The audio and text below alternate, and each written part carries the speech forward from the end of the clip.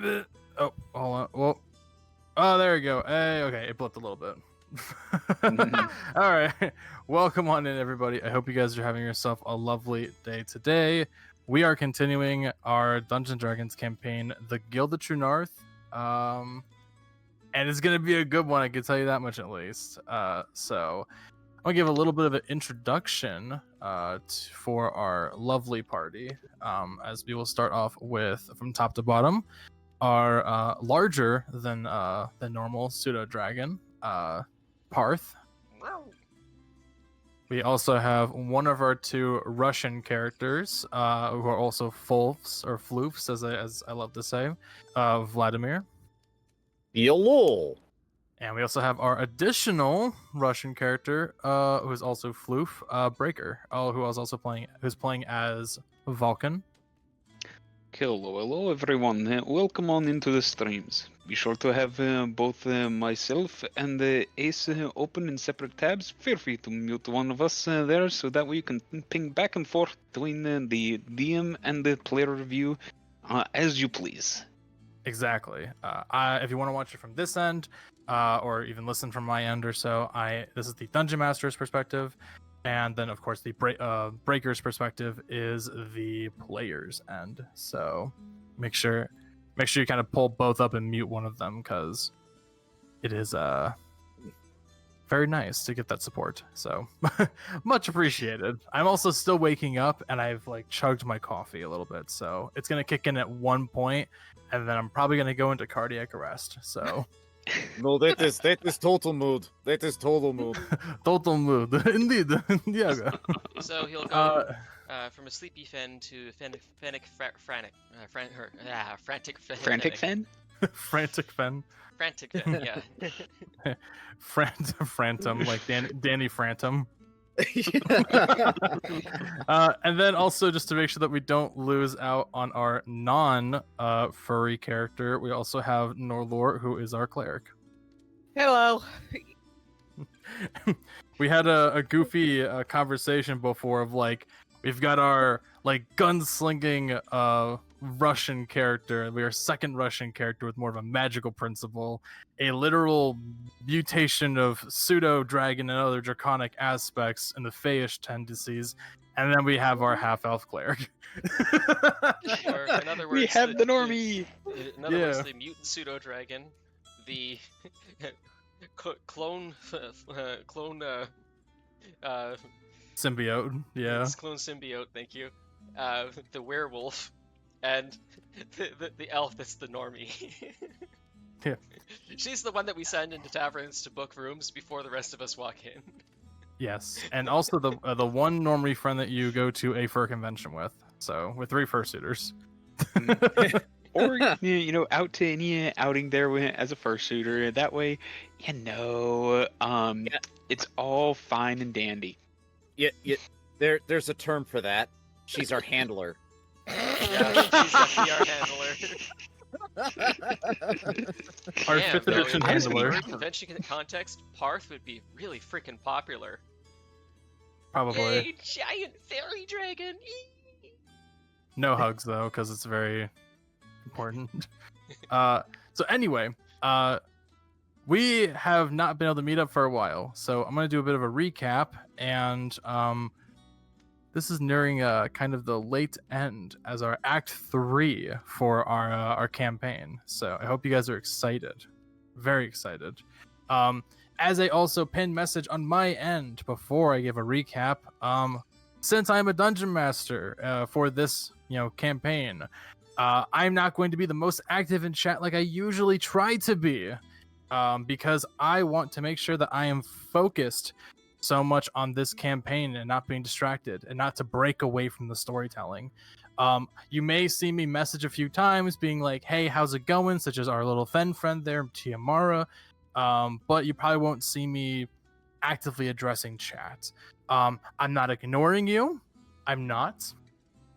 I will probably respond via text messages. But please don't have that be taken that I am blatantly ignoring you. I am blatantly focusing on something different. But feel free to still message. Breaker and my streams are linked by chat of our RAR bridge. Thank you so much, Davwyn, for that. And so you guys can actually talk in between chats. Still, please make sure to respect our rules. And I think we can go ahead and officially get started. So, Yep, yes. I'd say so. Okay, so last time from when we left off, there was a bit of a special reveal regarding your situation of the whole wave echo cave situation. You had exited the temple, realizing that it had been a substantial amount of time that had passed between your initial entering and your narrow escape from being consumed by Shar's shadows. You were able to make encampment nearby as you found your old bard group or so, the McBand, as they call it. I thought it was and- Da Band. Da Band, that's right, Da Band, with DeMarco and a few others, and with a clever amount of puzzle solving and such, aka just answering random goofy questions. You did learn that there have not only been a sort of advancement in building back up within the goblin encampments that you had taken care of months ago, but also you now know the location of the Wave Echo Cave thanks to these bards and seeing odd entities or so pass the roads themselves. AKA they got lost and they found it accidentally, so perfect. You decided to make your way up towards Helm's Hold and resupply to kind of just also detail your messages and such, and make sure that you are ready to go for this kind of final assault. So, you did do a little bit of things, buy a couple of things here and there and stuff like that. And so at this point, you also did get a good long rest in. So if you are not fully recovered, make sure that you are fully recovered. And you wake up to a new morning. As you wake up a bit earlier than unexpected, not by any special thing waking you up or anything like that, more kind of just you just kind of feel like you need to get bright up and early at this point, as it is a very important day ahead of you, as you will be barring back onto the road and making sure to prepare for this tremendous assault that you have. There is a bit of a morning dew that does appear, along with a bit of a fog kicking in. You also do notice that the smell of rain fills the air. As the smell of petrichor. yes, as you can, as you do notice that it is a pretty cloudy day today, and it's kind of predicted that it looks like that it will rain throughout today, which might actually give you a bit of an advantage in your assault. Just keeping that in mind. So, as you wake up in the morning, is there any final preparations that you want to make before you go out down to the Echolo Cave? And then actually, before I go ahead and ask that fully too, for chat's perspective, Helm's Hold is roughly within this upper region near the high road as a general estimate, because this map doesn't include it. And so essentially they would be traveling downwards and all the way down to here. So you guys are kind of up more towards the end of the, or on the the more closer to the shore-ish of the Sword Coast. So it'll probably be about mostly about a day's travel to get there. I would say maybe at most you might be able to make it to the evening if you do a faster pace. So there that, should be at least one camping between walking it to Wave Echo Cave. Yeah, and you're also like going to be able to get supply with a cart, along with like anything driven in that regard. So you should hopefully be able you should hopefully be able to make it to the Wave Echo Cave, at least near the beginning of the evening, I would say.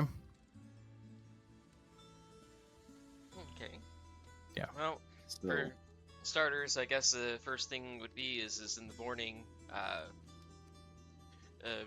big old fairy dragon head would start nosing Vladimir awake.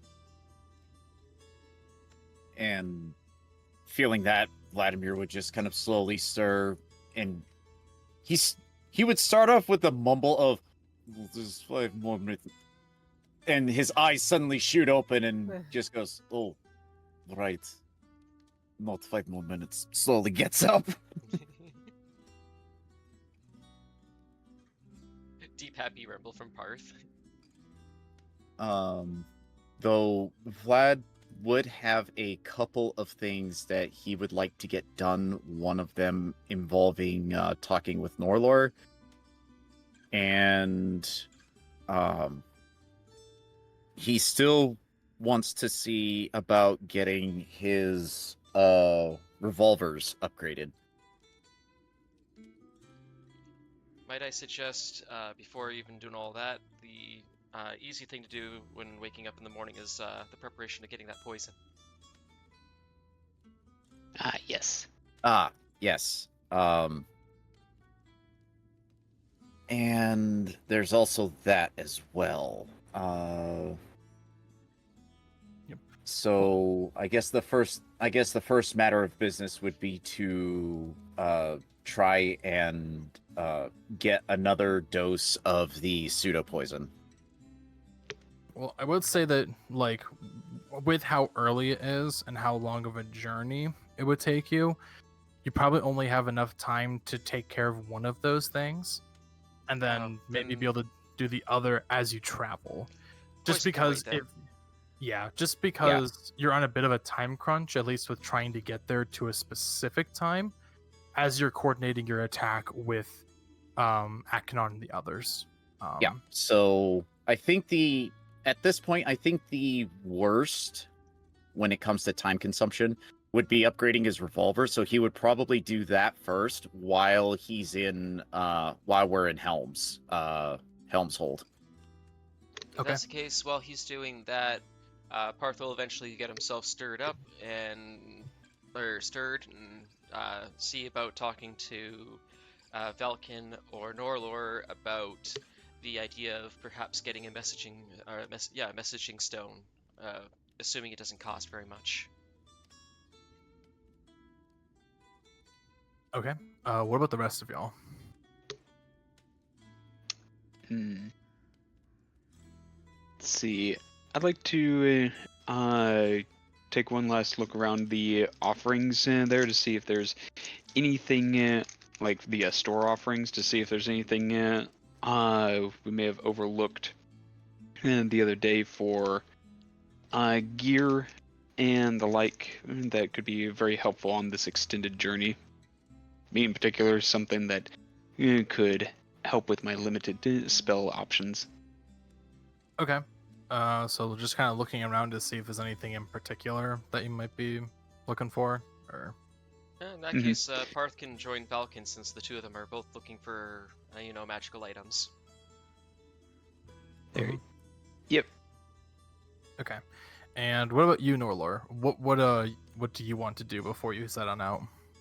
Something one of us we said to do last session, if I remembered it, was to see something to do about upgrading her armor, as she's hit a little too often for her liking. Okay. Yep. So I would say at that point, there is a specific district within Helm's Hold that does mainly go more towards blessings and sorts, at least for any general upgrades, and at least also like additional practical upgrades.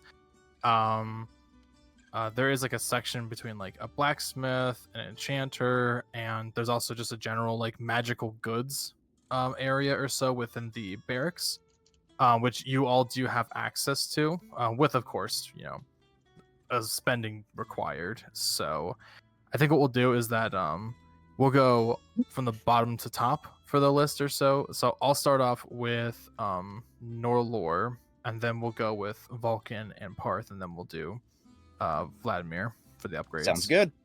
Mm-hmm. So Norelor, you do know that with being told of your general stuff, that an enchanter will be a good thing to go to, as your armor has been reliable pretty much throughout your whole journey. There may be some things that are probably still messed up around it, but you do at least have a good idea of being able to fix it up on your own. So it is still in good condition, but you know that at least with some magical blessing, there's always something good to help with that. So would you want to make your way on over there, or would you want any other technical blacksmith upgrades to be made instead? I was really looking to make the armor +1. Okay. Then yeah, enchanter would pretty much be able to do that. So do you want to make your way on over there then, or? Yeah. Okay. So you make your way on over to essentially a separate tent that is within the main forum-esque area, and you do see what looks to be a tiefling woman, who's a bit more on the bluer side of skin tone, with what looks to be one broken horn, and the other is kind of like a spiraled one, akin to a ram. She just kind of looks up after kind of setting some things down. Is like, "Oh, hello there. You must be part of the group that's dealing with the whole cave situation, are you not?" Norelor just nods. Perfect. How can I help you today? Well, she presents the armor. She ain't wearing it right now. Hmm. I was hoping to get this enchanted. Ah, simple enchantment. So I see. She just kind of like, may I take a look at your armor? She'll let her. Okay. So she kind of looks over it a little bit and it's like, yes, I don't see any sort of magical protection on this, so I should be more than capable of enchanting this for you.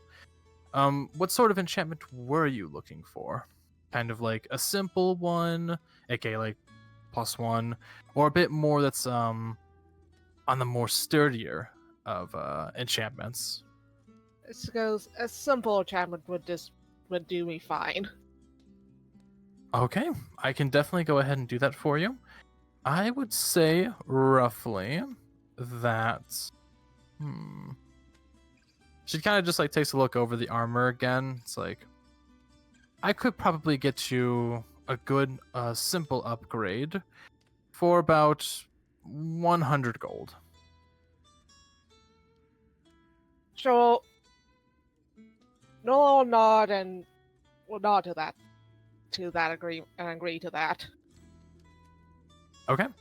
Go ahead and subtract 100 gold from your inventory. As you see, she, with a quick sort of movement of different hand gestures and a kind of indigo-like sigil appears in the air, giving a sort of symbol of what looks to be like a rose with more daggered thorns upon the stem, as it kind of falls straight onto the armor itself and kind of disappears with some sparkle.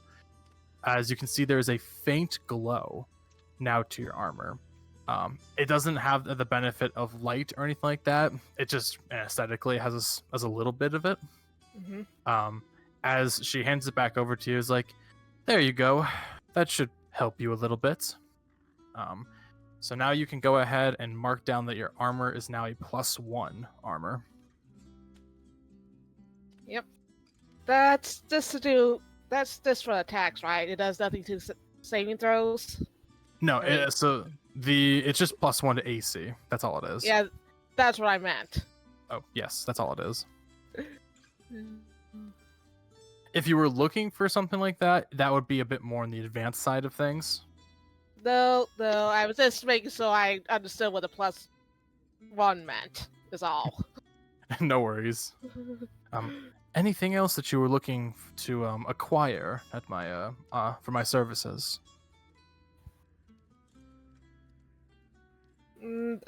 I can't think of anything else at the moment, but thank you. Of course. Good luck on your journeys, and Godspeed to you all. And I assume, is there anything else you were trying to do, or because that was relatively quick? My brain can't think of anything, so... Okay. So after you get your armor, you just go back to your rendezvous location to meet up with the rest of the party. Yep. So next up, it is Paarth and Valkin. So the both of you, kind of coming down to some consensus with your non-verbal communication. Or at least, you do talk now. So with your mix of non-verbal and verbal, Paarth can absolutely talk now. He I just forgot doesn't about do that. it very commonly in public, but he'll talk when he needs to. yes. So with your verbal communication, you do make your way on over to the what is it? You make your way over to a Artificer? different sort of. Yeah, well, let me finish. Sorry. I'm also very tired, so I do apologize. Sorry, also my roommates are screaming right now, so it's distracting me. Bro, why are you screaming at me? Big ass plot twist. Game I just played pissed off. It's sad. Everyone's dying. Fuck. Sorry, my roommate. He got upset because there's a plot twist in the game. Oh no. Anyway, back to my description. With your level of communication that you do, you make your way on over to a bit more of an artificer's stand that has a bit of collection of different magical items. The person that is at the stand looks to be a gnome with a shorter but pointy still red cap, and also a bit more of like Leatherman's workers sort of gear on, and what looks to be a 3 it's kind of like one of those monocles, but it has 2 other additional lenses on it to focus. You see him kind of like carefully as you approach, you see him like carefully like weaving and sewing leather to leather, not really paying much attention to you as he's in extreme focus. Oh wait, hold on, my stream got disconnected. Uh-oh. That's not good. Okay. I thought I heard you blip there a moment, but I didn't think it was going to disconnect the streams. Hold on. Stand by, folks. Oh, okay. I tried to type a post in our chat, and I can neither scroll to our posts, nor can I actually get to the post. I'm beginning to think that my internet is acting weird, because Twitch also just crashed out. Yeah. Says I'm live Ace's side now. there is down at the moment. I am? Uh, I just nope, got there's back. reconnected. I Yep. can't get Twitch to even reload at the moment. Ooh. Okay, I think. Nope. I think my Audio DNS is services coming just through crashed loud and out clear, again. at least.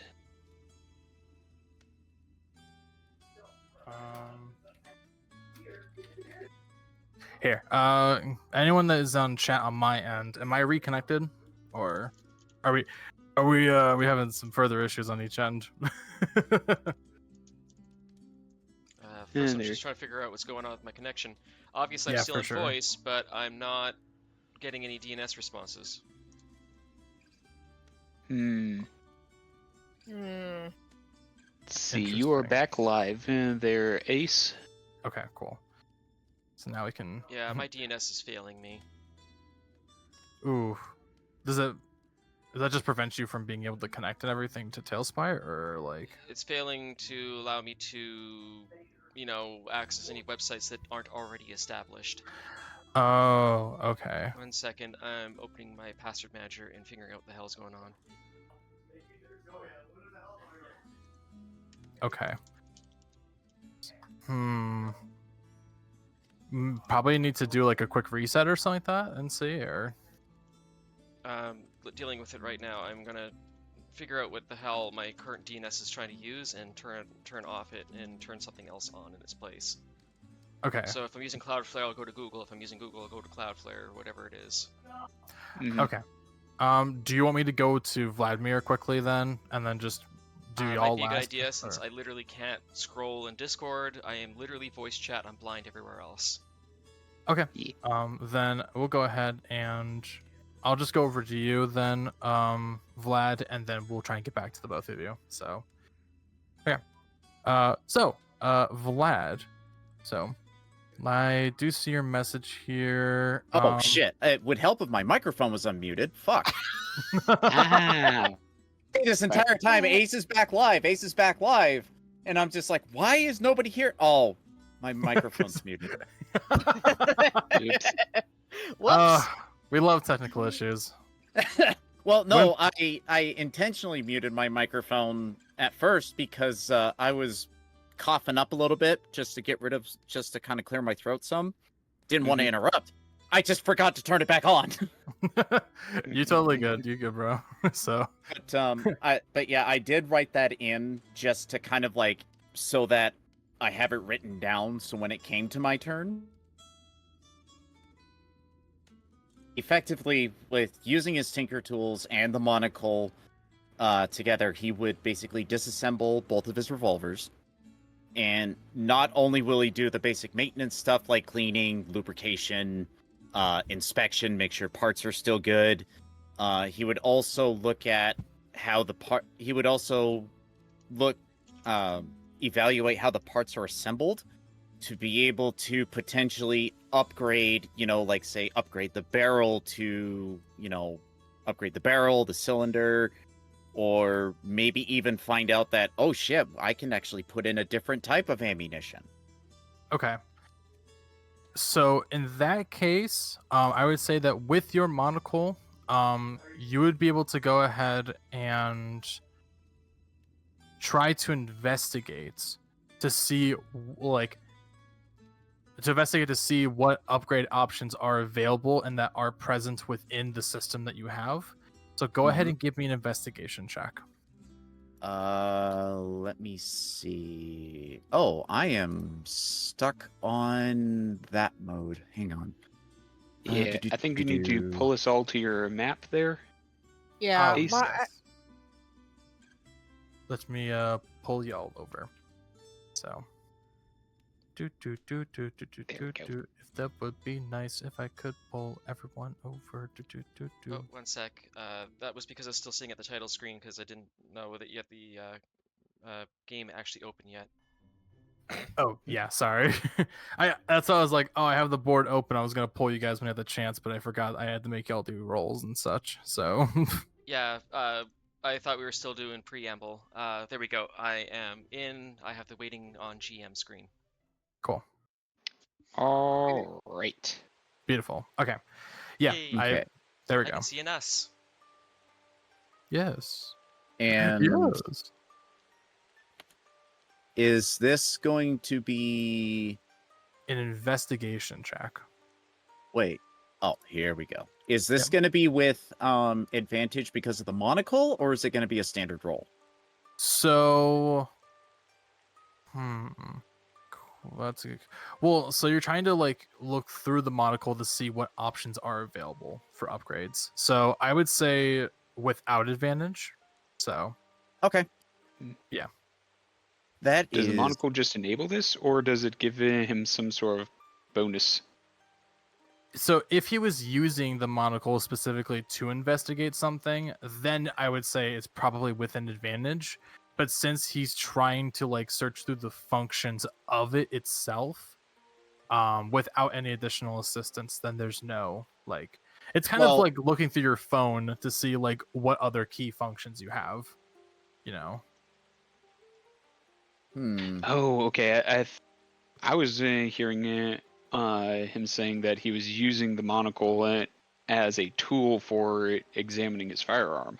Yeah, that's what I was saying. I was using the Tinker's tools as well as the monocle in unison to go through all this. Okay, I misheard you then. That's my apologies. Yeah, then go ahead and roll with advantage. Okay, investigation. Did you not take the? Oh, you did take the dice. Okay. Okay, that's a dirty 20. Okay. As you turn on the monocle with your hello, like do do do do do do do, hello there, user, and then you turn it on, and you do see an option for like weapon specs, like armor specs, and different types of like essentially programs that are set within the monocle. And as you select the weapon specs option, you do get a message of please set your weapon before you within a 5x5 area. Which he will put both of his revolvers in that area. You do see that a green light does appear from the essentially the corner of where the monocle meets up with your ear connection, and it says, "Please do not touch your weapons." As a sort of like horizontal and vertical scan appears, and within your actual monocle, you do get actually essentially a tree of different upgrades that can potentially be done. Though it is split between two columns. The left column that you do have for your potential upgrades, those are more set as practical and weapon altercations to have different requests. These are things such as increasing or like adjusting the barrel and along with the chamber itself to use different rounds. Like having different just a lot of different more practical changes.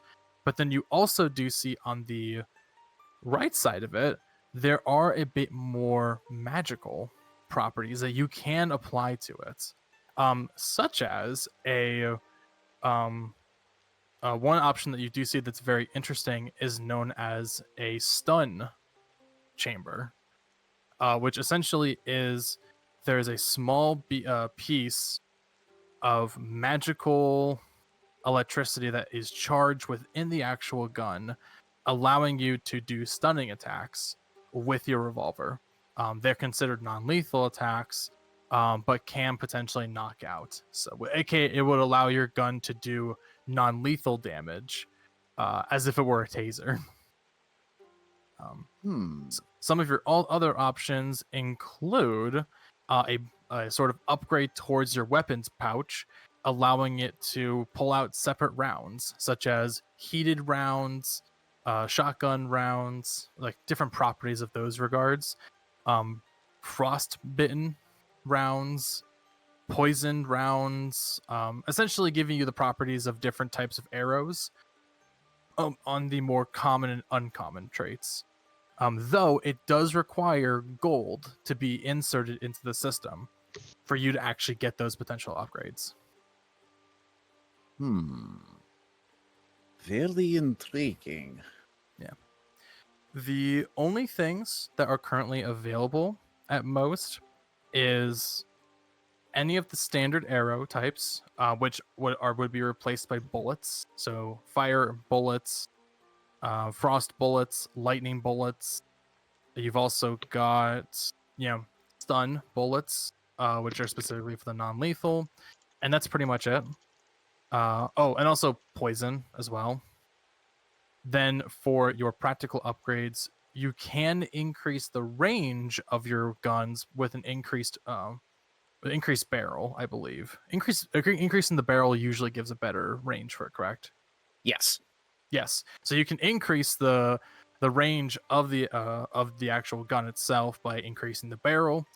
You can also adjust it so that way if you want to use some heavier firepower, it will decrease the range, but you will essentially get an additional damage die by using heavier bullets, or like such as shotgun and higher end calibers.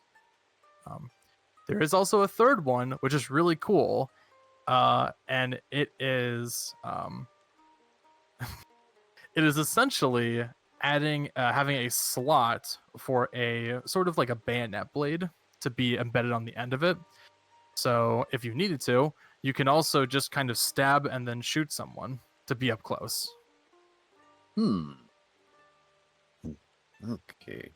And he's going to put in the query of can these two trees be active at the same time? As in, can I put a little from column A, a little from column B, mix and match, or does it have to be separate for each weapon? From your inquiry, you can see that you can kind of pull from any options. These are the current ones that are unlocked as this is a function you are now just discovering. So the more that you use it and the more that you invest in it, the more options you have before you. But these are the one. But you can pull from either or. Okay. So he's going to look into increasing the range on... He's going to look into increasing the range on one, or on both. So increase barrel. Mm-hmm. And then he's looking into upgrading the pouch, because he's also looking into different ammo types. And perhaps the upgrade to a larger caliber for one of the platforms. Okay. Sorry, I just got a message from my mom on something. So increase range, then going for one of the special ammo types you said, and then what was the third one? Increasing caliber size. So yeah, he was looking at he would basically be comparing different ammo types. He would also look into potentially upgrading the pouch so that he can pull out the different ammo types without too much worry. Mm-hmm. Increase caliber on one and increase range on both. Okay. So with the increase of range, that is about 50 gold.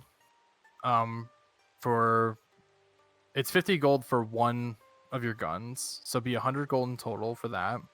For the caliber increase, that's 75 gold. And for each different type, because you have to purchase each of them individually, Mm-hmm. it's basically about like 20 gold for like each of the rounds. So like if it's like Okay. you want to just get fire ones, that's 20. Like fire and ice is 40, stuff like that. And the upgrade in the pouch? The pouch automatically has that upgrade. So essentially, your pouch now is going to be similar towards like a bag of holding, but it's very only specifically for your ammunition types. Right. Okay. Yeah. So that I am looking at.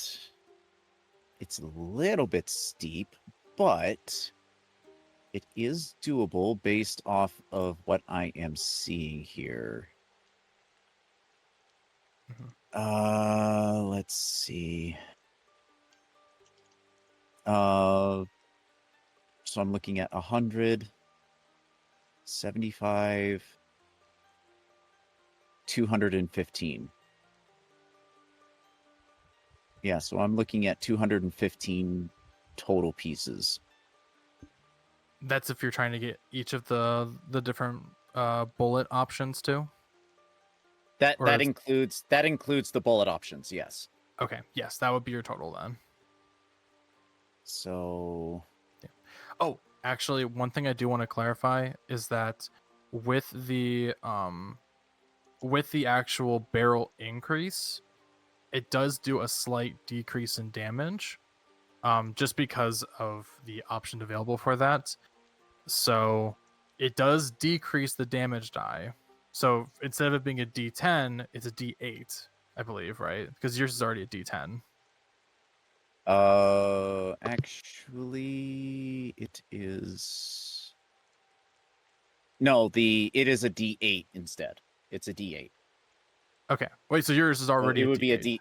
They're already D8s. They would drop down to a D6 if that's Oh. the case. Ooh. Okay, I thought So that then- yours was already a D10, so that's why I was like, No. okay, okay, then yeah, no worries then. So I that's what I thought the case would be. So yeah, it would just only like give you the increased range, and then because of the increased caliber that you're using, then it would just be 2d8 for each shot fired. So yeah, so that effectively changes one to be the same as normal except larger caliber, and the other will have a longer range. Got it. Okay. So okay. And are we good with me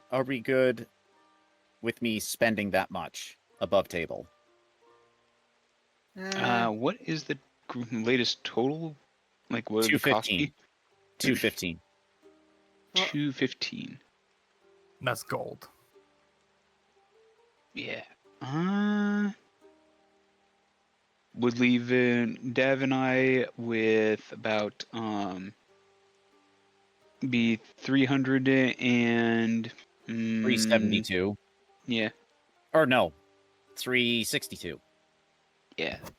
Wait, no. Hey! Let me do the Around maths. 300. Around 300. I think that should be enough there. I'm really not familiar with pricing and such. Davwyn? What about I was going to say, what about the rest of you? How much is it for a sending stone? Because that's my only priority. Sending stone for because they come in a set. We only need one Ah. pair. It So would two probably be stones. like 250, Ooh. What? and that's at a discounted price because of how much you guys have done already. So In that case, I guess the sending stones are lower priority than whatever item Valkin's after. I guess we just need to figure out, can Valkin afford with what's left what he needs? The only reason why the sending stone was so that Vladimir could call back to the rest of the party if we're sneaking up ahead, but with a mild recomposition, assuming Ace allows it, Paarth, with Valkin riding him, could go ahead if Paarth is allowed to have a rider different than Vladimir. And if we're allowed to do that, well, Paarth can just telepathically talk to Vladimir in the second group. Yeah, that could work. However, I can take off the more expensive portion of it, that's singular, which is the higher caliber, and that eliminates 75 gold, which means I would only be spending 140. Mhm. So Yeah. I think it would ultimately be like in that instance, higher caliber versus higher range, because your range is already pretty good, right? yeah, the range that he currently has with his revolvers is 120 feet at max. Yeah, then that would be kind of an evaluation for you of Is that far enough already, or is that not far enough? What's the range reduction with larger caliber? So larger caliber gives it a reduction of about it's about like 30 feet. Okay, so 70 feet would be the maximum length. Or maximum distance. Wait, what? Wait. Hang on. No, Yeah. 90. There you go. Yep, there you go, 90. And what does the That's- range extension do for him? Actually, how much further does the range extension would be? The range extension would give you an additional 50 feet. So 170. Yeah. Just because it makes it more accurate in that regard, being able to like shoot from Yep. further distances like that. I think Yep. that's a standard rate though, I believe, right? Yeah, that's about the standard rate for most revolvers. Yeah, because essentially yours would be with a longer one. It's more kind of like the Rick Grimes sort of like revolver now with the really long barrel. So, Mhm. so Yeah. So actually, instead of that, what I could do is, instead of range extension on both, do the range extension on one and a higher caliber on the other. So 50 and 75, that's 125. Plus the two other round types, that's a 165. And how much is the bayonet attachment? It's only about like a 25 gold edition, and essentially it just allows that as like essentially like if you are up close and you make an attack or so, it just allows you to do a d4 of additional damage, so long as you are attacking within 5 feet with your revolvers. Okay. Yeah. Well, he doesn't really worry too much about getting up close with the revolvers because he does have his blade anyways, if he knows he's going to be that close. So an additional d4 is kind of negligible. Yeah. Okay. So I am going to all right, so 165 would actually be decent for both revolvers because it covers all grounds. So higher caliber and one, higher damage output, and another is longer range. And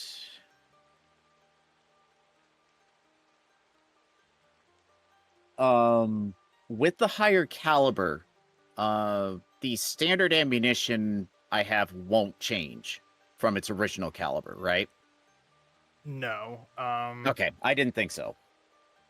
Yeah, it's more just like if you have the higher caliber, you would just add an additional die of damage, and then with the different options of bullets or so, essentially at that point you would just be getting, you can switch damage types is the most part. Right, but what I mean is the standard ammunition that I currently have, Mhm. they're just regular ammo, nothing special.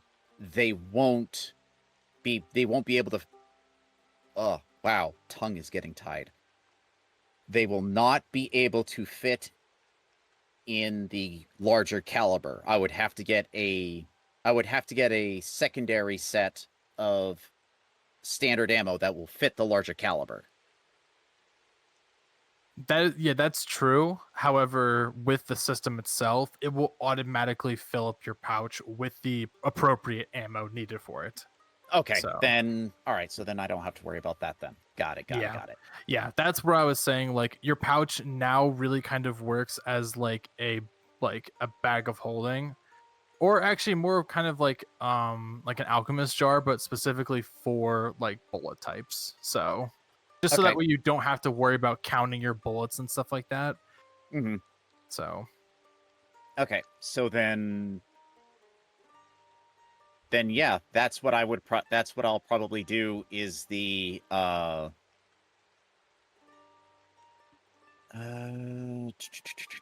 actually, you know what? Well, the larger ammo is going to cost 75 apiece. So if I did both of them, that's 150. yes, Which Remember, Jesus we Christ. can sacrifice the sending stones if necessary. I don't know how much an item for Valkin would cost for him to spell storage.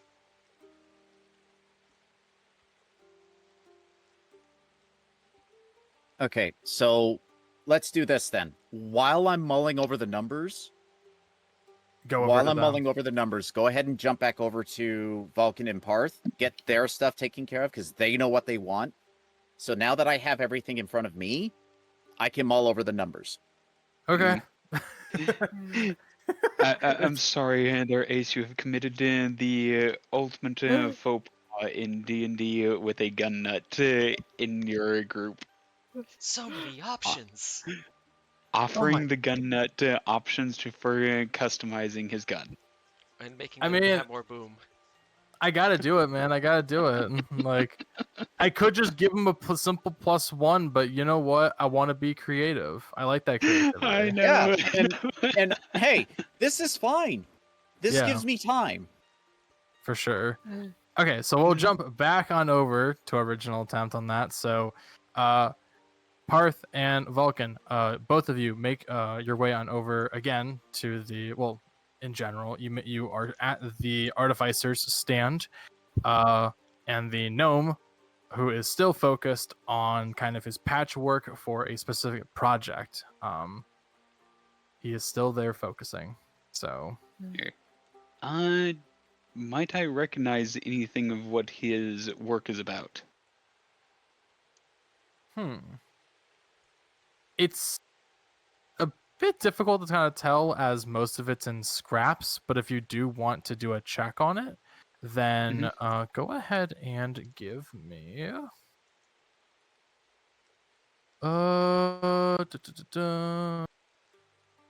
go ahead and give me either a history or investigation check. History Also- or investigation? All right, and there. Um, Oh, history check. Here we I go. can try. Yeah, I'll try to give assistance on that. Hey, 20. Just do help.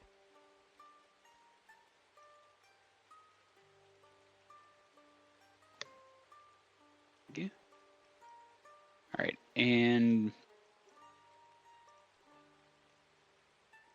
oop, hold on. Bot taking care of it. Yep. Get that shit out of there. Oh, goddamn it. Sorry, I'm good. I pulled up a separate menu by accident and I was like, oh no. There we go. And bot gone. Yep. All right. I still have to delete the message on my end, so because it Yeah. went over to my channel too. Mm-hmm. So So 20 and 16 there because of help action. There we go. sounds good. Okay. So with that, you can kind of tell that from the general patches that he has, that it's still like a little undetermined as to what is truly being made, like, but at least it looks like that it might be some sort of like apron or like a vest or so. As you can see that there's just a lot of unique slots between the leather that he's working with and some sort of like metal. Apron of fire protection. Yeah. And he does actually like stop for a moment and look up at you. It's just like, oh, hello there. How can I help you? Good day to you. I was wondering if you might have any sort of item for magic practitioners to extend the use of their spell casting abilities, or something to store spells in there for later use. So you're looking for a ring to store some spells in it? I've got a few. There. I would love to peruse your wares on that. Yep. So he does put away his project for now and pulls out essentially a chest of a few items that are in it. He sets it up and opens it as a small faint glow appears, and he turns it around and shows you two specific items. One is a bit more of a ivory necklace that has a sort of interwoven like thorn sort of detail on the actual metal, which also kind of seems to have a bit of a rose at the front of it. The other one looks to be of essentially like a 2-finger ring, aka like it wraps kind of on the top and then kind of loops over 2 fingers. And it looks like they have multiple different sorts of inscriptions on them. The metal itself looks to be of a gold-like attire, and it also kind of gives a sort of vibe of a scroll that is unraveling before you. The ring itself is a ring of spell storing, though it's a bit more on the experimental side of things.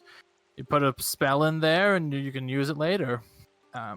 The necklace is more of a protective sort of thing, allowing you to essentially, if you have to concentrate on a spell, it gives it a bit more of a duration. It is known as the necklace of wait, how did I write that down? This is more of a custom one.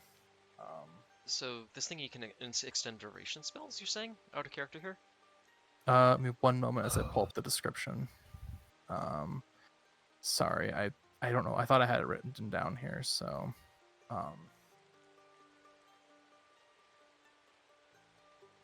why did you leave? Okay, yes. So the necklace of continuation. With the necklace of continuation, you feel as if your connection for magic extending more than you have the potential to. Any type of concentration spell that does have a duration of 1 minute or higher does get an additional minute, or essentially doubles as you go through it. So if you have a concentration of up to 1 minute, it's 2 minutes. If it's 10 minutes, it's 20. If it's an hour, it's 2 hours. These are specifically on concentration spells, though. However, if your concentration breaks early upon that spell, you must do a Arcana saving throw, DC 13 or higher. If you fail, you are unable to cast that spell again based upon its normal actual time within the concentration. So, So example, if it had like a 5-minute duration, you can't cast it for 5 minutes? that's exactly right. Yes. Paarth will comment to Valkin, that could be handy for our invisibility spell or my Expeditious Retreat. However, we may also want to look at storing spells more generally. That is very intriguing there, but I do agree with you that perhaps the spell storing would be more generally useful, at least for myself. It is a very good item. Very expensive, though. So, I will say that for you. And you don't look much to be the one that carries a lot of coin on you. No, unfortunately, our purses are rather small despite all we have been doing for the land. Mostly charity type work. And charity in the sense of freely and defending those on the road and eliminating nests of goblins and the like. And you should Poor have asked. goblins. And you should have asked for more coin in that regard, because you're just plain being chumps then. So, The- well, Um, let me definitely let you know this. I can set the ring itself to hold up to 5 levels of different spells. I can set it for a standard first level, a second level, third, fourth, or fifth. So whatever you're looking for, it can be set upon those precedents. However, the higher you do it, the higher the cost. So what sort of spell do you need to be imbued into it?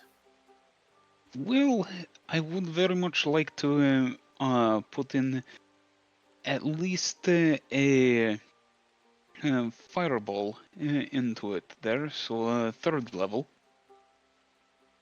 You want a fireball in there? Okay. He kind of pulls out a small device that has lots of different numbers on it as he types it out. Extensively, this is a calculator, but more of a typewriter calculator. Adding as he machine. yes, as he crunches the numbers. Let's see here. So for the fireball being imbued into it on my end, you're looking about 2,500 gold. 2,000. And that is with the commander's wish to ensure that we are well equipped for the attack on the Wave Echo Cave. I'm sorry, I didn't get a notice from the commander, so that's our usual pricing. There. If Well, you that have something seems to like- prove of it, then I would be more than happy to give you a discount. There. Well, let's see here. She hasn't given a specific there, but she did say that she would send out a messenger and to ensure that we were well provisioned, and there as best as everyone can do. We could always Surprised return that with, they overlooked for. we could always return with Akanon. There. Yes, perhaps that is best that we return with the commander or Aknon there, so that way you may properly verify this claim. I would not wish to ask you to trust my word on such a thing.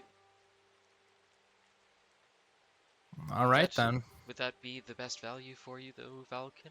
The having the ring store a single fireball in there? Well, it would be most advantageous, yes, but I could certainly do with a second or even first level spell as well, if even with the commander's discount that we would it would be beyond our means. If we could Anything afford would such things, help. that would be good.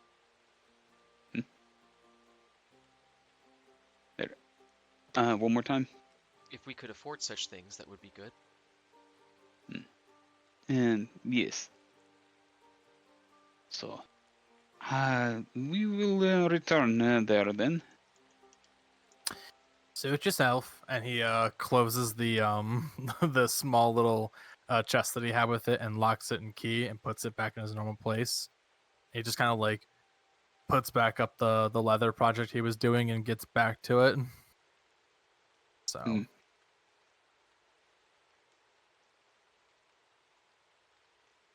So you're gonna see if you can summon back Aknon, who's supposed to be meeting you at the Echo Cave, to do this discount, or? Yeah, well, I mean, none of us have departed as of yet. Well, you guys haven't, but oh yeah, no, they haven't departed either. So yeah, you could see if you can find them quickly. So. Mhm. All right. With that, Vladimir, are you ready? Let's see. Yeah, the only thing I'm concerned about is I don't want to be taking too much. So the best thing I could probably do for the best of both worlds at this point. 2 ammo types, 2 larger calibers. And I was about to ask you going, so what about a detachable silencer? And I thought about it, I was like, no, these are revolvers. Silencers are utterly fucking useless. Yeah. At that point, just grab a pillow. I mean, it's either that or I'd be pulling my own fucking logics out of my ass by going, oh, just etch the silence spell on it.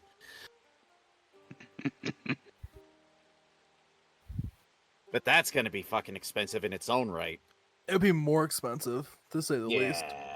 Mhm. So as of right now, I'm just looking at this point 2 larger calibers and 2 ammo types. Okay. Particularly stun and Sorry, Renewza, we're getting a lot of feedback on your end. sounds like it's your fan. Sounds like it's your biggest fan. Such a big fan. Oh. But I'm particularly thinking stun and lightning. Sorry about that. Is better. It's better now, yeah. Mhm. Okay, so 2 large calibers, and then you're going for stun, and then what was the other one? Lightning, which that's Lightning. gonna be 180 180. spent.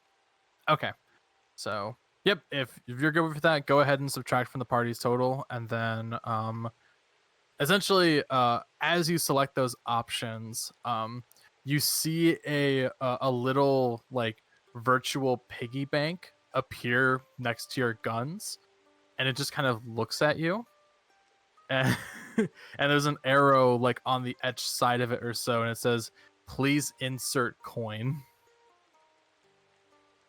Okay, whoever made this had a really weird sense of humor.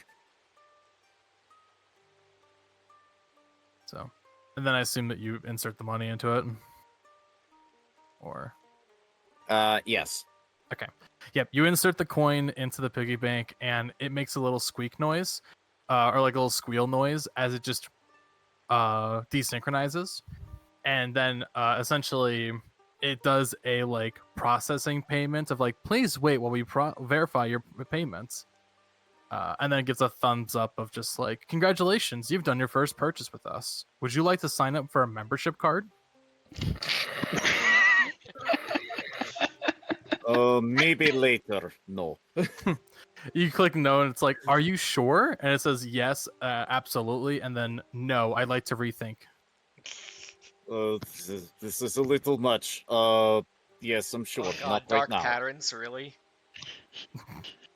You click out of it, and then the system just kind of closes up and everything, and you do see before you that as another scan occurs upon your weapon pouch and also your weapons, and aesthetically, not only are they like physically altered to match the photos within your actual system, but there's actually new etchings that do kind of go with it.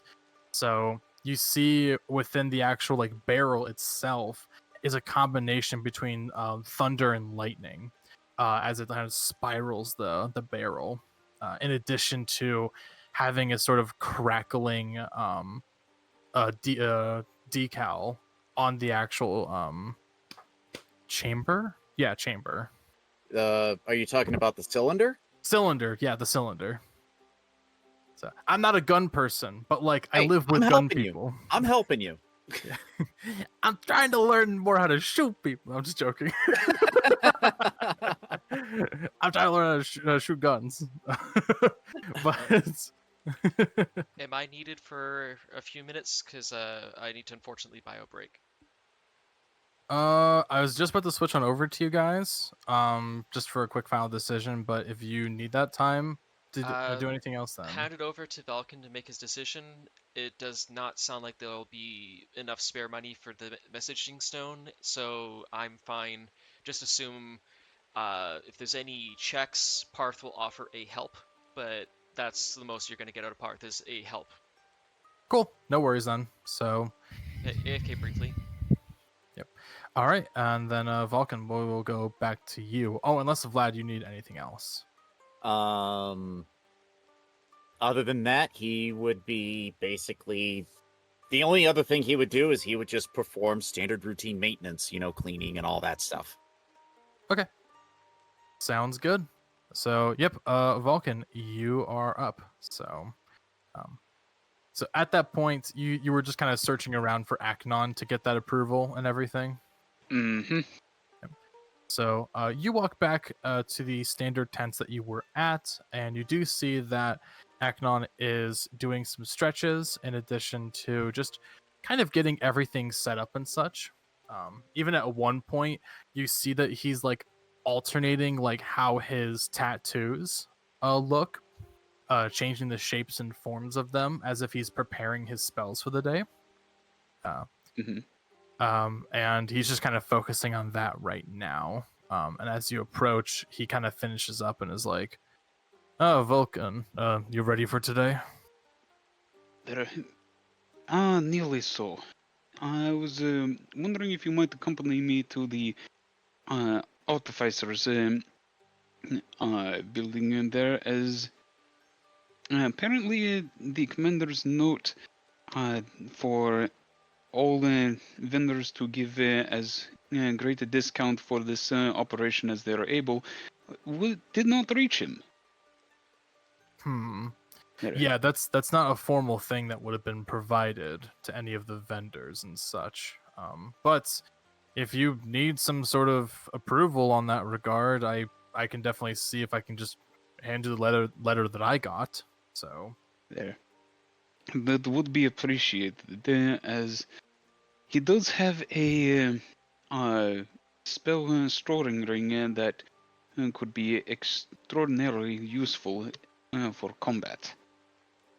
as he like looks through his backpack for the letter, he like kind of stops and is like, "Why do you need a ring of spell storing?" There. Well, as you know, that my ability for leveled spells is not as good as most wizards. So being able to cast an additional leveled spell would aid us greatly, especially over prolonged engagements.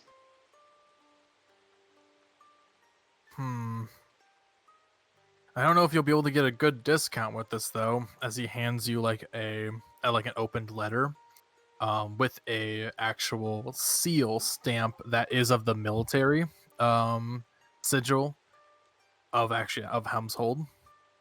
He hands it off to you. He's like, "I don't know if this will give you much of a discount, but it is a very powerful item. Something similar to what I'm looking for, but of course on a more extreme case. So if you can't afford it, then don't come crying back to me." There. Well, we will see what we're able to do. All right. And then you just gonna head on back on over, or? Mm-hmm. Okay. I don't see anything else I could do with it. Cool. So you make your way back to the vendor. He's like, hello again there. Got what you needed? This is the letter there. And see what we can do with it. Okay. So with this letter, go ahead. So he's gonna read it over, just kind of seeing the need and everything within the letter itself. And I need you to go ahead and give me a persuasion check with advantage to see how much of a discount he may give you. Okay. Let's see, persuasion check here.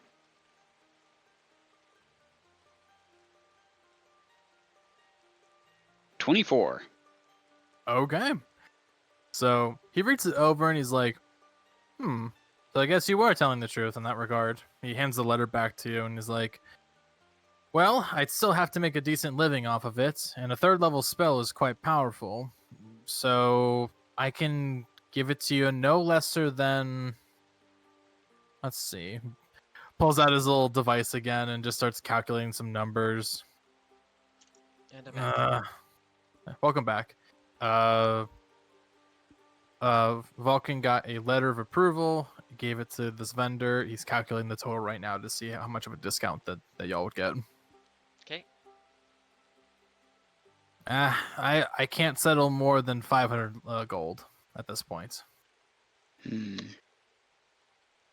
Let's see. All right. Yeah, doing some head math to see if we have 500 golds worth out of the 931 silver pieces and 700 copper on top of that. There. Let's see. Yeah, we had 572 gold pieces earlier, but that was before the money that Vladimir needed. Mm-hmm. Let's see. 931 silver. And You can still also do conversion. So the only thing is that 1 silver piece is worth 10 copper, and 1 gold piece is worth 100 silver. there. Yeah, let's see here. So, in other words, if we converted this down, we have 9 more gold pieces.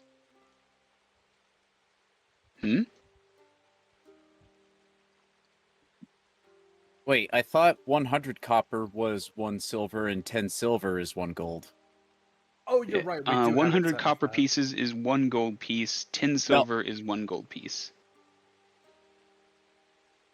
Or no, it is 10. It is 100 to 100 copper to 1 gold. Or did they change that? It's so from what I'm seeing here, it's 1 silver piece is worth 10 copper, and then 1 gold is worth 100 silver. Eh? Yeah. But I do know that we did alter it because I figured that was way too much. So I do have it set as 1 gold piece is worth 10 silver.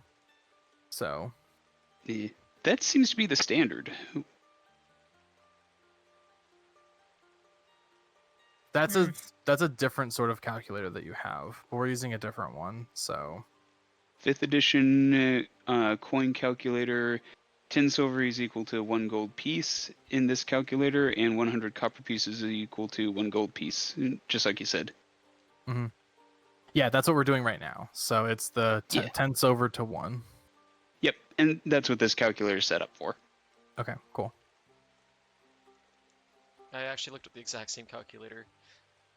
So this is saying our grand total is 488 gold pieces. There. Yep. Well, there is the treasure we haven't sold yet, but... Oh. There Yeah, is there treasure we is haven't that. sold yet. That is true. Okay. In fact, speaking of that, there's one thing that we put aside and then never did revisit that I realized in the list of items. Paarth never did read the Book of Familiars written by Clovis. Because Paarth and Vladimir were going to read that. Ooh. It definitely would have been something to do overnight there. But let's see. If you also need to exchange items too, with the gold value and everything, you can do that in addition to your cost. So, yeah. Let's see here. All right. You may need to look at the list of like all party items because there's nothing on Paarth specifically that can be sold. It's all the stuff in that big old bag of holding of ours. Yeah, I try to make a link to the post. Yep. Okay. Let's see here. Where's that? Yeah, that one. Okay. Let's see, the longsword there. That was just a fancy longsword, correct? The one with the hilts looking like the bird of prey, named Mhm. Talon. Yeah. That That is a legendary sword, even so. yes. Oh. You also still have your wand of magic missiles, so you could probably sell that off if you wanted to. Yeah, I was thinking about asking if nobody is going to use that thing, Paarth will take it, because nobody seems to be Yeah. interested in using that wand of magic missile. We either sell it or give it to Paarth so that Paarth has it. Mm-hmm. And I gave you a cool item. Y'all never used it. It's because it was hidden in that bag of holding. Yeah, we never did set up like a Google Docs for everyone to look at this properly and go, "Ooh, I'd like to make use of this." Yeah, we Yeah, really it's needed to. We really should have set a party bag up that we all dynamically can see. Yeah, Mhm. I'm the only one who put to really have a list because I tried to note things Mhm. down. For example, Mhm. Scroll of Augury. I don't even know what Augury does. Yeah, same. I can It's look that more up. like it. You know how some people would roll some sticks and determine how they fall, just as the divine's answers to that question.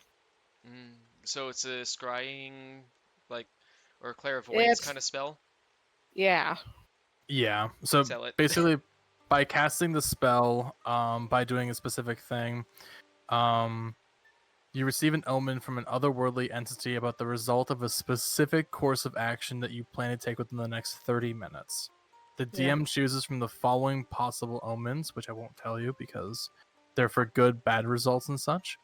The spell doesn't take into account of any possible circumstances that might change the outcome, such as casting of additional spells or the loss or gain of companions. If you cast the spell 2 or more times before completing your next long rest, there's a cumulative 25% chance for each casting after the first that you get a random reading.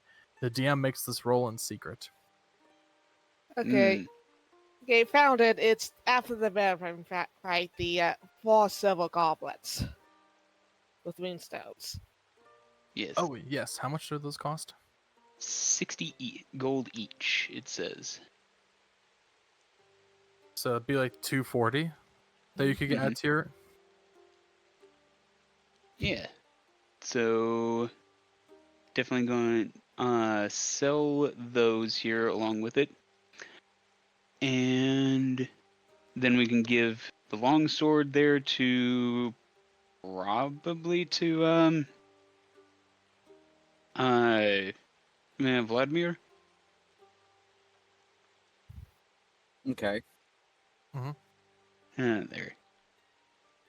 Would Vladimir use the longsword of Talon? Or would he He's just use his never. rapiers? Or machetes, or whatever they are? I mean, he could certainly give it a try. Well, You either are- use it or sell it, because it has no value if it just sits in a bag. Mhm. It is a legendary mean- sword. I imagine we get a lot of coin for it if we sold it. So the whole question is what is its value of use versus its value of being sold? Yeah.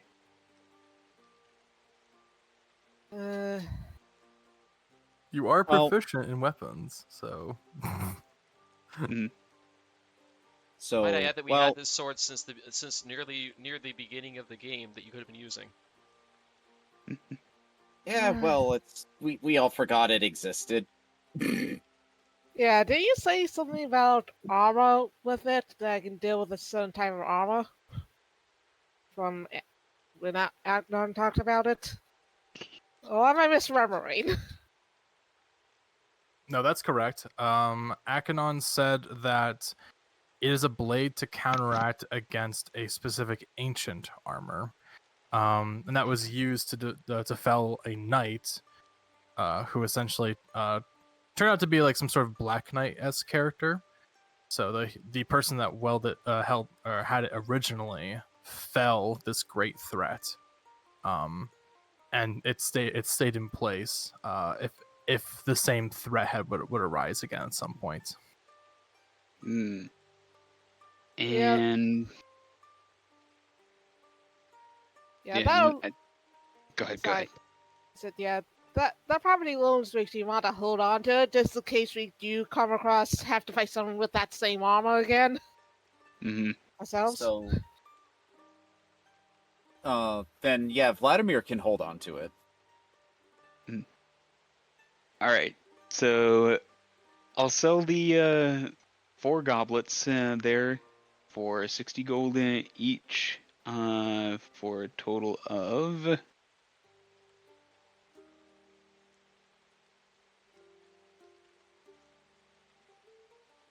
see here.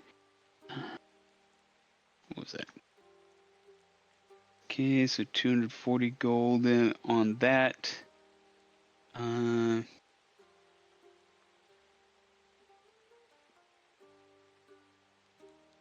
then, do we want to go and sell the rusty old battle axe there as well? +1 weapon and Yeah. does max damage against plant creatures or objects made of wood.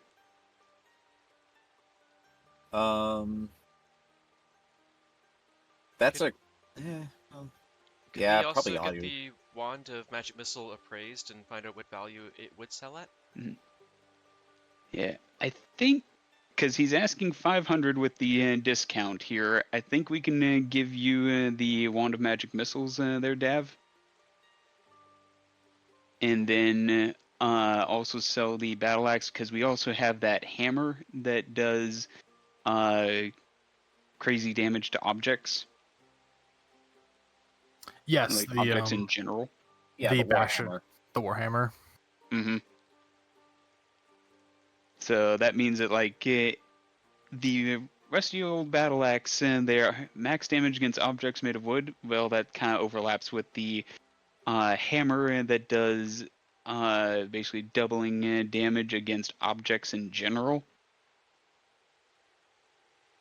So I think we can safely sell that one as well. Yes, no.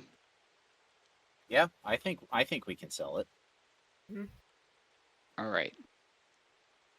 Okay, so just to make sure that I have it correct, it's the 4 goblets, and then what else were you selling?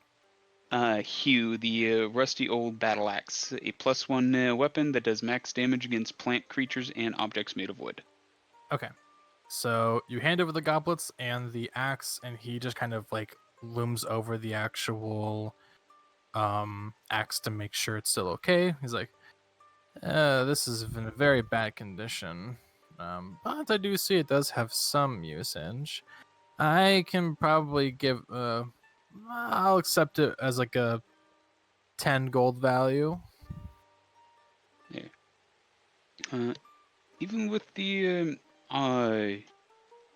and granted, it is of damaged quality there, but nothing beyond a blacksmith or and artificer working together to restore to a proper state. It already has additional damage and the ability to cleave through plant creatures and wood without as if they were made of paper.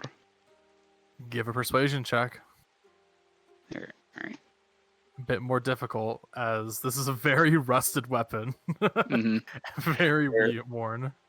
And is Paarth helping on this one? Paarth could absolutely give you an assist on it. Yeah, go ahead and roll with advantage. All right, here we go.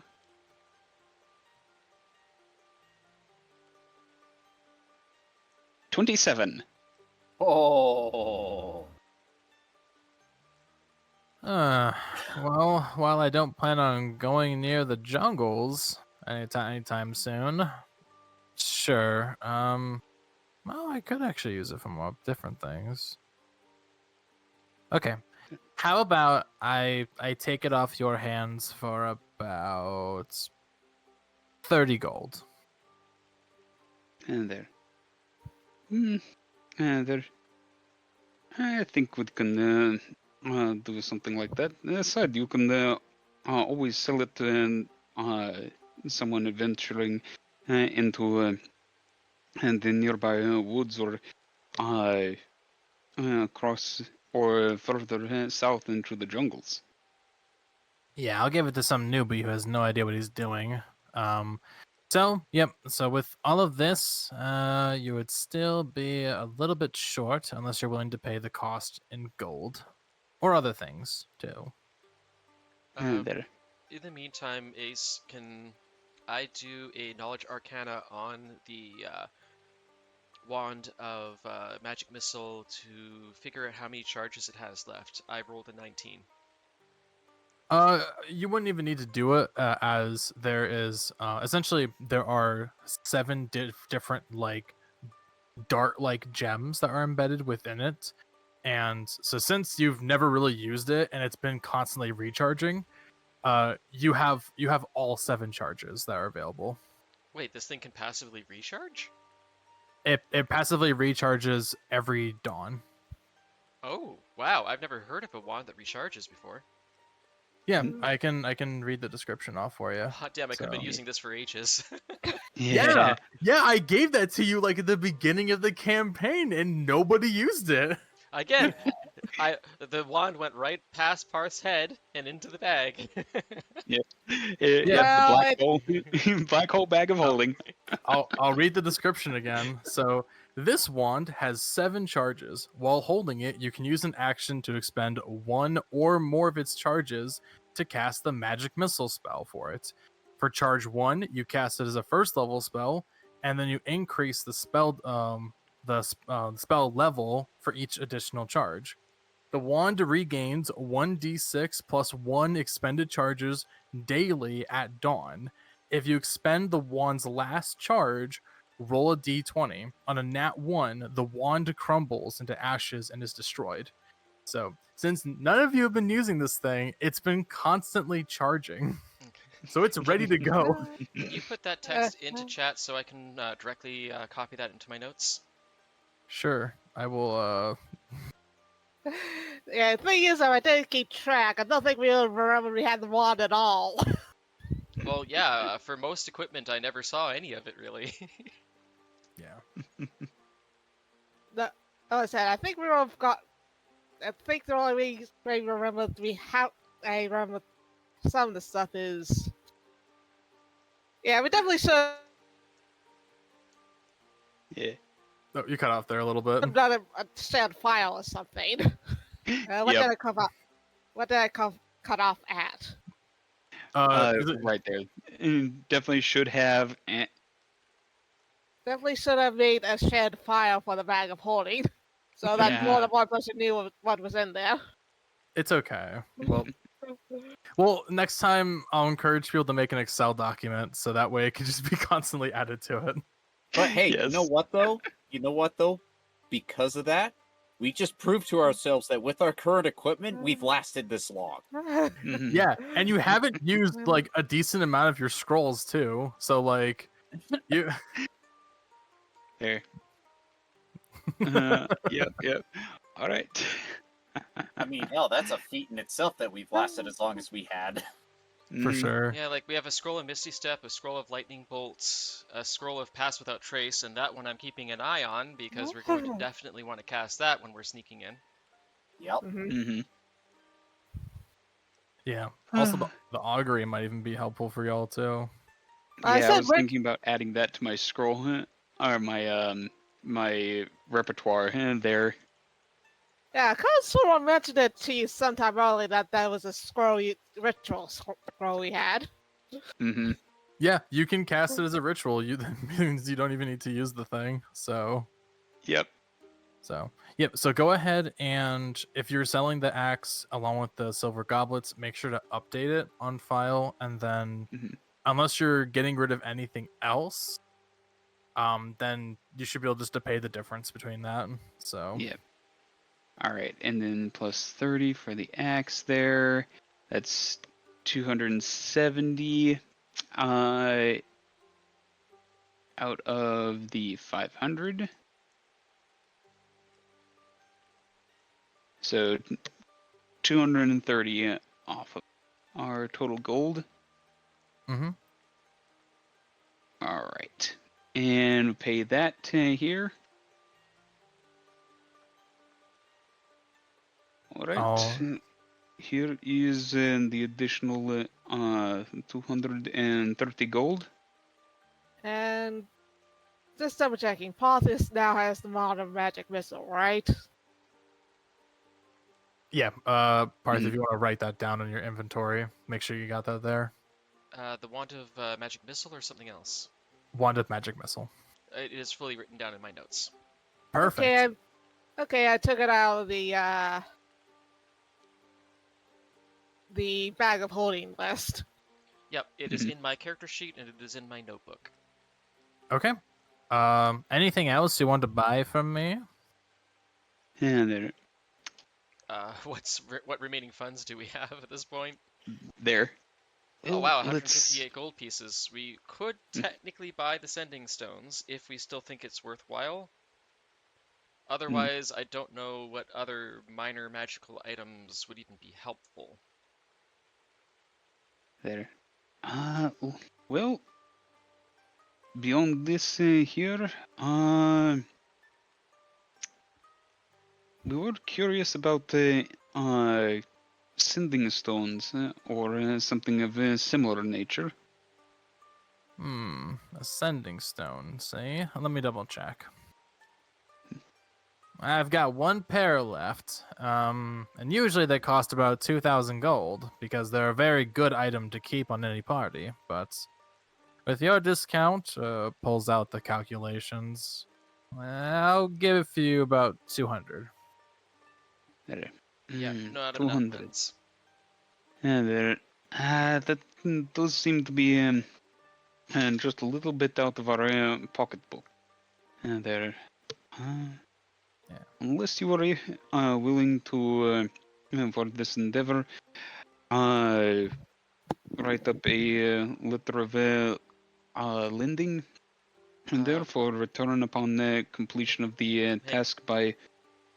Paarth would butt in and ask, out of curiosity, if we already have a stone that is set as a pair, can we make it a three-way? Ascending stone is a two-way connection, unfortunately. So it's basically just between usual connections between one person or another, or one group to another. And also for your letter, sorry there, princess. Looks like you don't have enough funds for this. So why don't you try and come back when you're a bit more richer? There. Very well. There. So. And then I was going to propose some sort of sum that you would keep as both deposit and upon the return. Not to mention the fact that you would have the entire armed forces here to hunt us down in the event that we did not return it within a timely manner after the completion of the operation. But and that is your prerogative as the or as the artificer here. Let's see. It is fine, Valkin. However, I do have a question for you, Artificer. As you all are speaking, before he answers your question, Mhm. you see that he just like throughout your monologue, he pulls out back his leather stuff and a small little sign and flips it over, and it says currently out for lunch. Well, I was going to try to ask a question, but it looks like I just got denied that. Oh well. Oh no, he says like if you have any other questions before I go on my lunch, you're more than free to, but I'm about to go to lunch, so Paarth was just going to ask then. By chance, is there a way to capture fairy dragon breath to use again at a later time? Unless you were actually to specifically get the gland of the actual breath itself and use that for a more of a component, it's not something you can, get easily. You'd have to essentially remove the gland and then be able to have some sort of way of constantly using it. So It's So not something you sadly, can no just way to bottle keep up. the gas itself then. Unfortunately, not. Usually, usually any sort of like dust like that or so usually subsides after a little bit. It's since it's more in the magical sense. As he just kind of goes in detail of like how any specific breath weapon properties and such of usually dragons, including fairy type ones, it's usually kind of like here's an immediate effect and then it dissolves afterwards. It's a magical VOC. Got it. Yeah. Magical Yeah. volatile organic compounds. There you go. Mm-hmm. I don't know what that means, but yes. VOCs is things like perfumes and the other smells that are created by organic molecules breaking down. Literally, the act of them breaking down is what creates the effect. And then as soon as they're done breaking down, they become inert and therefore gone. Exactly. So yeah, that's exactly how he describes it, especially for more fairy dragon stuff. So Yeah, one of the most potent VOCs you'd probably know of, Ace. It is skunk spray. yes, I don't own a skunk. No, but you have skunk I sonas have and a such. skunk. Yeah. Anyway, any other questions, or are y'all good to go? Paarth is out of his ideas, so Valkin? Here. Nope, I'm good to go. Here. Well, enjoy your lunch and thank you for your aid here today. He just kind of focuses on the sewing, and he's like, "Okay, have a good day." Okay. And as you all rendezvous back up with the party itself, a bit of so everyone, in addition to Aknon, Clovis, and your father there, Vulcan, meet up as you just get a carriage ready to go. Aknon kind of leads the way or so out of Helm's Hold. And along the way, he's just going to, record the details down of the actual assault, making sure that you guys have a good idea of where you're specifically going to be entering on in. As it does look like that from additional updates from scouts is that there is a larger encampment that's more hidden within the trees. Though there is a bit of an entrance that is on the side where you intended to actually enter from that is walled off, but if you can if a big enough distraction can be provided, it could lower the number of people there, so you might have a chance of having lesser units to be within those positions. And that's pretty much the best option that you guys have at this current time, especially if you're going to be hitting at night, which will give you at least a good chance of a surprise in that regard. Yeah. So A foggy night, and we have Pass Without Trace. And how does Pass Without Trace work? Can it target the entire party as long as we're staying together at the time it's being cast? yeah, so the spell itself affects the whole party, and essentially it gives everyone a plus 10 to stealth checks. Nice. Yes. Also, I thought of something, and I'm going to voice it now in case it comes up later for the Mr. GM to butt in and go, no, slap. But I thought of something funny. What is it? If Norelor casts her Spirit Guardians, then gets on Paarth's back, then Paarth casts Invisibility at second level to make them both invisible, Paarth can just casually walk around while Spirit Guardians beats the shit out of such stuff, and because Paarth and Norelor are not doing the aggressive actions, they stay invisible. And while this is going on, Paarth can have, or no, because Paarth is maintaining invisibility, he can't use his Expeditious Retreat at the same time. So, but he can either maintain his invisibility or Expeditious Retreat, running around with Spirit Guardians, everything. Let's not angle the DM, sorry. Well, so here's the first thing is that since Spirit Guardians is a verbal, somatic, and material component, while Norelor would be invisible, the spell would not be. So it'd literally just be a circle of just angels around it. Though riding Paarth to have further movement with the spell effect, I would be like, fuck yeah, I'll do that. That's awesome.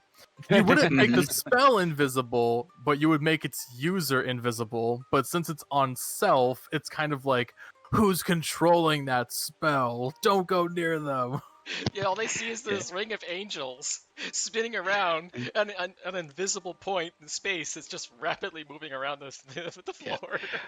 I mean, like, okay, you have this. There are people who may be unfamiliar with the spell, would probably also be kind of freaked out. They're seeing these angelic beings circling menacingly in a circle, cutting down anyone who enters there.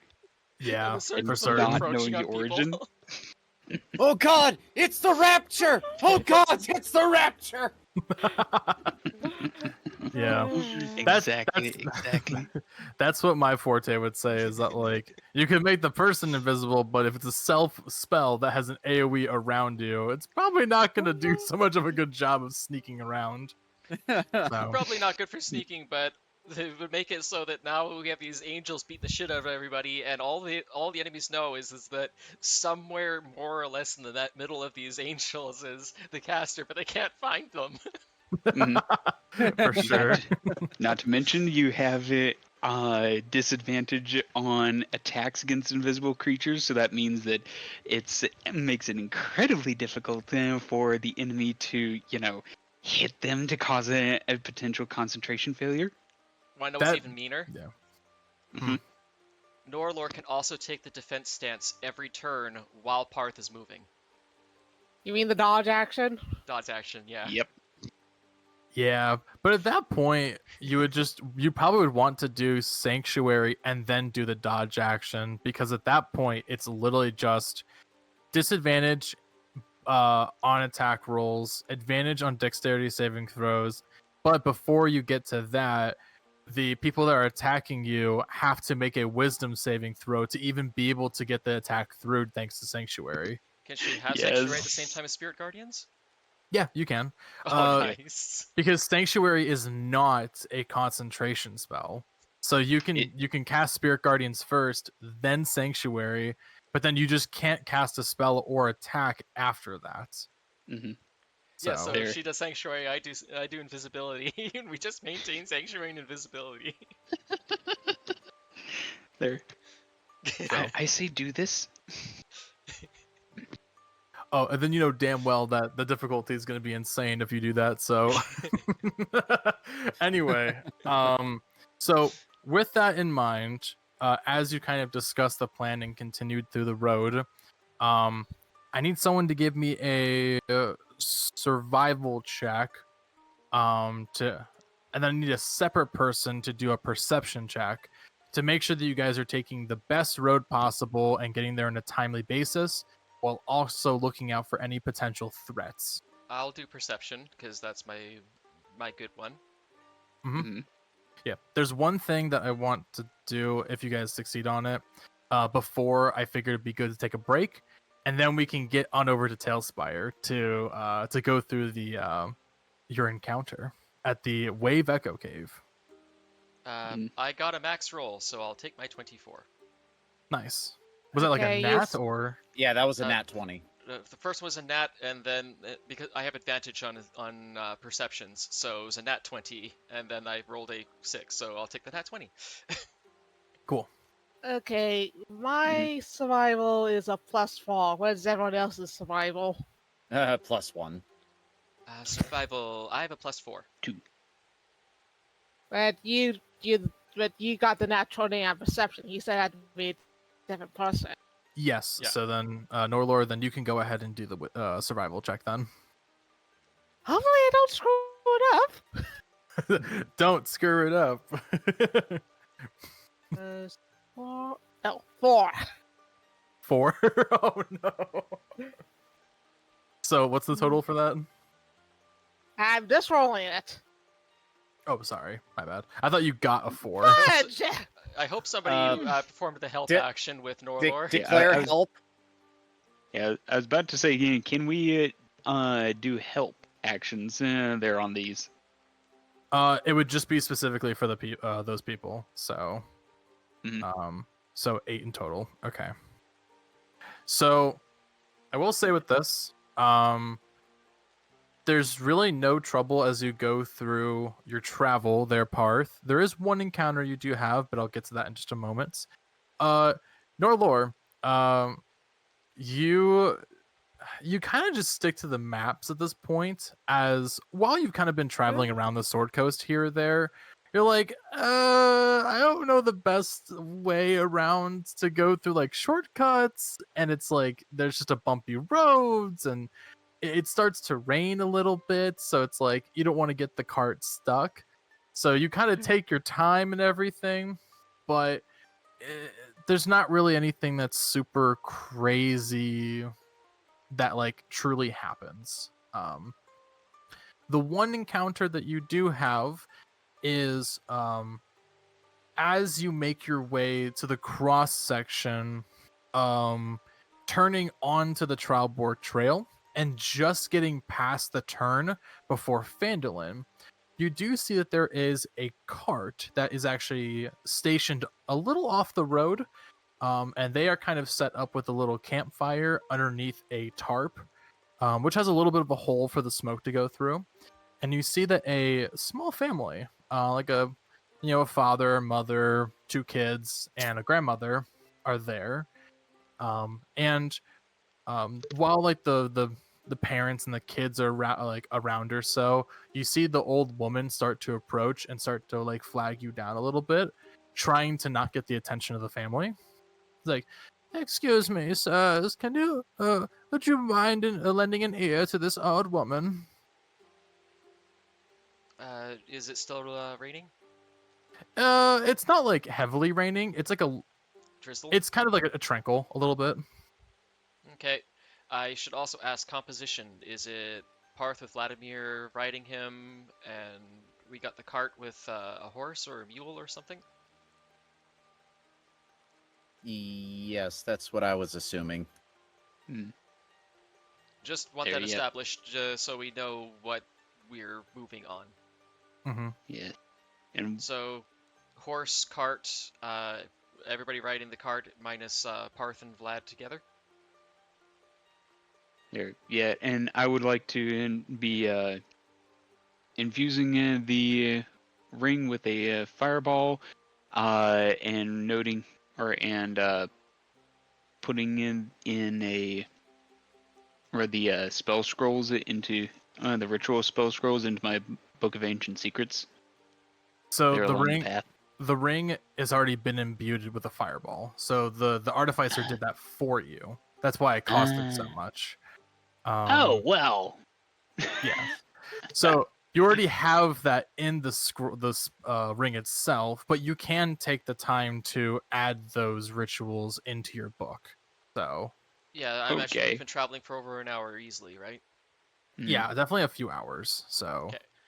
So with And- Lady waving us over, Vlad, do you have us approach, or do you have the cart approach?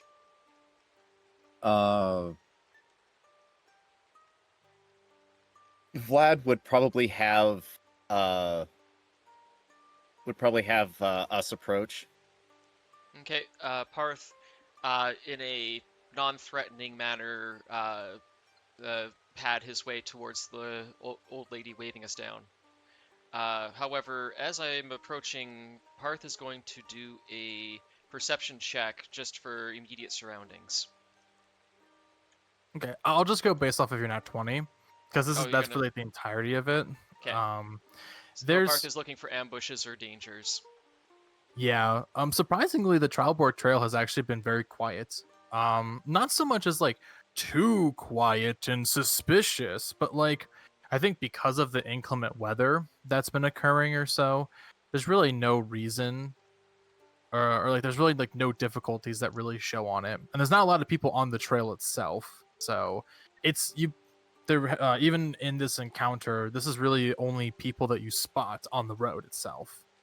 Understood. In that case, Paarth approaches the woman, and Paarth specifically doesn't speak, but allows, of course, Vladimir to do so.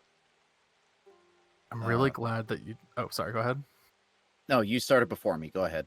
I'm just really glad that you chose Vladimir for this one because I think you're gonna crack up laughing. Okay. Oh God.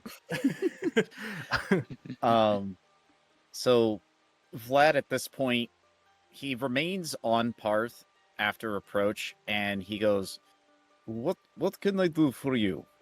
Oh. Oh, you seem to be a very strong man, are you? I mean, perhaps. What can I do for you? You see, me and my family here are traveling here to Phandalin, and we've been wanting to go and, wish our grandson or so a bit of a hello. He recently just established a new library there, but he's going to be going out to Waterdeep soon to move to a different location. So we've been going there to celebrate with him and help him with his travels, but I've been trying to look around for some of the special ingredients for a pie I wanted to make him. And I was wondering, I see some over here in the bristle, but my hands are so frail. Could you help me grab them? The blue cranberries in the bushes.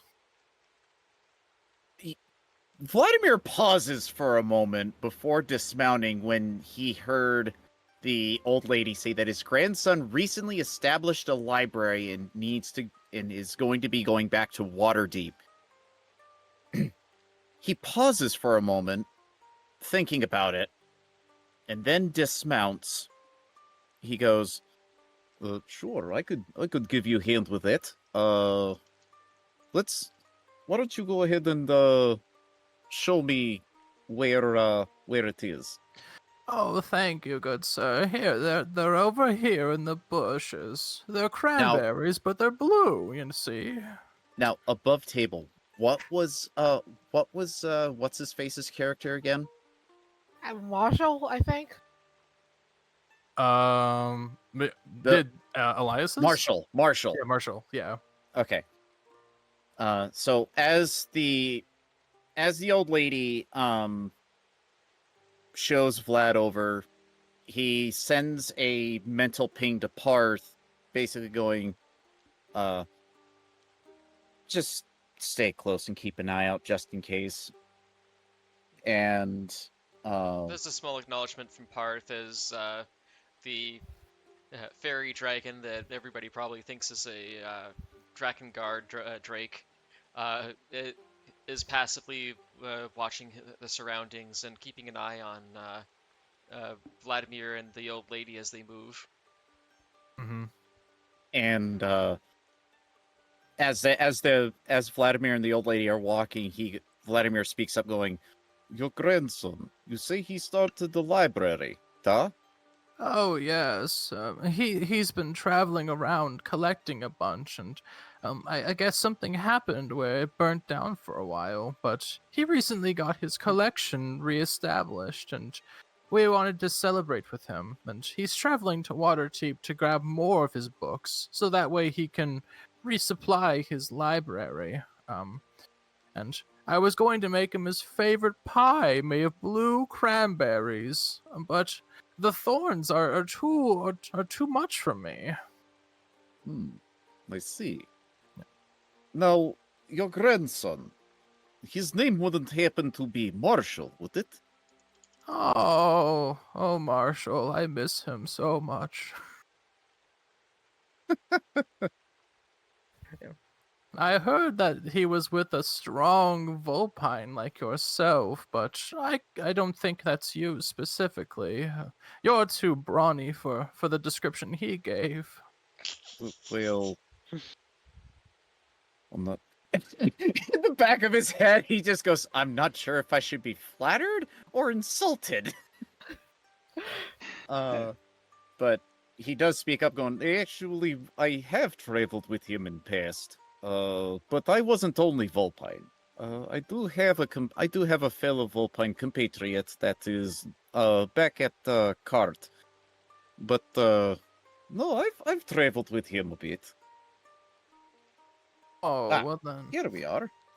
I do appreciate you helping. And yes, here it is. And as you kind of see, like, in this, like, you kind of only go, like, about, like, 5 or 6 feet into the actual thicket, as she's really slow. But you do see there's a small opening of essentially a large amount of blue looking like cranberries. And but there are lots of thorns that are kind of tangling around it, almost to the point of choking them out. Even though the fruit does look very ripe, I just can't seem to finesse it quite enough to really get to it, and it's been hurting my hands. Yeah, let me see what I can grab for you. Go ahead and give me a sleight of hand check. Unless you want to be more aggressive and do an athletics to just yank it out. Well, okay. No, that is not what I wanted to do. This is not an advantage. I do. It's funny because I have a +5 in sleight of hand, but dexterity is not one of my main stats. You let's- go what about do you this got here? however you want to, bro. Did I see something zip by at like Mach 3 in the Oh, background come on. Seriously? Yep. Woof. I didn't quite catch that roll. Ooh, an 8. That the roll was a 3. It's like, come on, man. Let's see. Yeah, unfortunately. Actually, wait. Let me double check.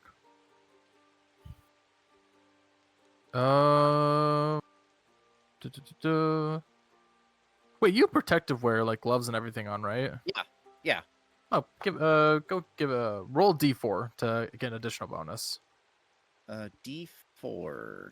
Yeah, Meanwhile, I think like a guidance. Paarth is just gently looking at the rest of the family members over at the tent Oh my while God. standing there, just watching them curiously. The dice gods are not with me today. They want me to fucking perish because I'm doing a good deed. The funny thing is that the DC was a 9, so so you pretty much got it. Oh, So. okay.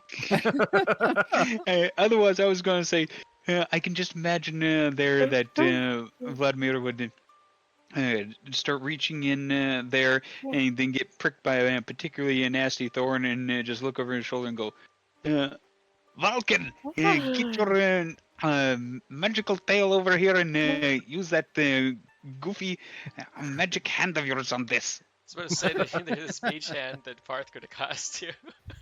That's true. It does take a little bit of finagling, as these are some pretty sharp thorns. But you are able to at least get a nice small bag load that she had and put it all gently in there. You tie it up and you give it to her, and she's like, "Oh, thank you so much, dear. My grandchild is going to love this pie. Here, let me get you a token for your reward. I think I have something that was, let's see." And she kind of just like goes through like a small little like leather purse thing that she has or so for her belongings. He just kind of tilts his head like, wait, what? And she actually looks through, is like, "Oh, actually, I'm very glad that you know Marshell well, because he told me to give, if I ever saw him when I was visiting up for my grandson, to give you something.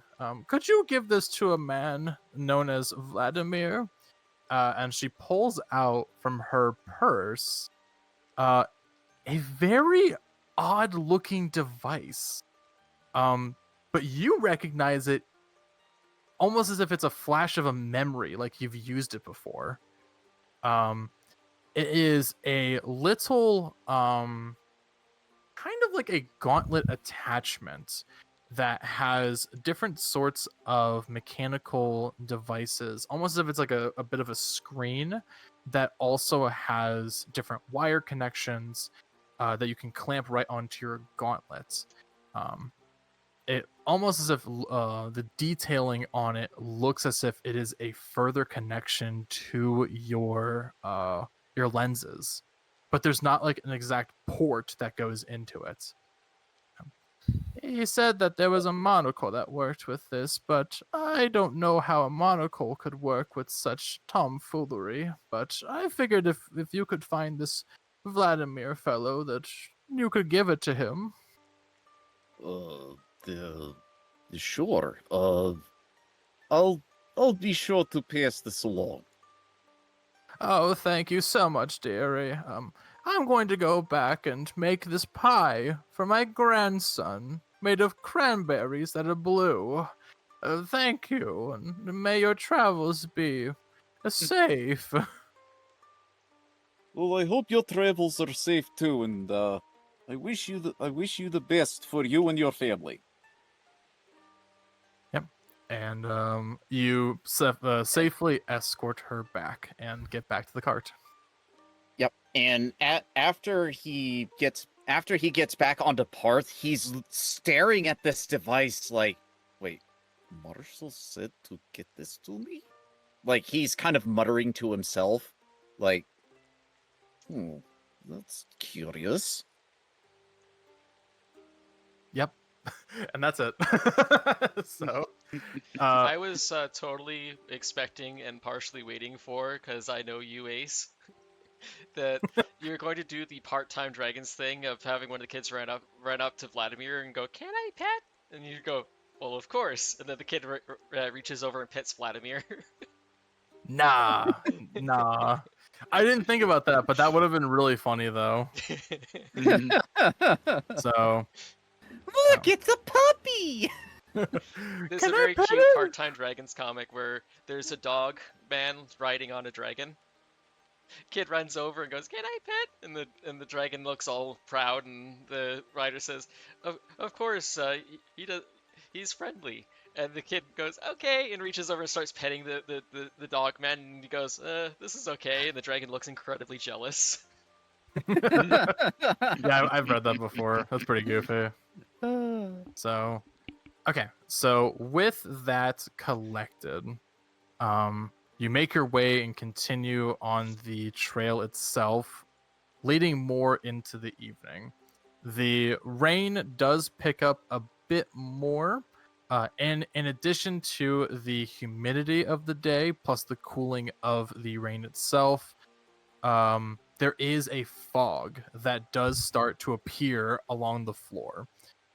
It is decently thick, not too much to like impede on seeing the road, but it definitely is there for the most part.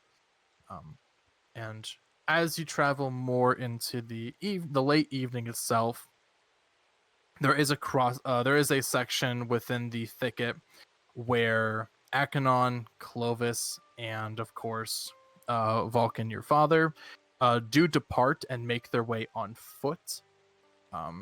Basically, that they're going to go on foot on a different section of the actual encampment to initiate the flank at any moment's notice. So This There- is from Clovis, Achenon, and Ivan. Dad. Yeah. so there. Oh, sorry. Clovis knows that he has a sending stone that works to us, right? Yes, Okay. which I'm going to get to. So, Good. So yeah. So as they get off, they detail to you that wait for our signal, and we'll make sure that we're in constant communication with you. So don't engage just yet until you see our signal. And make sure to provide any updates if you need to retreat or anything like that, and we'll stay in communication with you for the sending stone. Any other questions? So there was a couple of things that Vladimir was going to do while on the road. So it would have been like probably one thing before the grandmother and one thing after the grandmother, still during the travel. Yes. There was the talk with Norelor that he was going to do, and then venom extraction. Yes. Okay. Yes, that's my apologies. I forgot about that. Go ahead and do the medicine check for the venom, and then you can do your small conversation, and then we'll go ahead and do a quick break, and then we'll get to the assault itself. Okay, so do okay, so medicine check, that is a +2. Don't Though- fuck me over this time. Well, you have to determine what type of Oh. DC. I'm not looking at the dice. That can be he's- re-rolled. So Yeah. Oh, okay. Went all over the place there. Yeah, it did kind of go all over the place. And I can't seem to find that dice because I looked away. Fuck. Okay. you can just It grab is one. in the trees. Don't worry about it. First, choose your DC. Yeah. Okay. I would suggest a low DC. I would. Yeah. He's gonna try and do at least. He wants to do at least one more dose. Okay. So go ahead and give me a medicine check with DC 10. DC 10. I'm Here we assuming. go. Well, can Paarth help, quote unquote? He is obviously making it as easy on him as possible. Oh shit! Yeah. Nope. It's a nat 20, so so with a nat 20, you get double the number that you attempted to do. So you get 2 doses. Okay. Fair enough. Yep. So go ahead and jot down that you have a vial of the poison and then 2 usage. So Mhm. you can, yep. As a bonus action, you can coat it on a weapon, primarily a weapon that doesn't use like a specific, like you wouldn't be able to use it like for like your bullet ammunition, as it could mess with the actual, Yeah, with the gun with the itself. composition and everything. Yeah. Or you Yeah, can put but on you, swords and projectiles. swords that are and not all that. bullets. yeah, swords Yeah. and arrows primarily. So Yeah. Also- And I am decrementing my glass vials from by 2, so I'm going from 7 to 5. Vladimir, you write down that you gain 2 poison vials, like pseudodragon Yep. poison. And I have a total of 3 poison vials altogether. Also, Perfect. the potency of that poison. I'm double checking right now. Yeah, it is my spell save DC. Go. That is a potency of DC 15. Yep, I got that written down already. Cool. And then the conversation with Norelor, he would during the travel he would have Paarth just kind of walk alongside the cart to where him and Norelor are face to face, and goes, So I've been thinking. Yes? Since we've completed your training, I wanted to reward you with something. Just couldn't quite figure out what until it clicked. And as soon as he said it clicked, he undoes one of the scabbards for his machete. And you could tell that this one was the spare one that he's always had on his backpack. And he undoes the scabbard and he presents it to Norelor. And he goes, I would like to give you this as a graduation gift of sorts. She'll start a moment before gently picking it up. Then looks back to Vlad. Thank you. It is a light weapon, and it should prove very useful. For the while, I just had it as spare, because picked it up from one of the previous fights, but I hadn't used it that much, so I figured it would be best in your care.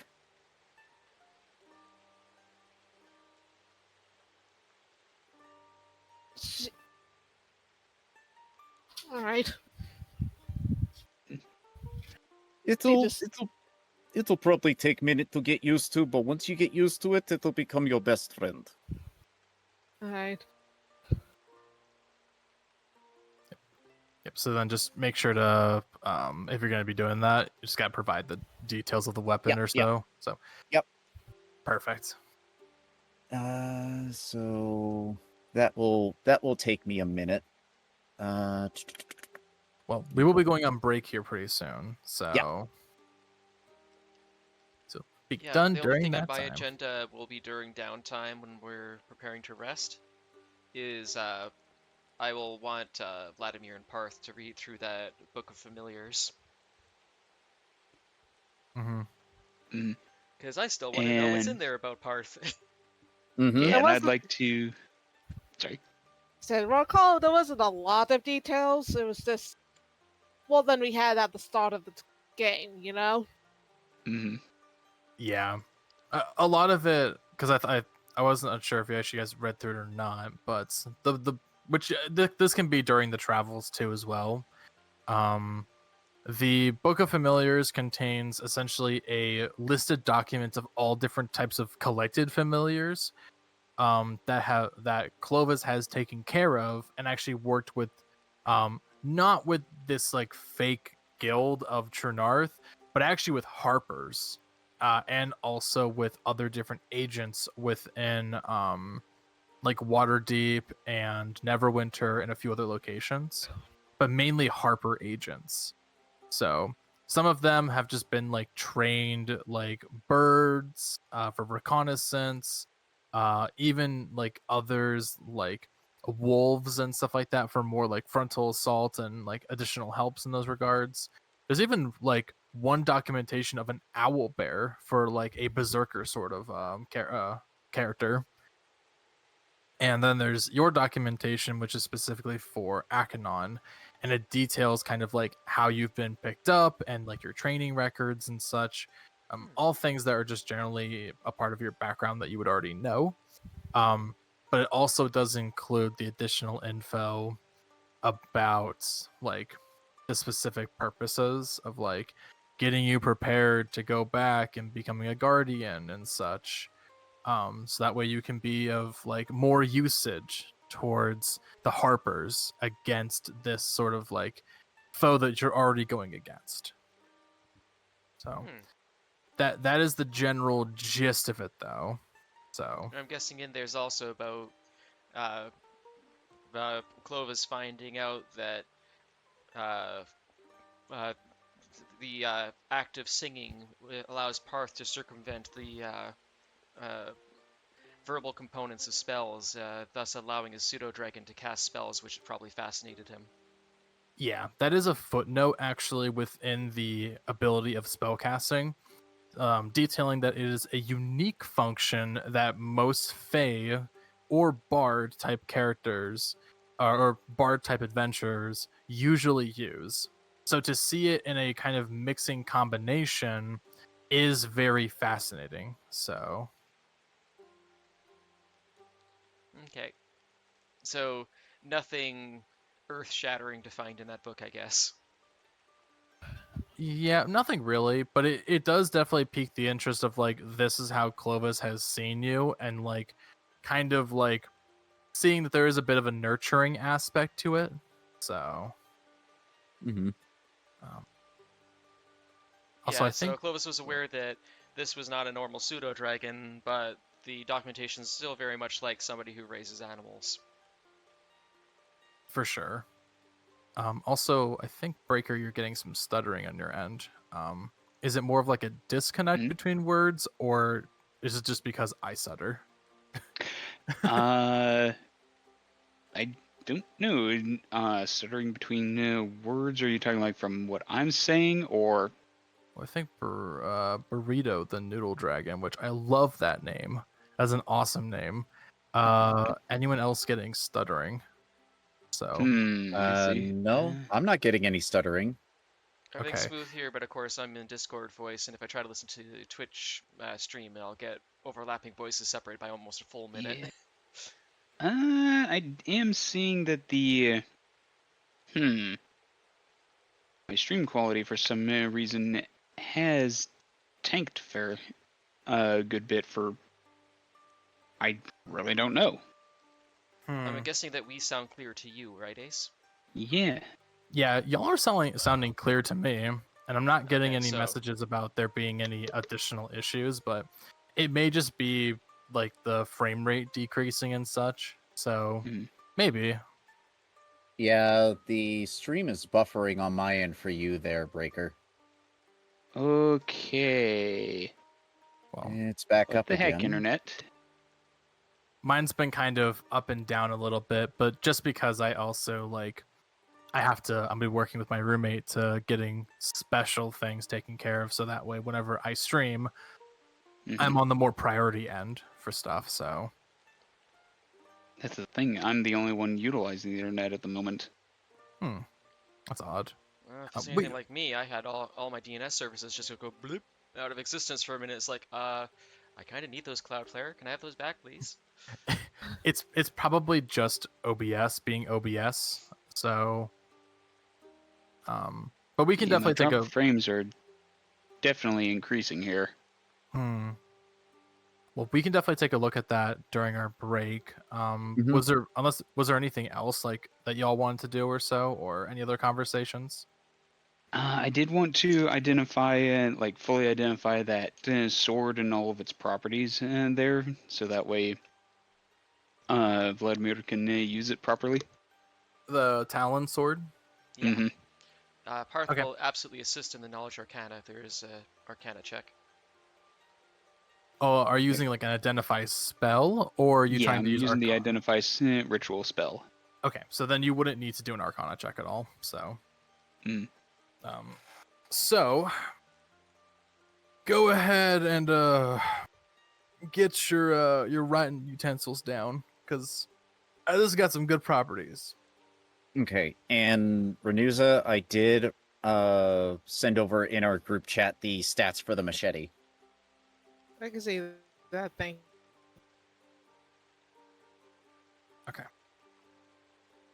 Oh, thank you for the stretch. Oh, I needed that. Okay. Okay. The blade itself that you have in your possessions. Let me pull it up right here.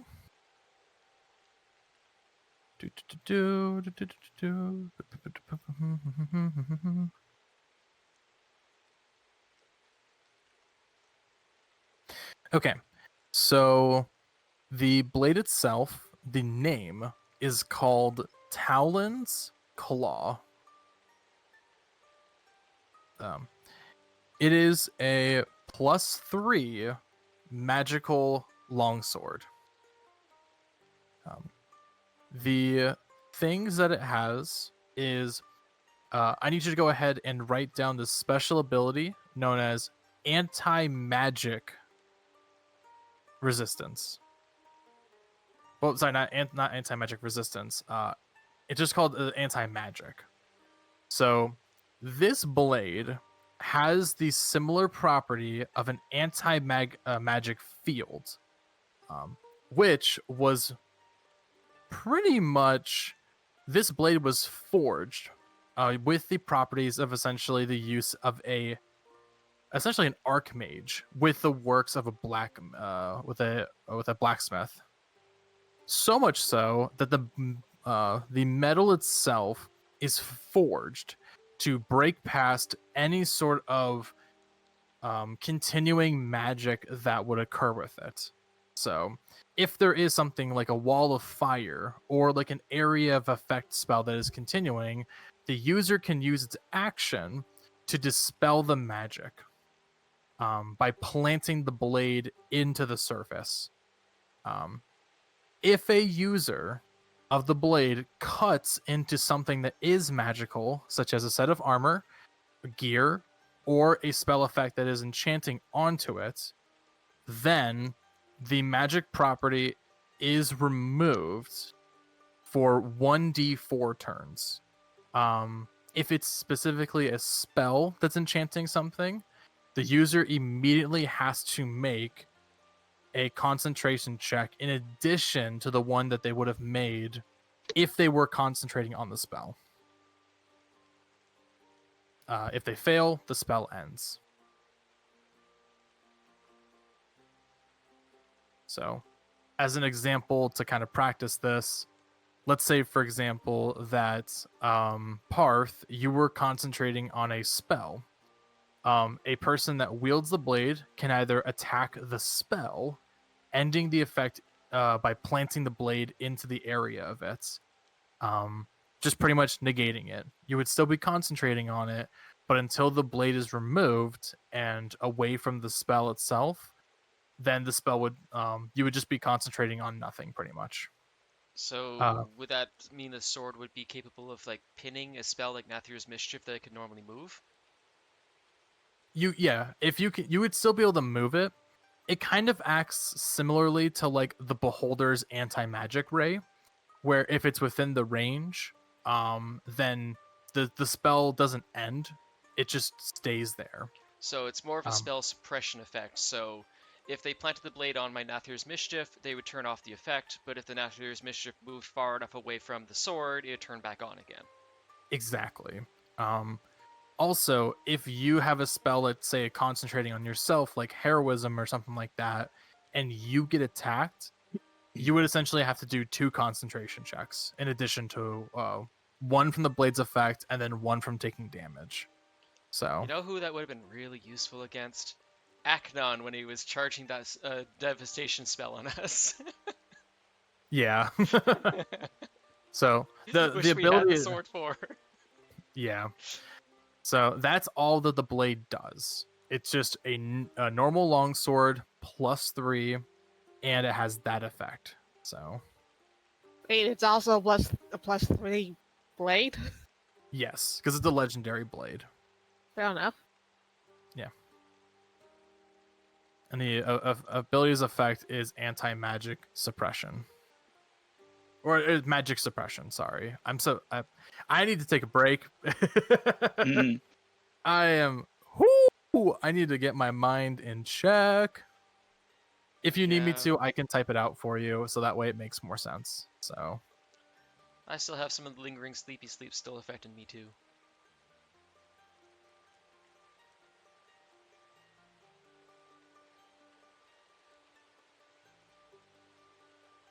And what was the name of this blade?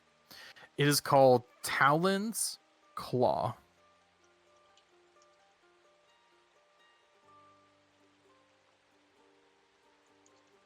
And what's its damage die? It's a standard longsword, so 1d8, 1d10 on versatile. And yeah, and also it has a special property in addition to it. It can be finesse, or it could be something known as imbued knowledge. So, if you attune to the weapon, you can actually use your spellcasting modifier to attack with it in a besides from using strength or the finesse property. That's more of a special attunement sort of thing. You can wield the blade normally with and get the anti-magic option without attuning to it. Well, knowing that, that would almost be better fitting for Norelor. Hmm.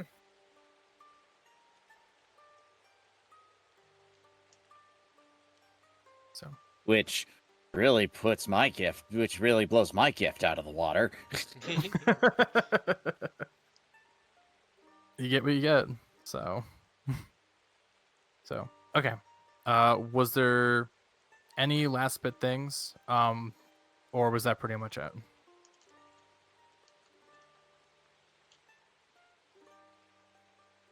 I will take that I think silence. that's Yeah. Yep. I'll take- For Paarth, it is just he read some of that book with Vladimir, and then we start doing watches. So who wants to do the watch setups?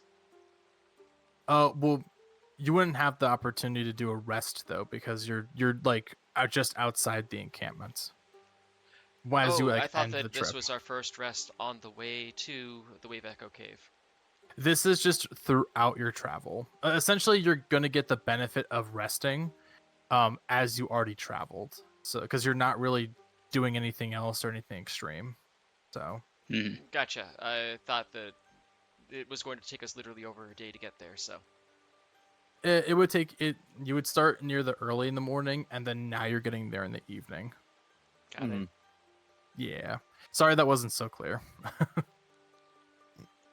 But if there isn't anything else on that regard, we can go for like a 10 or 15-minute break. So that way, if you guys need to make sure that you have your equipment set up as we go into this segment, then should be good to go then.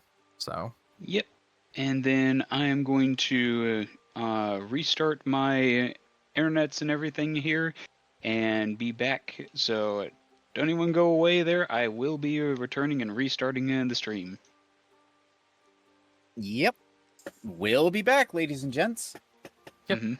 And Yes. from my end, I will be putting on words on stream, so you guys can go ahead and enjoy that while we make sure that we get ourselves situated for this encounter.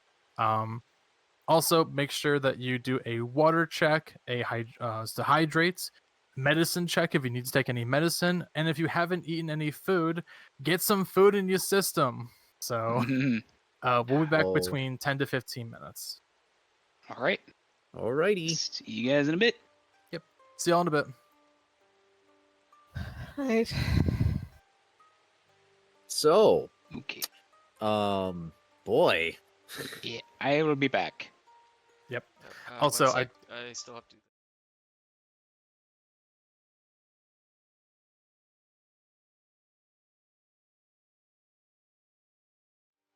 All right, everybody, we are back and raring to go. So, do apologize for the extended delay, but I forgot to order my food.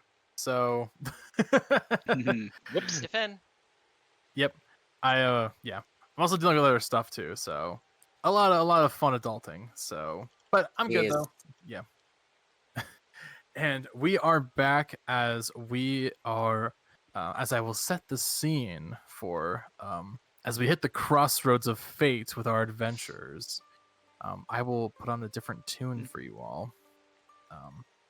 Let me go ahead and let's find one that is a bit more towards the scenes. Let's go with this one. Oh, okay. I hate when the exposure does this. Give me one moment. There, perfect. Okay. I heard that you can die from exposure. Yes. Too much water exposure. So, okay. All right. So, as you separate into your two different groups, between your group and also Akanon and the others, you find yourself taking the cart away from and putting it in more of a hidden position as you continue probably about like not too much further, probably about like a good like quarter mile or so, just so that way your cart isn't fully seen and it's very well hidden. Oh, I'm going to be pulled onto the map. There, sorry. Oh yes, of course. Let me go ahead and do that. Bam. I forgot you had to reset your internet, so Yeah, thank you much. So, yeah, of course. Something that the party should discuss well before we walk up to the encampment is how do we want to do this? Obviously, we will be casting Pass Without Trace before we get into the fray, because I'm pretty sure Pass Without Trace lasts quite a while. It lasts, I believe, about an hour. Yeah, so quite a while then. And beyond casting Pass Without Trace, how do we want to do the invisibility? Because Paarth can take himself and one other with him invisibly. Yeah, To act as the scouts. I was going to ask you guys, as you traveled, was there any last minute preparations before you make it there? So, thank you for that. Thank you for letting me know. 'Cause Let's see. There's something Norelor will do before entering the camp. Go ahead and voice that, Ren. Okay, I was gonna have since they're trying to stealth through the way through the place, right? We Yeah. definitely So, want to stealth our way in, yeah. yeah. As you're like walking up or so, because you can kind of see that there is a decent clearing. You guys, the music's kind of overpowering. Oh, yes, thank you for that. Sorry about that. Mhm. There. That should be much better. So, Xena's saying that the music you've got in the game is overpowering voice chat. yeah, I just fixed that. So thank you. So you guys should Thank you, be a Xena. bit louder, and then music I just toned down a bit more. If I need to adjust it any further, though, please let me know. I will greatly appreciate it. Mhm. Much better. Perfect. Okay. So as to recap that, you guys put your cart in a hidden position about a quarter mile away there, and right now you're just taking this time to travel through the thickets before it opens up into this area where the fort is at.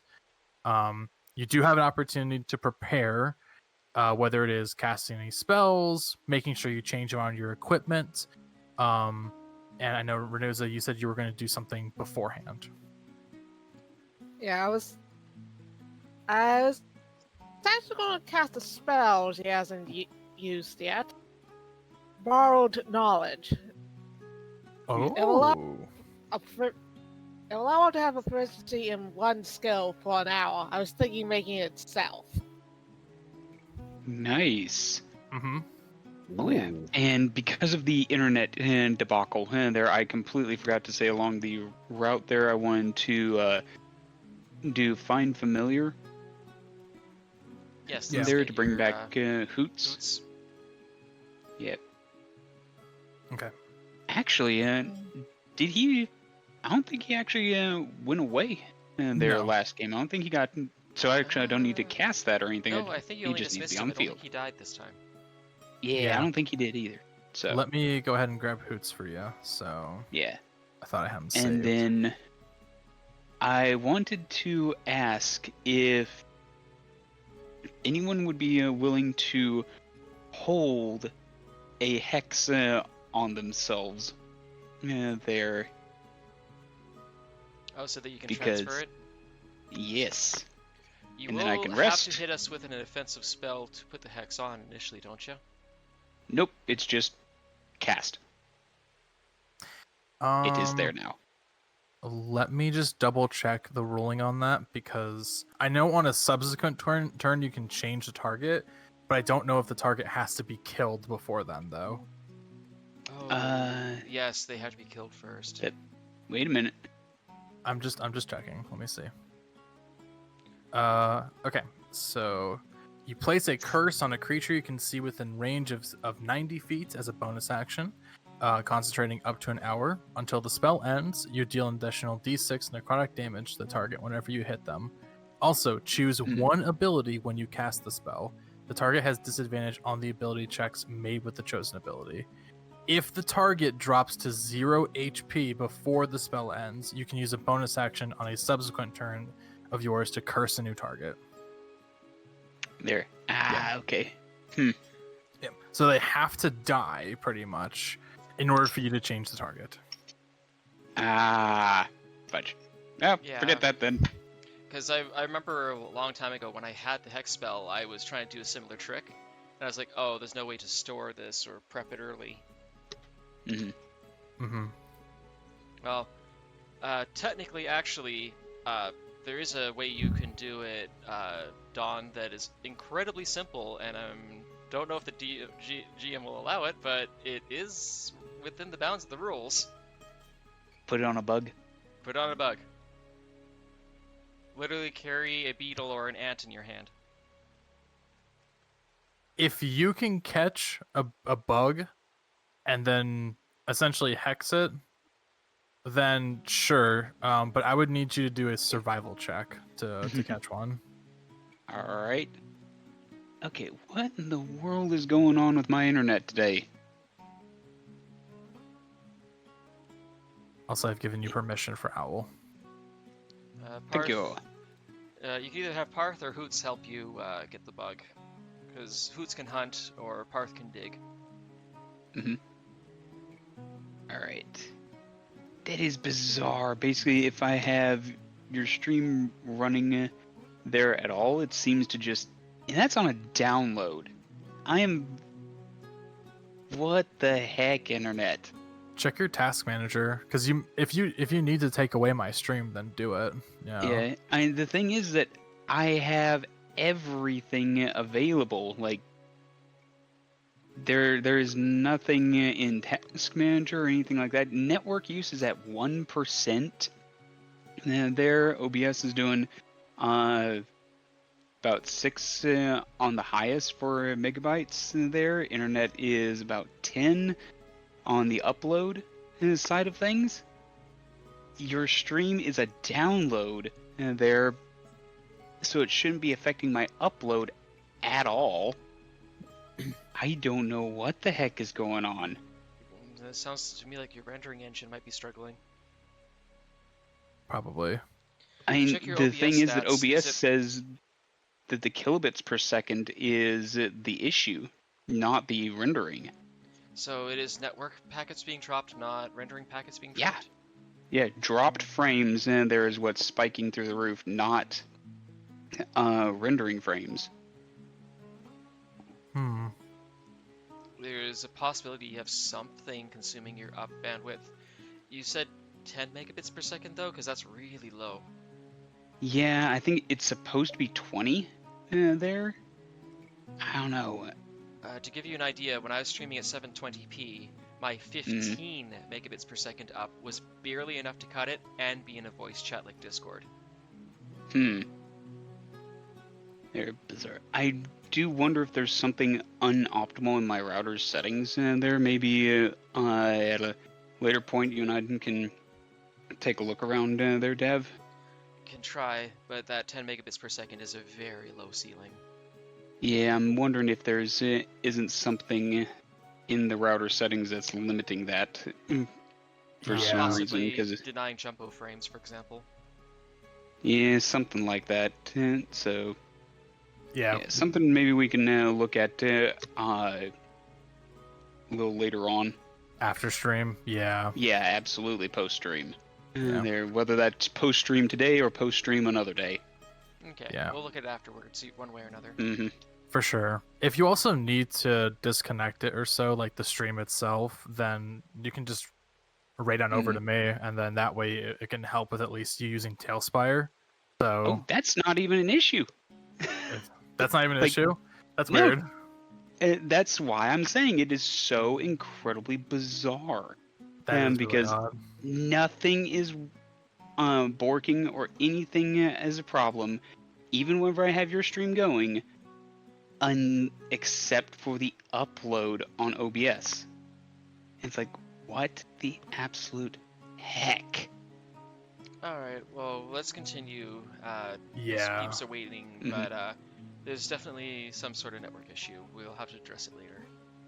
Yep. For sure.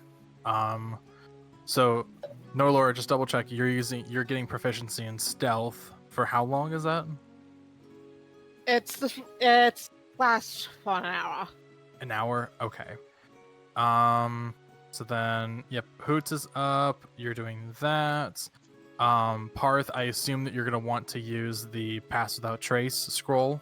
I'm expecting the party to use it on the whole party, yeah. Okay.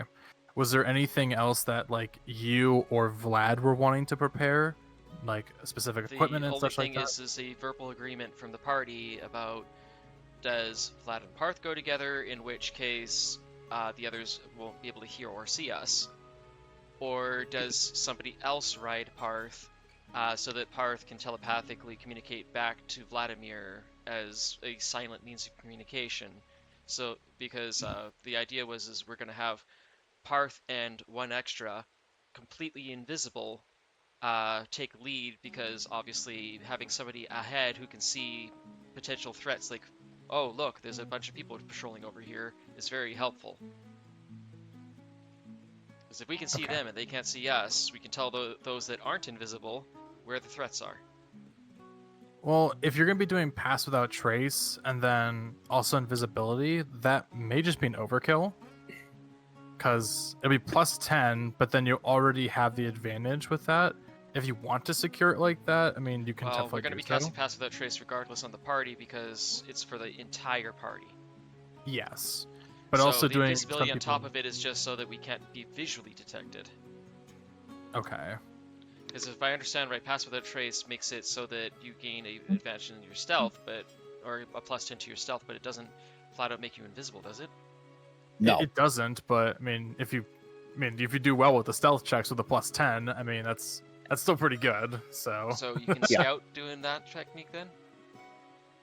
if you want to do that, I mean, if you want to scout the area, you can. But it also, as just a general background reminder, is that there may be in the middle of a combat on that regard too.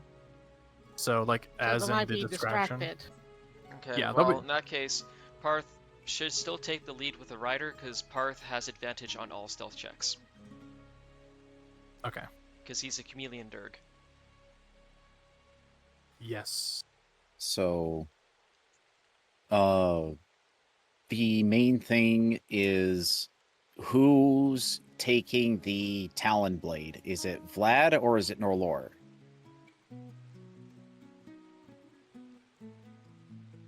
Yeah, Dex is a +5, right? Yes. My wisdom is a +4, and that's my strongest stat. So I'd say it should be in your hands. Okay. Then, yeah, that machete will do you very nicely because it's a finesse blade as well. Mhm. And who is better as a scout, Norelor or Valkin? Actually, I just thought of this. Norelor should be riding Paarth because Valkin has the advantage of seeing through Hoot's eyes, and Vladimir has the advantage of seeing through Paarth's eyes. Yep. And then don't forget that I can do a message of up to 120 feet. Then yeah, so it's Valkin and Vlad at the rear, Norelor and Paarth at the front, and with Norelor on Paarth, so that Paarth is the one who's responsible for the stealth rolls. Yeah. Right. So what Vlad would do is he would get the Talon Blade on him, and then he would help Norelor into the saddle and and go through the process of ensuring that she is secured.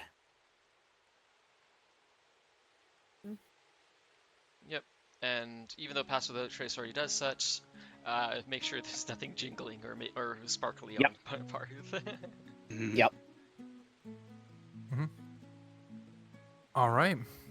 So seems like everything is good to go then. So unless there's any last bit things or so. Oh, also I have to make sure that your Tailspire stuff is updated. So let's See, I'd like to go ahead and do the augury ritual. That's about Prepared. 10 minutes. Yep, now that we're in close here and can see, I'd like to see the result of perhaps sneaking through the tree line there and maybe along kind of the cliff wall kind of area. Okay. To try and bypass the gate or the wall here. Oh, right. Before I forget, Nenewza, since you have proficiency with martial weapons now, don't forget to add your proficiency to your to hit rolls. Alright. Yep. I All just right, remembered that. I remembered that in the middle of the break, so I adjusted that. Cool. Yep. And then just to make it specific, so you're just so with augury, because it says a specific course of action that you take. So are you saying that you're going to attempt to take the farther side or so of the trees, like over here, and try and sneak around? And there, because I'm pretty sure party does not want to go straight up to the gate. Right, but are you Right. sneaking like around like this tree line or so to go around the gate, or did you want to go like more around like this location, like on the far end of the side? There. The high up path definitely looks like something that Paarth would try to do. Mhm. The tree line does give you a decent line of cover, so Yeah. Is that I asked the party about which path we want to take prior to conducting the augury. So, what are you guys thinking? I'd say the more trees between us and the enemy, the less likely they are to see us. yeah. Well, this is also like during your travel to get there, though. So like Mhm. you haven't arrived at this location just yet. So There. I don't know if you want to try and just use the scroll when you get to the actual location, or if just like if you guys have nothing else to do, then we can go with this. And Mhm. There. Yeah. While we're kind of still, we have the map and everything of the area, right? yes, and I can give a detailed description of what you specifically would see as you actually make it to the location. I'm just double checking to make sure there wasn't anything else you wanted to do before you got to the location. Yeah. Let's see. No, I think, at least for me here, I have no other, like, preparatory actions. Okay. Anything else from other people, or are we all set to stone for that? I'm good with left. Right, I would be a lot more exposed, but camouflage Dirk. Mhm. Yeah, and I agree with going through the trees there. Okay. Cool. Just one quick observation: a creature of Paarth's size can carefully maneuver through those trees. They're not so dense it's impossible to get through them, right? Yes. Which I will get to the description here in a moment. I'm just trying to confirm if you guys have nothing else you need to prepare before you make it here. So Mhm. Just As all these sorts of things would be what we would discuss and all of that whenever I conduct the augury. Okay. For the most accurate result. So then I'll say that there's nothing else you need to prepare as of now. And then let me go ahead and give the detail as you approach from the clearing with the path you've taken. So I'm just trying to double check just to make sure, because I want to get you the proper details of the environment as well. So Oh, yeah. Drake ever grab the bug? I mean, Valkin? Oh yes. Yes, I did roll a 15 there for survival with Hoots helping me. Okay. Yes. So I would say at some point you are able to carry a we'll say like a firefly, and you are able to contain it in a jar. Okay. So All right. It has hex cast on it there earlier in the travels. That way I can recover that spell slot. Just Okay. looking at Valkin. Sorry, little firefly, your days are numbered. Crunch. I would have much rather a roach there, as those are far more disgusting. But you shall serve a good cause. all right. Sounds good then. Better than being a Firefly's bird's buddy. meal. Hey, my hero! Yep. Shake the jar. Ah!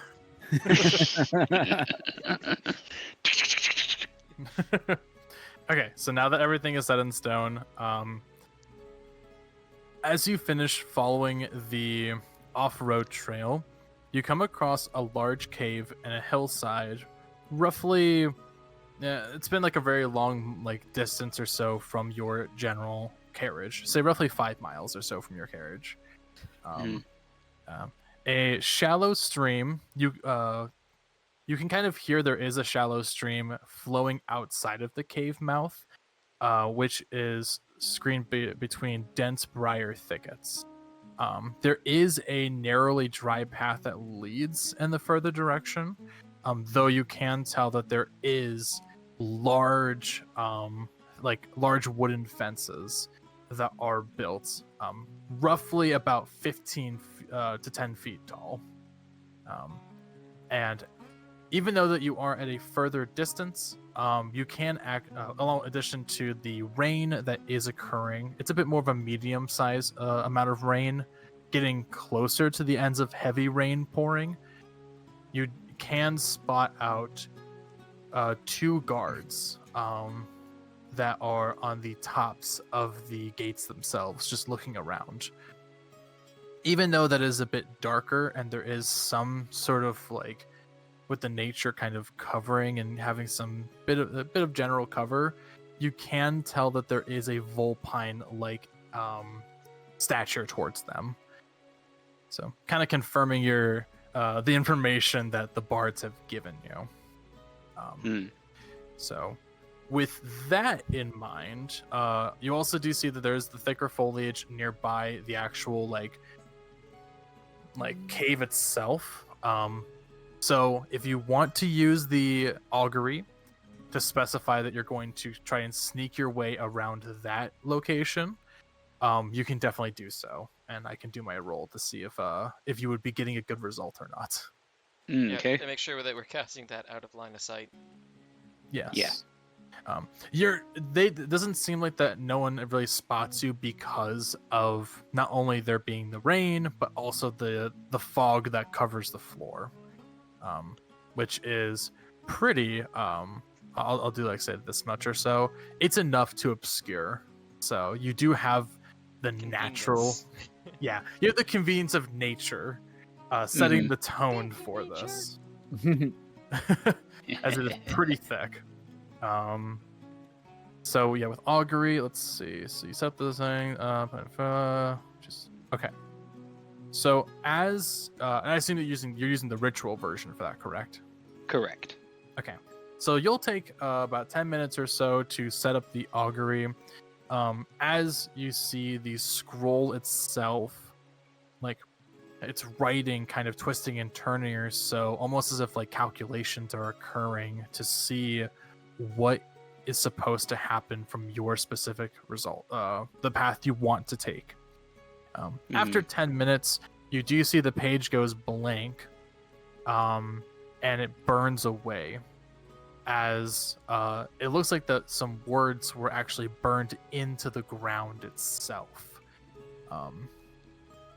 As the following word emerges: wheel, which is spelled W, which is whiskey, E is an echo, A is an alpha, L is in Lima. And there, wheel. I think this plan will have a good chance of succeeding. Stick deep into the tree line as you can there, and use that to penetrate the wall along the cliff face. Just be very observant of the bowmen up top. They might be sharpshooters. Yep. So with that, if everyone's going to be going in that direction, then go ahead and give me a stealth check. All right. If there's a different path you guys will be taking, now is the time to let me know. So Also, before we roll, has to pass without trace been cast yet? it's already been cast, so you guys are good. So All plus 10 right. to what we existingly have. Yes, plus 10 to the stealth. Good news, everyone. That's the joke based on what Ace popped up on screen. Oh, yeah, I was switching between different tabs. So, yeah, it's the good news, everyone. I love that background. Why can I not type anything? Oh, come on. There we go. You guys also do have advantage because of the fog. So, go ahead and roll it with advantage. Okay. Yes. I was about to say, I'm rolling it on this empty space over here, and it bounces off of nothing. D20 So we plus. already. Throw it in front of you in the open grass. Stop throwing it along Hey, the edge there we of the tile. go. So we are all doing a stealth roll. Yes. You can skip yours, I think, Norelor, simply because you're riding on Paarth. If we went with what we agreed on. You still would have to do a stealth check though, because does? Okay. because she does have like a bit of like extra armor and stuff like that. So she'll need to make sure that she also does stealth too. Okay. I mean, Maybe- she could. It would also help her that if she just, kind of kept herself low, almost to the point of laying on Paarth while sitting in the saddle, Mhm. lower profile. Okay, Okay. let's. Okay, this is All what Pat. Sorry. This is with all the passed out trace and whatnot. So, okay. First roll there. I don't know why it didn't do my additional ones, but that's 15 plus 10 plus 3 for a total of 28.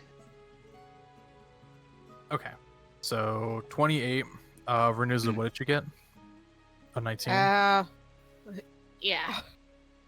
Okay. Aeros, what was your? Oh, you're not 20. Yeah. Yep, nat So- 20. With a 35. And then Davwyn, yours is 18. There it goes. 18. Yep. Okay, cool. There's my second proper roll, I think. Yeah. So the higher of the two is 28. Okay, so 28. Okay, cool. Mhm. Okay. So you guys can go ahead. I'm gonna first get rid of these dice. You guys can go ahead and set yourselves roughly just on top of here. As with your very much high advantages of being able to with the use of your magic along with nature itself, you are successfully able to without making a single noise make your way through the foliage. You actually noticed that part of the wall isn't even built there, as there's just too much nature to cut down and everything and get it taken care of. So there was literally just an opening in the wall, which probably explains why it was so successful to even get past the wall itself. Mhm. And as you make your way towards that location, you do get more of a visual of the encampment itself, which let me go ahead and detail. So within this, you actually do notice the stream, which does seem to be kicking up a lot of the fog itself due to the humidity in the area. And you see that there are some smaller bits of camps and tents and other sort of equipment around the area. Across from the bend itself, you actually do notice two big structures. One is actually a labor mill, which currently is like trying to be in use of work, as it's carrying logs and allowing it to just be moved around and such. And in the further distance, which was kind of hard to tell earlier, but now you're able to spot it, is a watchtower on the that seems to be way above the fog and the tree line itself. Probably about let's say 50 feet or so at most, maybe. And actually, what is everyone's passive perception? The Perception, 12 on me. Okay. I believe 11 for me. Yep, 11. 14 for me. Let's see. 17. Okay. Renewza, you were the only one that can actually notice this. So everyone can notice the following people, which I'm going to reveal, within this general area of the encampment. So You don't see your selector. I was just revealing them in the actual tented area in the first portion. So Oh, you see about 3 So the people. stuff.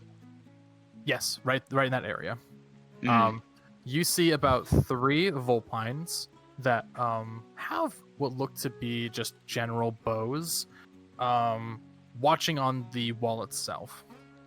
Within the encampments, you notice that there seem to be about 4 different hooded and sort of like prepared sort of people, mixed between like just general humanoids and such, but a combination between humans and one sort of tiefling on the far end. They don't seem to notice you at this point. However, Nenewza, Norelor actually notices a figure within the actual watchtower, as it seems to be someone that might look to be masked, just kind of slouching his head over and looking in what looks to be like viewing the actual premises, as is this individual right here. So that'll work. there is someone on guard from what it looks like. So relay this quietly to the group.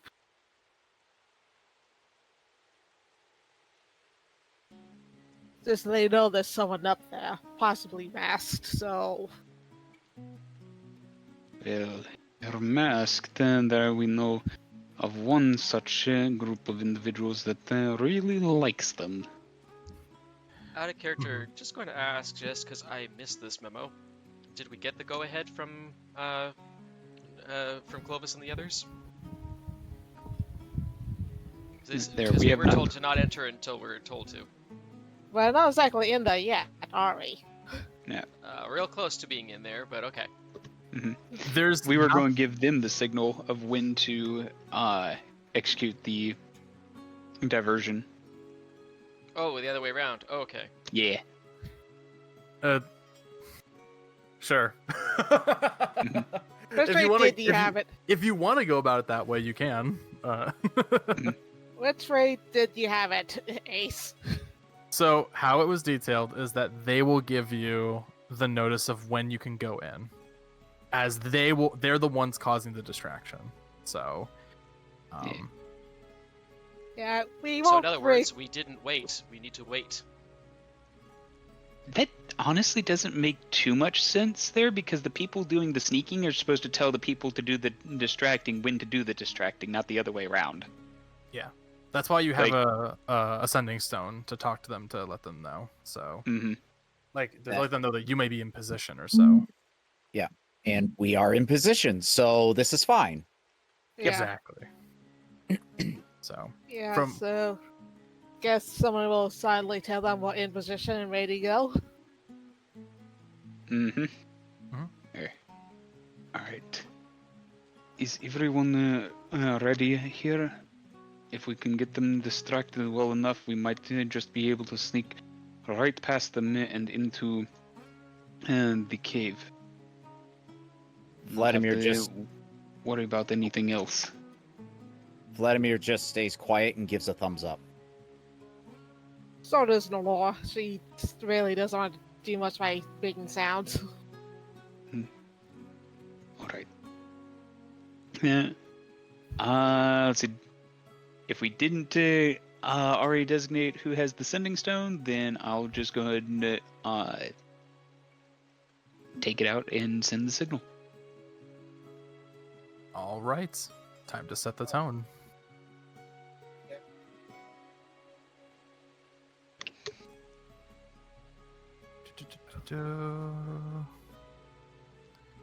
Let me...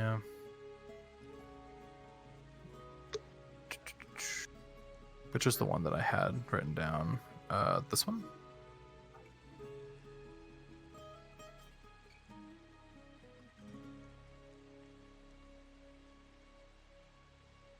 I'm trying to see which music I had set for the stone. I'm just thinking, they send the message to the sending stone. All the guards suddenly get on alert. Both Valkin and Vladimir's ears perk up. Vladimir, okay, Who set the ringtone to dog whistle?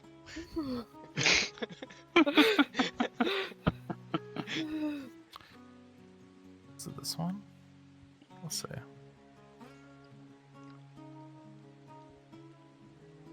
Nope, that's just silence. Okay. I had a specific one written down. I'm sorry. Hmm. This one? I'm so prepared for this, guys. You don't know how prepared I am. Hold on. What the fuck? Oh wait, hold on.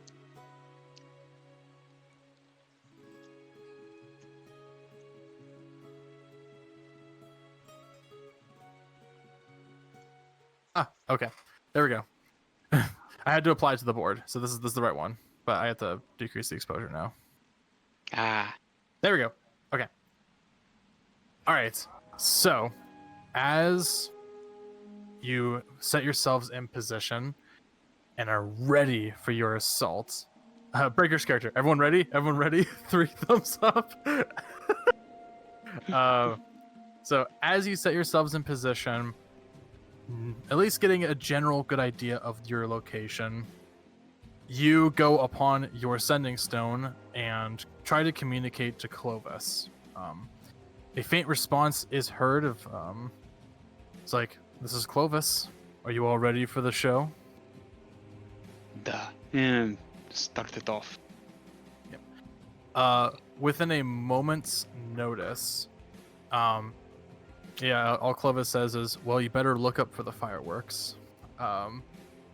As after a few seconds after giving the code for it, you see an eruption of flames, essentially going out from what seems to be southeast of your location, kind of more closer towards like the larger sections of the encampments, as this is just a small portion of it. This is more the hidden side of things, as there's an incredible amount of rows of fence work or so on the side. But you see essentially just mushrooms of flames and smoke lighting up the darkness, disintegrating a lot of the rain within that area, as you hear alarms and horns sound off. You can see some of the guards actually from across the river start dispersing, and an amount of forces running out from the mouth of the cave run towards that far location. And it is like essentially a legion's amount of people start charging out from the cave to kind of like rush towards that incident. People grabbing weapons and seeing actually you see a mix of different forces between goblinoids, people that look to be like just hired mercenaries, and of course a few different sort of like guards from the royal family. At the very end of it, you notice that there is someone directing people from the from essentially on the wooden bridge. And let's see, who is he? Here we go. So, you do see that there are like 2 specific people that do emerge. One looks to be a Raspine High Guard, ordering people to march out and grab their weapons completely quickly. Also, you see what looks to be a kind of like a black and redded hooded figure standing next to them. Who's kind of like yelling out different commands as well. He's a bit more of like a raspier voice, as you can hear the following command be given. If anyone thinks they can take this cave, then they're going to be their heads are going to be on pikes later in the night. Find them and kill them. As you see him start to go more into the cave itself and disappear.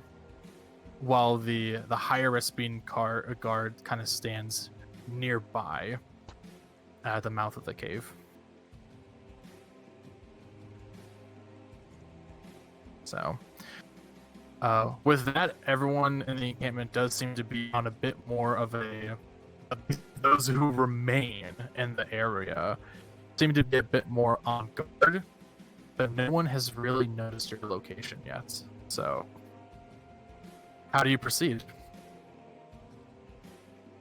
Let's see. Just a heads up, Ace. You went all digital to me for a moment there. The audio seems to have recovered, but I also seem to have lost the Twitch stream. Refreshing it momentarily allowed it to play and then stopped playing again. Internet seems to just be weird for both Dawn and I. Yeah, I heard the same roboticism there. Okay, that was probably me getting my head away from it. I'm also losing some Ooh. frames, unfortunately. Give me a moment. Yeah. Yeah, going Robo. Oh, Oh no. give me 1 sec. I'm sorry. When I check my voice statistics in Discord, I have a packet loss of 0, so it's not me sending. Let me get rid of some tabs here.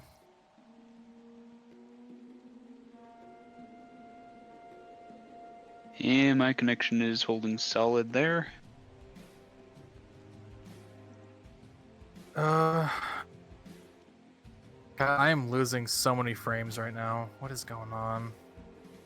Ooh. Yeah, it sounds like Sunday internet there across the nation is not doing so good. Yep. Oh wait, I think I might be coming back from this. You start to Yeah, sound you're normal again. stabilizing here. Hey, there we go. Okay, we're back. Sometimes my internet does that, which is annoying. Yep, and I'm getting Twitch frames again. Okay, Yeah. cool. So where did I start to have that technical issue? The soonest I noticed it was when you were literally telling us about you finished talking about the fireworks going off and the guy on the bridge saying that anybody or like fan out try to find whoever's doing that and put their heads on a pike, and then you walk back into the cave. Okay, awesome. So I think that should still be clear. And if I need to, I'll just repost this up with the actual recording that I have for this. So beautiful. Yeah. Yeah. So with that in mind, there is a bit of a disbursement for how many people would be in the camp. But you do get information that there at least is an extension of people that were in the cave that now was essentially a legion's amount of people, and they're gone. So how do you want to proceed with this situation?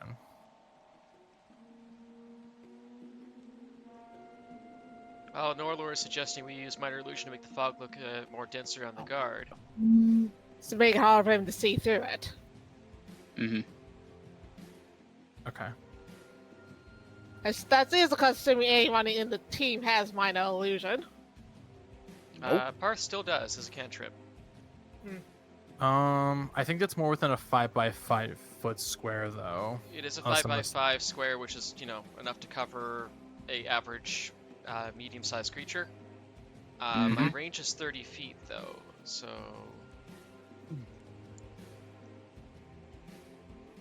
It was just a thought. Yeah, Have it seem I'd have to be this about... close before I can cast it. Oh, I see. The trees are confusing the measuring stick. So it'd have to be roughly here to cast it. The measuring is being really picky, but roughly there to cast it. I was just thinking having it more dense so when we try to sneak around him, it's hard for him to spot us. Yeah, and That's since he's all. already standing in fog, if we do make an illusion of thicker fog, you won't really be able to tell that he's standing in only a 5-foot cube of thicker fog, because fog is just going to mesh with more fog. Mm-hmm. Yeah, that was my train of thought. Yeah. Well, if we can get close enough, I can cast it, but if I understand verbal components, I can murmur them quietly. Yeah, you can definitely do that. And I would say that you wouldn't even need to do a check for that stealth or so, as Well, actually, there is no verbal and minor illusion. Sorry, it's just semantic and material. Oh, perfect. Yeah. Okay, in that case, Nah. sneaky Dirk. And as Paarth were to, go to take off, Vladimir would do a mental projection towards him, giving him an image of Paarth's own form turning invisible. With an emotion of, be careful. Don't forget to do this if you need to. Yeah. Unfortunately, Paarth can only do one or the other at a time, so he will try the minor illusion first. So, And since there's no verbal component, Paarth will just simply cast the spell and make the fog around the guy here very slowly become more dense. Okay.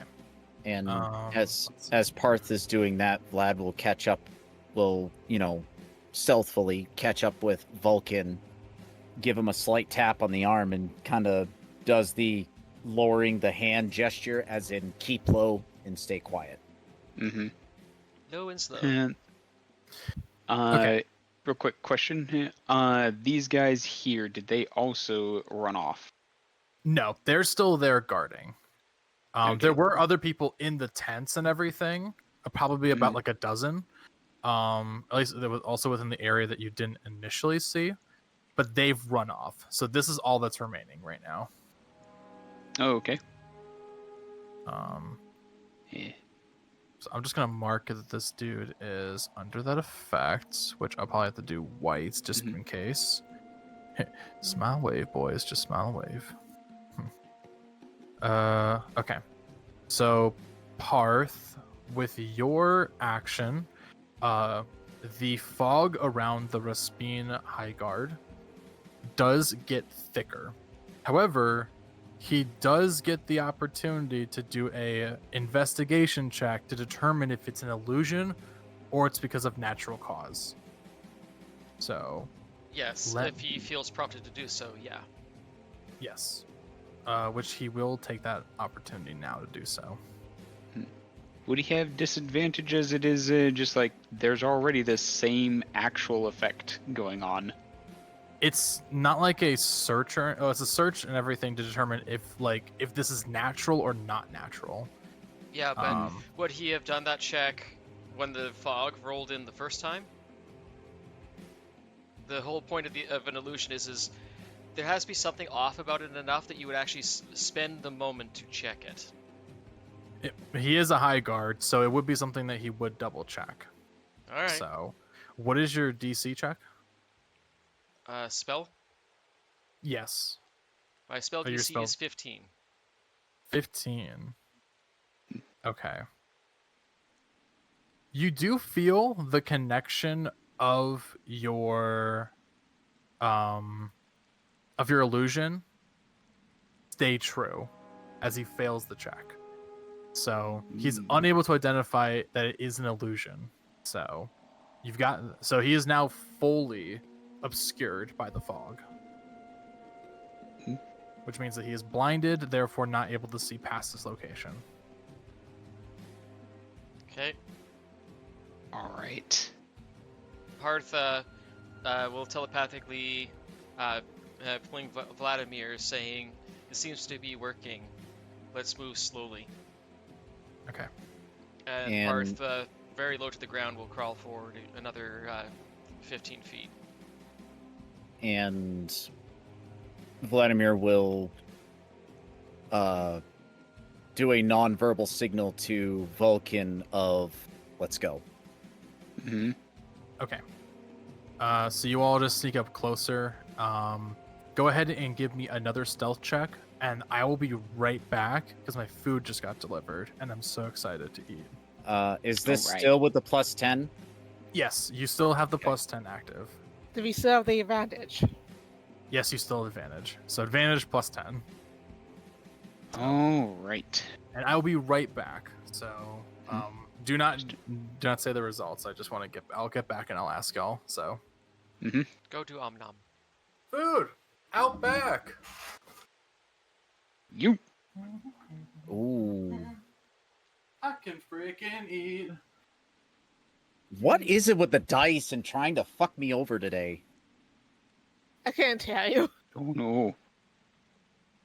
Like, I just rolled a 5 and a 6. Like, what the fuck? Right? Huh? Okay, I've just got to roll my dice twice.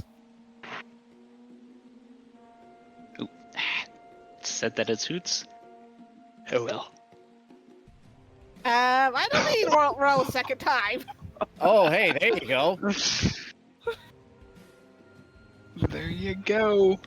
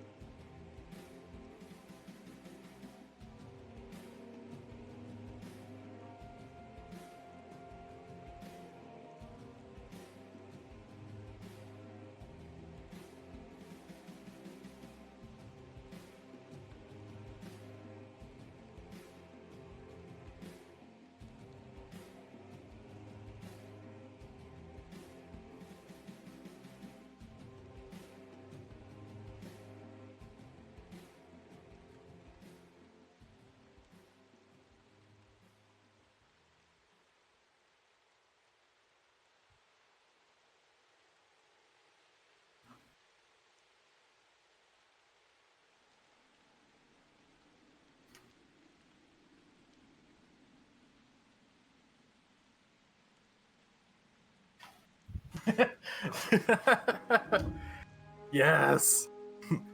I have food. Yes. Yes. Also, they gave me the one bread that they usually set at tables. They gave me a whole loaf, and they gave me the butter for it too. Nice. Oh, Nice. nice. So big loaf of bread with pasta. Mmm. Okay, so let's go ahead and see what y'all got. So, did anyone get higher than 20? Yeah. Norelor, she rolled a nat 20. Vladimir got 21. Valkin got 27. Okay. And then so there's that. Anything that was 20 through 15? I don't know if Mm. Paarth rolled his yet. Do I Let's- need to roll stealth? Yes. Yeah. Oh, my apologies. I think advan- my ad- dice ceased to exist, so I rolled new ones. Yeah, it was getting pretty crowded. You had pizza? Nice. Aye. Yeah, y'all are good. Apparently, my dice are determined to give me a 31. So Yeah, y'all are way more than good to go. So, okay. Mm-hmm. Mm.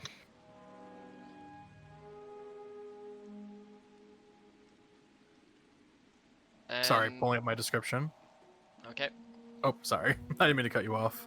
no worries. I was just going to vocalize when Paarth reaches the maximum limit of his minor illusion, he will, just like he slowly cranked it up, he'll slowly crank it back down again. Just make it look like that extra thick fog just start to blow away. Okay. Mm-hmm. Sounds good. So, all right. So, as you make it towards essentially the small wooden bridge right by the mouth of the cave, you can see on the east side of the stream, flowing from the cave mouth, there's a small area in the briar thicket that has been hollowed out to form a lookout post and a blind within the area. Wooden planks flatten out the briar and provide room for guards to lay hidden and watch the area, including a decent amount of goblins within the area, which I am revealing to you right now. You also do notice there is a small split of trees right before the post out, the location of the actual lookout post.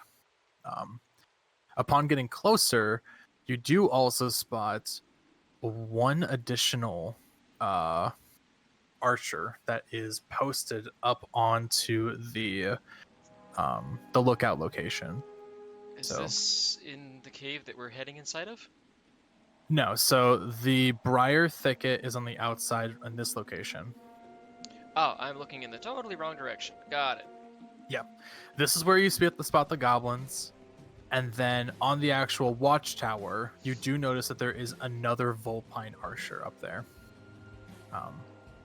Since the Raspine guard still hasn't seen you because of the illusion, what else were y'all wanting to do? I imagine we're gonna keep going into the cave, right? Mm-hmm. Yeah. So Mhm. how? So that looks like you might want to we're going to get our feet right if we're going to try to avoid being right next to the guard and bumping into them.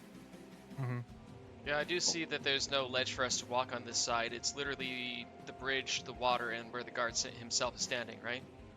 Yeah, so on your side right now, there isn't an area to walk, and getting in the water could probably cause complications, of course, for stealth. Though there is a small walkway, essentially where the guard is posted up. So it's like right about like here is where like you can kind of walk across inside the cave. Paarth shares this telepathically to Vladimir that there's no way in other than where the guard himself is standing. We either need to take the guard out or find a way to silently get across the water without alerting him. There, Hmm. I signal there to Paarth there and pointing at him, and then having my hand out as kind of rippling my fingers for the water, jump across with my fingers out to indicate gliding over, and then to myself, and then to Valkin or Vladimir, I do a little spell sign there and do a similar effect, saying that we could, or you could glide across, and we could fly across. Okay, taking that instruction with the illusion still currently active because I've moved far enough away. Paarth readies himself up, tries to give him any height he can. I don't know if these rocks give me any height at all, but if they do, I'll take it. And performs a jump with a glide across the water. What would you like me to call that? An athletics check? So you'll you have enough strength or so to pretty much cross it. The only thing is that you'll want to do stealth to make sure the guard doesn't spot you. So just roll stealth again. Yes, go ahead. The river is itself not too distant. Anyone can really kind of jump it because it's only about 10 feet in length. Those who are lower in strength will probably have to do a specific check for it though. Okay, so 26. 26, yeah. Mm. You can put yourself behind the guard where you want to jump. You'll just want to make sure that you keep your character there. So And since the Lord is riding him, yeah, you don't need to do it either, so you're good. There, and then I do ask there for Vladimir if he wants to try jumping over there, or for me to use the spell. I use I go ahead and, just because it's just between the two of us, use message, since that won't allow the guard to hear it. Is that two-way or one-way? It is two-way. You can reply with the same immunity to someone overhearing. Is it quiet? And there, second round, there. touch spell, nothing else. At that point, he just nods. There. Alright. So then I will touch Vladimir, expend one of my spell slots, and we can now fly for the next 10 minutes. That's a concentration spell, isn't it? Yes. Okay. So you well, have to leave. you do this hex. Oh shoot, I keep forgetting Hex is a bloody concentration spell. Mm-hmm. And there. Oh. There. Does so little hand. There. Alright. I think it's worth sacrificing the slot for the hex, sadly. There. You could just attempt to Yeah. jump it, though. Yeah, I was about to say, that's right, I forgot. And there, could attempt to jump it, because your strength is more than enough, and mine is plenty whenever I transform as well. The only thing factor is you're also fighting the noise that you're going to make when you land. Mm-hmm. Mm-hmm. Which, pass without a trace, I think we'll be good on.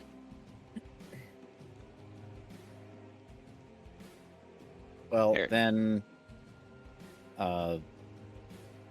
Vladimir will have Vulcan kind of step to the side a little bit. And for this, would it be acrobatics to also ensure that he lands in a quiet spot? Acrobatics would be more about trying to traverse it. If you were trying to do that in place of stealth, I would allow you. But because you already have the bonus to stealth, probably wouldn't be. You would just do stealth in general because Oh, you just can. stealth still? Yeah, because you have enough strength to get past it. Okay, Mhm. so I just need to do another stealth roll. Mm-hmm.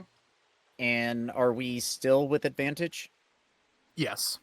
Okay. I just want to make sure.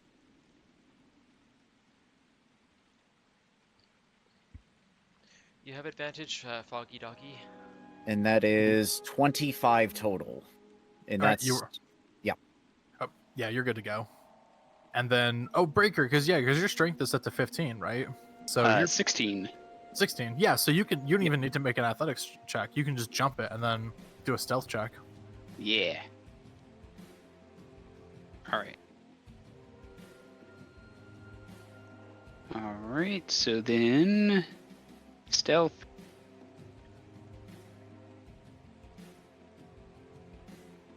And... 32. Yep, you guys successfully make it over. Mm-hmm. And then I will go ahead and reveal more of the cave. It looks like Vladimir's going to so tempted to just punch this guy in the back of the head. Okay. So you all successfully sneak your way in, which I'm so proud of you guys for doing. I thought y'all were just gonna murder Hoba, knowing what your preparations were.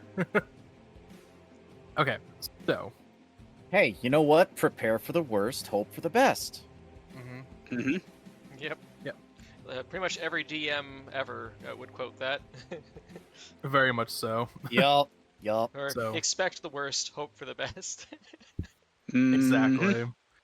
So, just inside the cave mouth, a few uneven stone steps lead upwards on your far right. The sound of savage snarls and rattling chains greet your ears as you just make it up to the bend of where it may occur. And I would say this is just about where here you can start hearing that.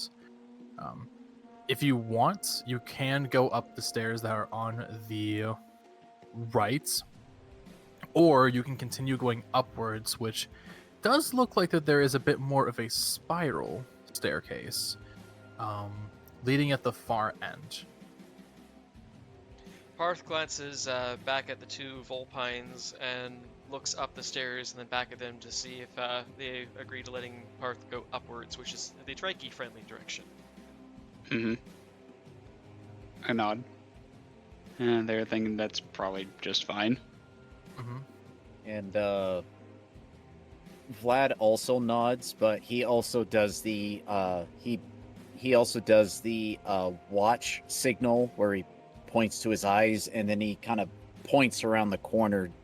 He kind of points ahead a little bit to where it looks like there's another set of steps going up, just a little bit before that main set of stones. Paarth Yeah. will be doing perception as he moves forward to try to take a peek. Let me know if you'd like me to roll a perception check. Go ahead and do perception.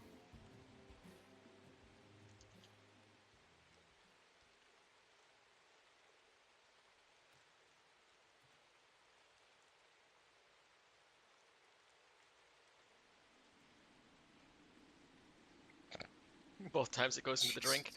13. Okay. Yeah, I would say you're able to hear it, and see it also.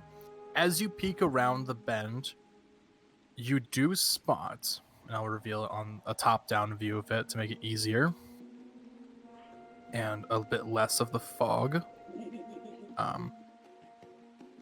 A total of 3 wolves can be seen at the ends of the actual cave itself, or at least within the actual like small set of stairs, right over here.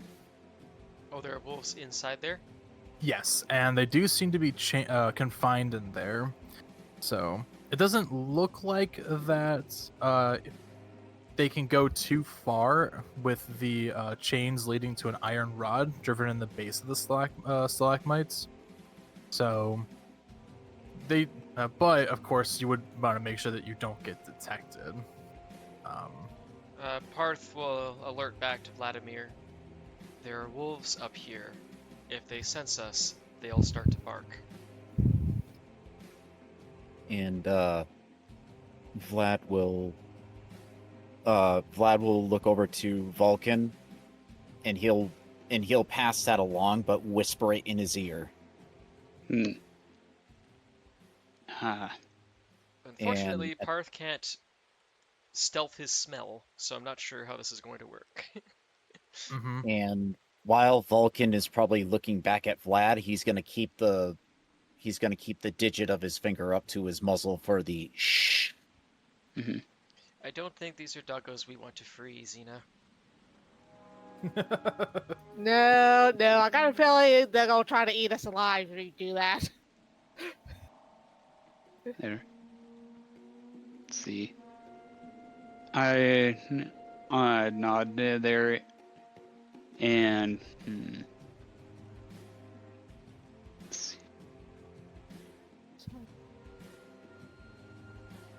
Trying to think of how we might be able to go past there, and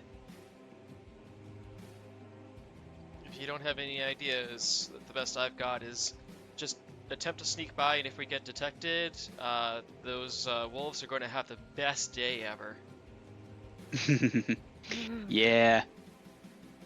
Yeah, I was just thinking of trying to stick to the edge and Oh. sneak around. So Vladimir was already made aware of Paarth's breath weapon, right? Yes. Mhm. Okay.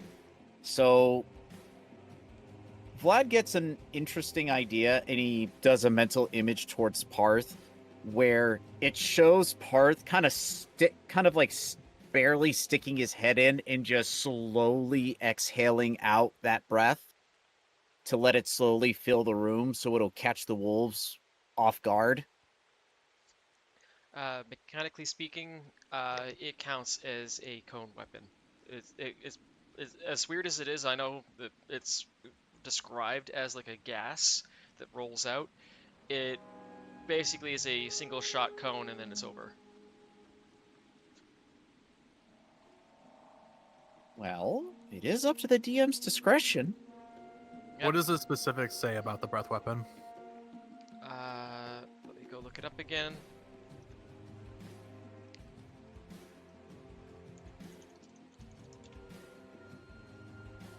Fairy Dragon. Violet.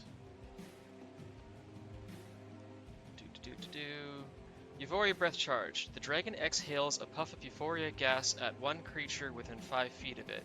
The target must succeed a DC 11 Wisdom saving throw, or for 1 minute the target can't take reactions and must roll a d6 at the start of its turn to determine its behavior. 1 through 4, it can take no action or bonus action, and it makes a movement in a random direction. 5 through 6, it doesn't move and has an attempt to make a DC 11 Wisdom saving throw to break itself free. Your variation, however,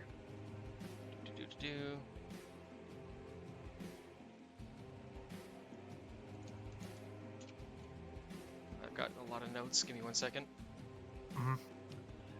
Your version, however, you made it into a 30-foot cone with a 15-foot arc, where once per long rest, affected targets cannot take reactions and on their turn must roll a wisdom saving throw at the end of their turn to attempt to break the effect.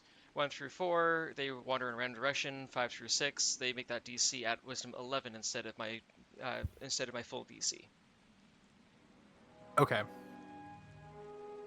So yeah, I mean, they could still make noise and everything for the most part. It's not like it immediately knocks them out. But the idea is they take no action, aka they would stop barking and such, and then instead just be in a bit of a high drawl kind of thing. Mhm. yeah, I mean that's pretty much how it would work. So the I'm only basically thing is dog nipping them. yeah, but at that point it's like the euphoria is like it's enough to hit them with the effect, and then it would dissipate afterwards. So it's not like a constant lingering gas that occurs. Yeah, this lasts. How long is the effect again? It actually just continuously lasts until they eventually succeed in the wisdom saving throw. Mm-hmm. So they just keep rolling and rolling and rolling until it finally wears off. Yeah. Would you want to do that, or? I was thinking of me making it a ready to action so that if I see any of the wolves growl or bark, I hit them with it because it'll quiet them down, because barking and growling would be considered part of an action. It would be no different than a person talking. Yeah, like alerting and everything. Mhm. So Yep, somebody hit with euphoria gas cannot call out because they're too out of their mind to do so. okay, then if that is the case, then if you guys are gonna sneak past, but then you have the ready to action for your euphoria breath, you can definitely do so. So Okay, in that case, I will have Paarth crawl forward up to here, with his head able to anchor all around the edge, and have the 2 vulpines attempt to pass and see if the wolves take notice. all right. I have so my ready to action is, as a reaction, if the wolves growl or start to bark, Paarth will promptly fire euphoria gas in at an angle towards the sound. Okay, sounds good. Then that means that Vlad and Valkin, I need stealth checks from both of you. All right.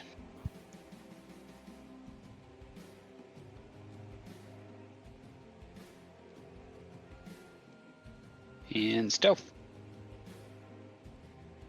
All right, sorry about that. I had to let the hauler know that I was recording. 32. Okay, so another stealth roll. Don't Yep. fuck me over this time, please.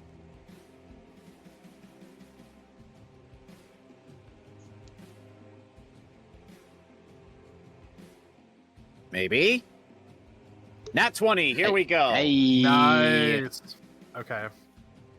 Yeah, you two make it through completely okay. So go ahead and stop your characters like right around here.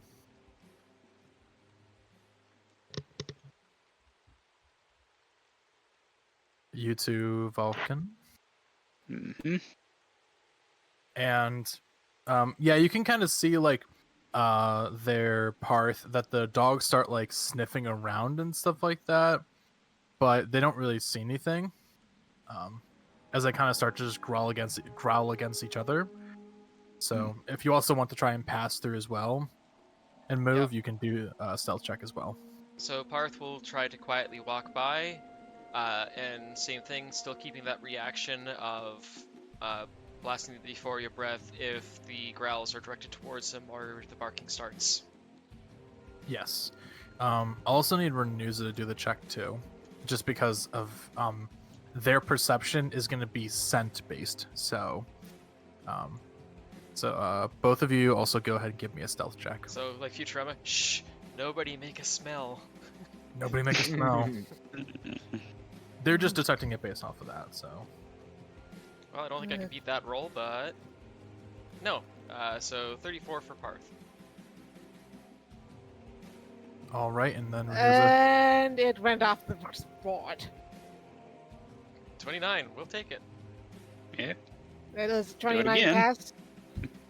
Yep, you guys both succeed. So, Alright, I don't see a point of doing it because I don't think critical success will do anything here. Mm-hmm. yeah. Okay, so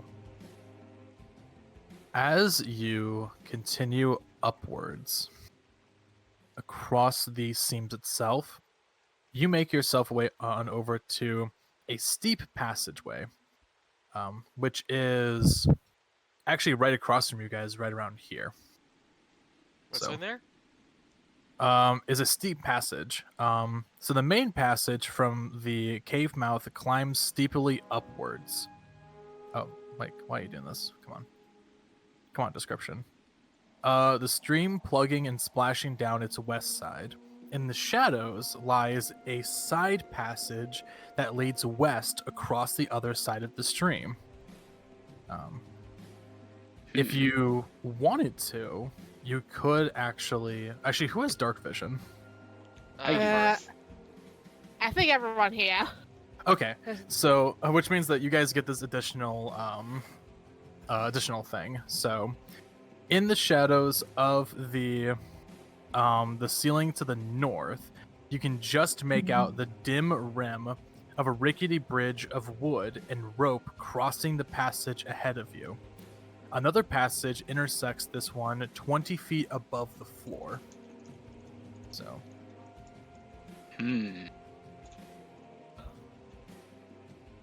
if you, since everyone does kind of see the bridge itself, which I will reveal here, wherever you're at. There you go. The bridge is right about here. Oh, I did not have my camera angled up high enough. So that's after you walk around the twisty bridge, I'm guessing. Yeah, we as you're walking up right now, you can notice that there's a bridge right above you. So there is that. So That would be the Paarth-friendly option. The side cave is a curiosity. Valkin can definitely have Hoots take a look in there for us. Mm-hmm. So Hoots is going to go into the side cave there and kind of start hopping his way up and around to see what is there. okay. So let's see here. You do, as you send in Hoots to go in that direction, which I'm going to see if I can light this place up a bit more to kind of make it a bit easier to tell. So, uno momento for that. Mm-hmm. There we go. I'll just count this because of dark vision, because I forgot y'all have dark vision. So, yay. Yeah. Where is the area for that passage? I'm just trying to double check.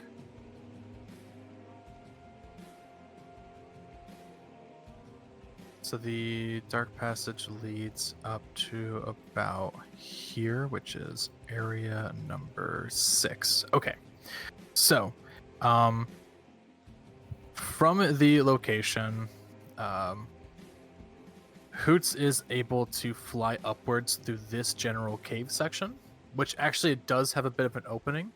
You do notice that it is covered in slippery rocks, along with a pretty steep climb, which can be a little bit tricky as you may actually fall into the the stream and get caught into it. As you approach upwards and this large area over here. I'm just having such a hard time getting the camera to cooperate. No, it's okay. I'll mark it like right over here. So like this whole area, pretty much. Mm-hmm. Let me There know we when go. you. Okay, perfect. Yeah. So, from this large area, is essentially a den that looks to be used for a hideout. This large cave is divided in half by a 10-foot high escarpment. A steep natural staircase leads from the lower portion to an upper ledge. The area is hazy with the smoke of cooking fire. In addition, the fog actually isn't much here though, but mainly it's the smoke. And it's pungent from the smell of a poorly cured hides and unwashed goblins. And on the far end of the cave, you are able to spot a total of 5 enemies nearby the fire, which look to be about 3 goblins and 2 mix of like humanoids, one being vulpine and one is a bit more of a brute-like male. You also do notice that there is a goblin on the more top portion right over here on the far end. So by the sounds of it, this cave doesn't seem to be leading anywhere useful, but there's a whole bunch of people camping out in there. Yes, but there is a staircase that is like more stone-like right here, which can lead up to something. You also do notice that there is another path, actually kind of more towards Hoot's immediate right, aka this location, which might actually, because of its location, lead you to the bridge. Yeah. So it's either the spiral staircase to the bridge, or we just go there. Like, we just either take the spiral staircase up, or we go down that narrow path. Because I don't think Paarth could go through, and not to mention the rocks are steep and slippery. There.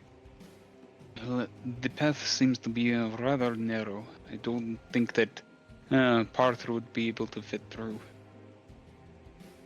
Paarth nods gently and glances up at the bridge. It'd be safer for me to fly. You're looking up at the bridge, you said? Yep. Even if I need to jump down, I can safely glide with a rider. If you're looking up there, go ahead and give me a perception check. Okay.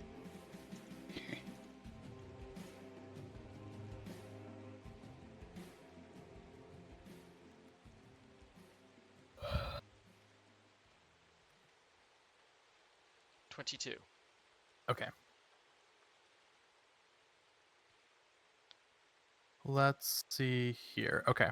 So then now I can give you the fun little overpass description. So as you look up, with the general bit of combination of information you have, you can tell that the stream's passage continues upwards beyond another set of uneven steps ahead, bending eastward as it goes.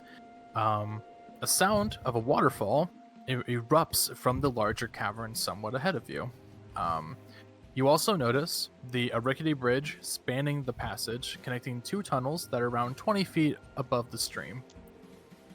In addition, it does look as if there are 2 guards watching the overpass itself.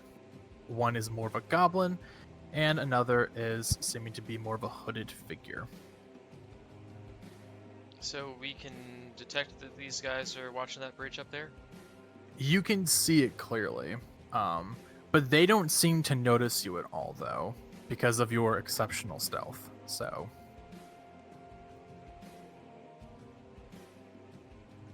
yeah, there's people right on that bridge. Oof. yes. Paarth stops, gently noses Valkin since he's in front, and gestures up.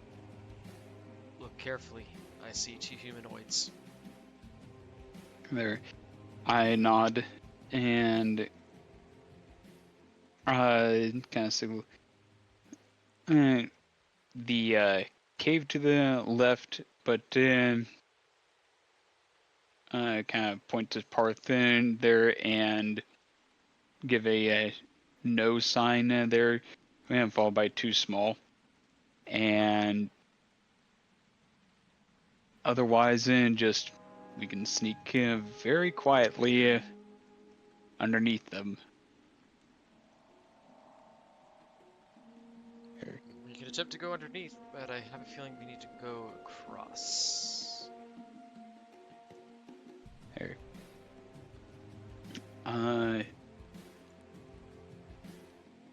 Thinking for a moment there. This one's a little bit longer, so I use message there to say to Vladimir, you and I crawl up here and take out guards on bridge. They wait.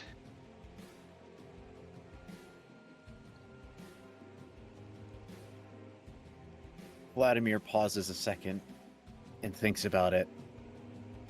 He looks over to that little side cave.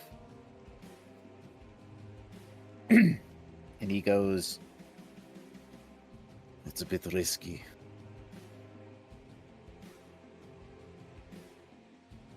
Very risky." Here.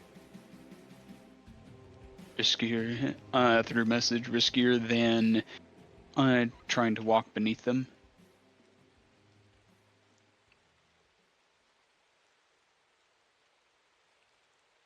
If one of us fucks up, we'll be washed away. Just putting that out there. We can certainly try it, but if one of us falls, then be prepared. Here.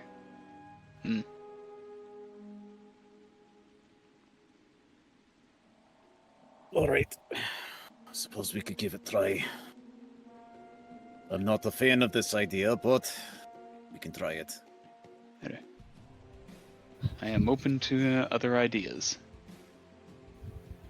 We can, out of character, we can stealth under them. By the looks of it, the path we're going literally like does a full 160 turn onto that bridge. Yeah. And who So we knows, can right put- fights. If we take a look at the other area, we might find something that can distract them while we cross the bridge. Like, we can definitely sneak under them, but then literally they're on the bridge and we'd have to push right past them to get past. Then let's sneak under them. I All suppose right. the one And- thing we could try is we sneak under them. When we try to cross the bridge, Paarth still has that one shot left of his euphoria breath. He could try to get them drunk, and then you two can knock them out before they can get back to their senses. Mm-hmm. Vladimir does broach up. He does mention to Valkin going, although that would serve as good exit strategy.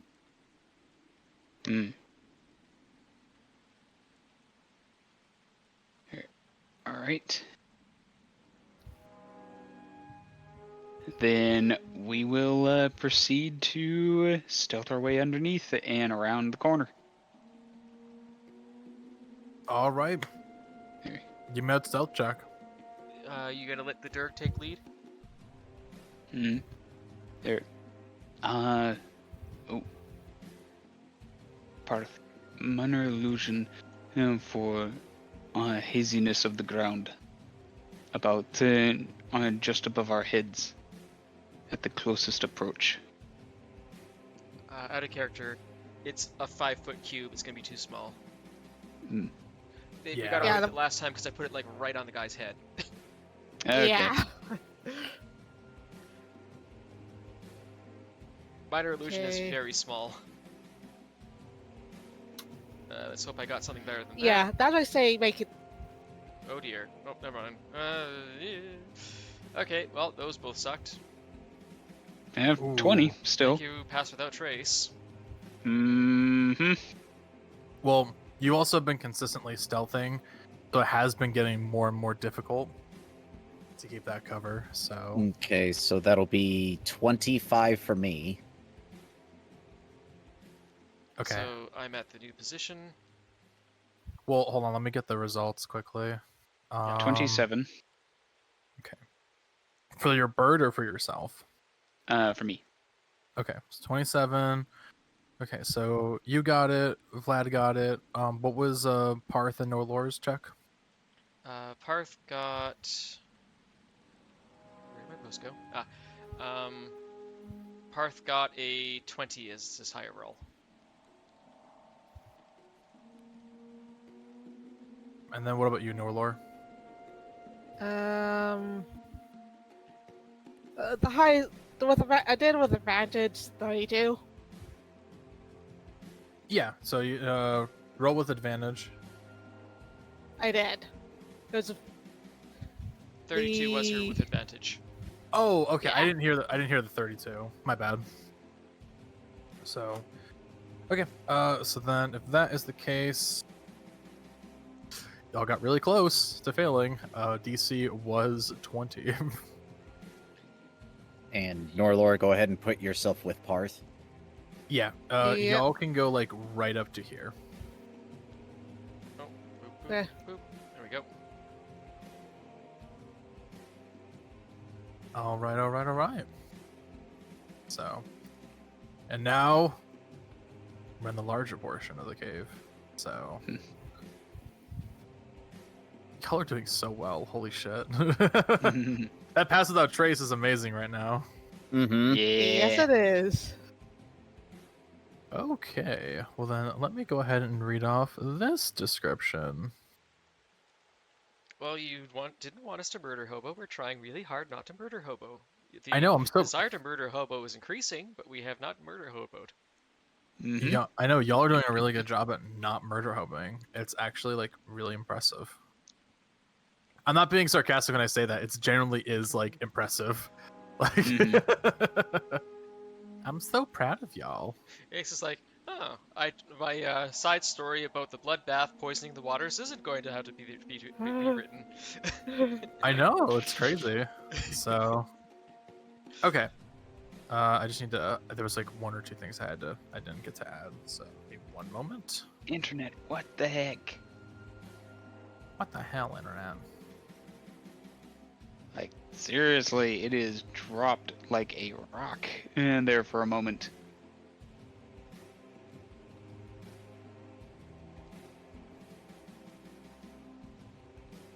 Bam, and bam. Okay, cool. So, you have now entered the area of the Twin Pool Cave. This cavern is half filled with two large pools of water. A narrow waterfall high in the eastern wall feeds the pool, which drains out in the eastern end of the chamber to form the stream that flows out of the cave mouth. Low fieldstone walls serve as a dam holding the water in. A wide exit stands to the south, while two smaller passages lead west. The sound of the waterfall echoes through the cave, making it difficult to hear. And as you get a kind of a bit more of a better perspective on this end, you notice that there's still a decent number of people in this room. As you see a total of 1, Is it- 2, 3, 4. Oh, go ahead. Is it just me, or does it seem a little dark in here? I might have to turn up my contrast. It's still dark in general, but I can Oh, change okay. it here. I'll increase it a bit more just because Nope, that made it darker. No, you did. That made it lighter for there you us. go. Yeah, Yep. that made it lighter for us. There we go. Interesting. Okay. Is that better? Much better. Okay, cool. It So- still looks dark, but night vision dark, where we can actually see now.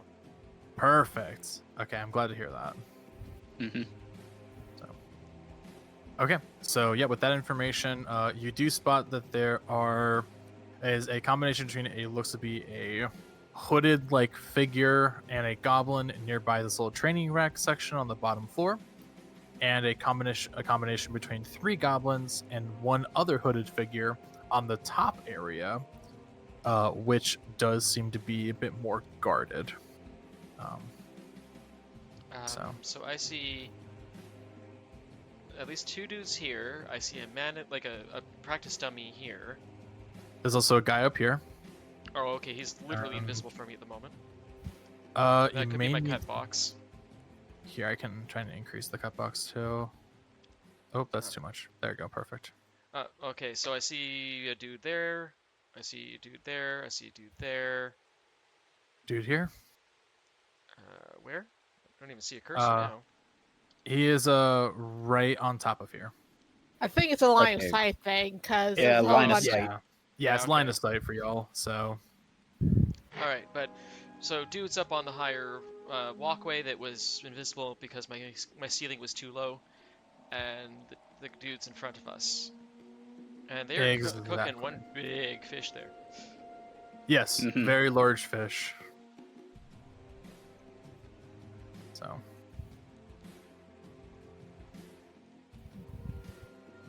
But yeah. What we're let's see here. And of course we have the dudes on the bridge who may very well notice if we cause a ruckus. For sure. Mm-hmm. Mhm. So this is still in the threshold of way too much company. Agreed. So, and you can see too that like the actual like bridge is like it loops around this way. So, Mhm. like around this corner. So, but yep. Any ideas of how you get around this situation? Paarth can go invisible, but I don't know how we're gonna get everybody else across. Alright. I'd say minor illusion there, right around the corner to minimize exposure there, and we loop onto the bridge. Again, it's a 5-foot square object. And Yeah, I can't see where I but can position it where we can hide behind it. it's more a matter of breaking the line of sight and exposure for very long. Something. Well, I can put something that's literally this big, like a barrel or something, but they might notice the barrel. Well, it could just be an illusion of this wall here. Like, you're looking through it and you see a picture of the wall as opposed to, a dragon moving past. Oh, you mean like the classic cartoon thing where the person takes a photo of what the stealth camera is supposed to see and then puts it in the front of the camera? Mm-hmm. I don't know if Paarth can do a perspective illusion without knowing the perspective. Yeah. There. He's a smart dirt, but he's not that smart. Mm-hmm. Let's see. Options are Paarth can run up to people in Euphoria Breath, but he's only got 1. Mm-hmm. And that definitely won't get all these people because they're spread apart. Paarth can just simply try to stealth by and hope that they don't see him. He can turn up to 2 people invisible. At least I think that's his cap. Let me double check what level spell that is. Invisibility, 2nd level. I can upcast a 3rd, so yeah, I can only take 2. He can cast heat metal to like set a fire and cause a distraction, but that'll definitely get people upset, which will probably make a hubbub. Mm-hmm. He can flat out run, but that would work, but everyone would be after him.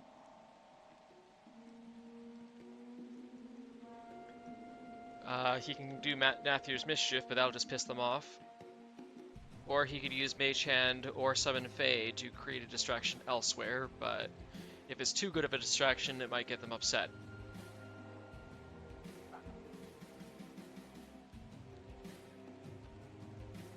Is the fish on a metal stake? From what it looks like, it's on like a wooden sort of stake, but it's like a pretty like reinforced one through the center. So. Donna, I was hoping to throw an overcooked fish would distract them enough. Oh, just have the fish get burnt. Yeah. Our food. Yeah. Well, I was gonna say Vlad does have the boots of Misty Step.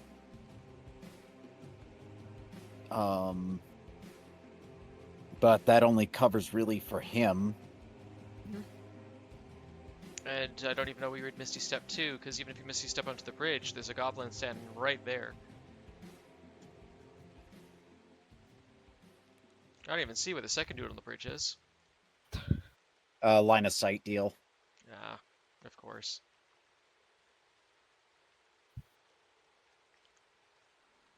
Tough options here. So we can have 2 people invisible. We can have 1 person Misty Step, but I don't know where to. Yeah, there's that, and we also have a Oh. scroll of Misty Step that can cover Vulkin as well. We have one more thing. I read Nenewza's list. We have a potion of invisibility. Yes, we do. do. Actually, 2 of them, in fact, I thought. Well, that's what's in the back pony. If you guys have potions of invisibility on yourself, I do not have it on the list. I put I see another one list, in the bag. and we have 2 more from the Shar's Temple. Of invisibility potions? Yep. Oh, I didn't know. So you have those on you? And there, yes. There. So So Alright. we could just have all 4 of us go invisible. We could. Mhm. Yeah, that'll cover that. Paarth can easily cast his invisibility spell to save the potions for later, and you 2 can drink a potion. The only difficulty we'll have is getting past the dude on the bridge. Mhm. Because he's literally Yeah. standing in the way. Like, we can't we'd brush by him. The only thing I can think of is we have to do something very mild to attract them, like make a stone fall, or Mhm. as Renewza suggested, burn the fish. Yep. Let's burn the fish. I have an idea. Mhm. I have a good idea. Paarth will quietly suggest to them, I have idea. How about the 2 of you drink potions of invisibility? I'll push the fish over so that it falls into the flames, and then we will also go invisible, and hope that the guards on the bridge will run over to deal with the fish getting ruined. And there. That sounds like a good idea. Just be careful. Get your potions ready. This will be quick. She goes, yeah, the visitor have to go on right after we find out what the fish is dealt with. Alright, Ace. Paarth Yes. is going to spawn a mage hand behind the fish so that it's not visible, because the fish is literally blocking the line of sight of it. Okay. And it's just going to literally push on the fish, trying to make the entire stake fall over. And at the moment the fish looks like it's going to teeter over, you will dismiss the mage hand. All right. Let me see if I can get a model for that, just in case. Yeah, and if it looks like in Ace's or that Davwyn's mage hand isn't strong enough to push it on its own, I will summon my own to aid it. Cool. Okay. Let me go ahead and give you permission there, and you will also be able to have a game flying. So you're just gonna position it right here, then tip the thing over. Literally against it, like... 1 second, controls are fighting me a little bit. like so. One sec, my camera's not quite right there. Okay, stop pulling the hand up, please. It's because the flames. It's a little awkward like that. Alright, well, roughly like that, where it's actually behind the fish, but I can't because the flames keep pushing it up. So it's not that it's not that high up, but it's on that spot, so it's behind the fish. Okay. And literally it's a push, push, push, push, push. The moment I see the fish starting to tip over, the mage hand gets dismissed.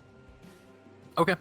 I'll have to see if the guard notices the mage hand. Let's see.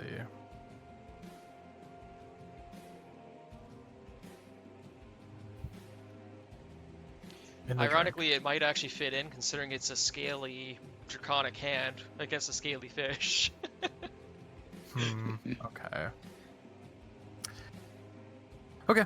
Yeah. So you are able to summon your mage hand and are able to tip over the fish itself.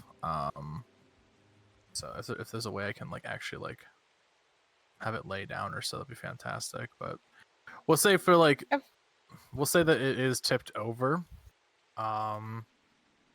And as the embers kick up and stuff like that, there is a bit of an attention that does require to it. And then let me just go ahead and dismiss this. As some of the goblins, even on top, start to make their way on over and look around. You do actually. Where Paarth will also cast his invisibility. Upcasted, of course. Okay, so everyone here has invisibility because of potions and spells? Yep. Or... Yep. Okay.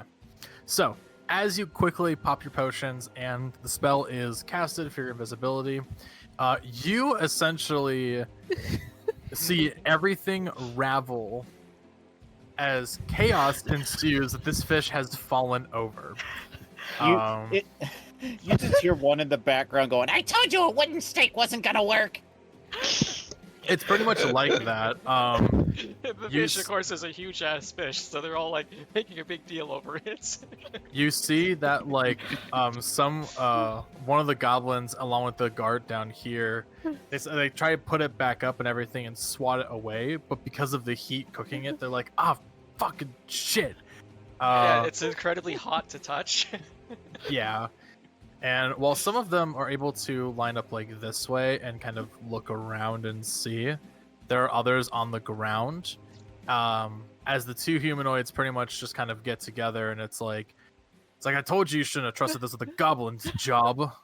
It's like, well, I told you we should have actually had it on an actual platform instead of on a big wooden pike.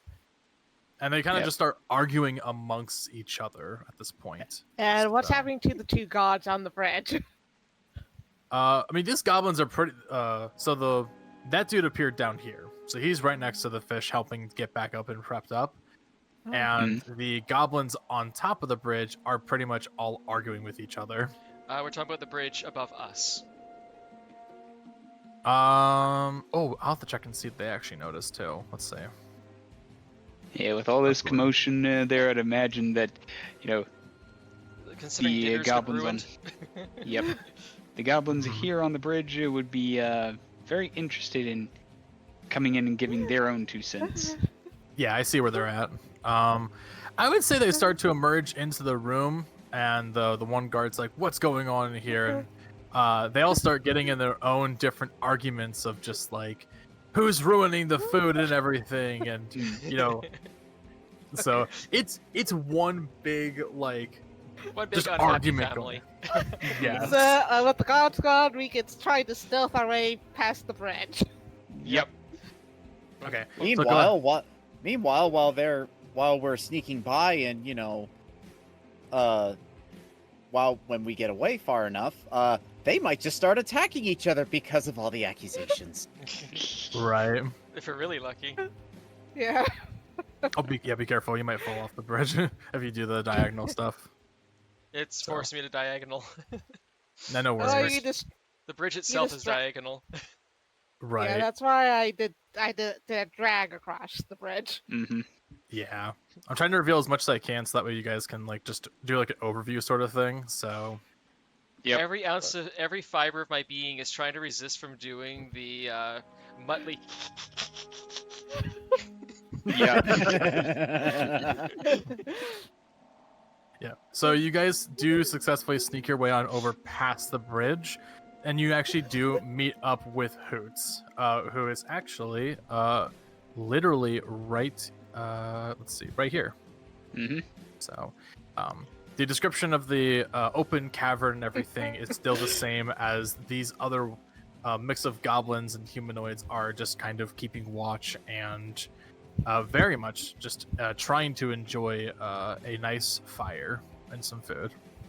So set a 1 hour timer in game world for our invisibilities. So, it's gonna be hard on that. But speaking of 1 hour timer, that is about how long we have left for streams. So we have Pass Without Trace that's been running for about maybe 10 minutes, and we have a brand new layer of invisibility that just was casted. I would say with the Pass Without Trace, because you did it at the beginning and trying to be careful, it's probably been more about like 10 minutes would be probably rushing through this. So It's probably what, 30 like 20? minutes. I'd say like 30 minutes.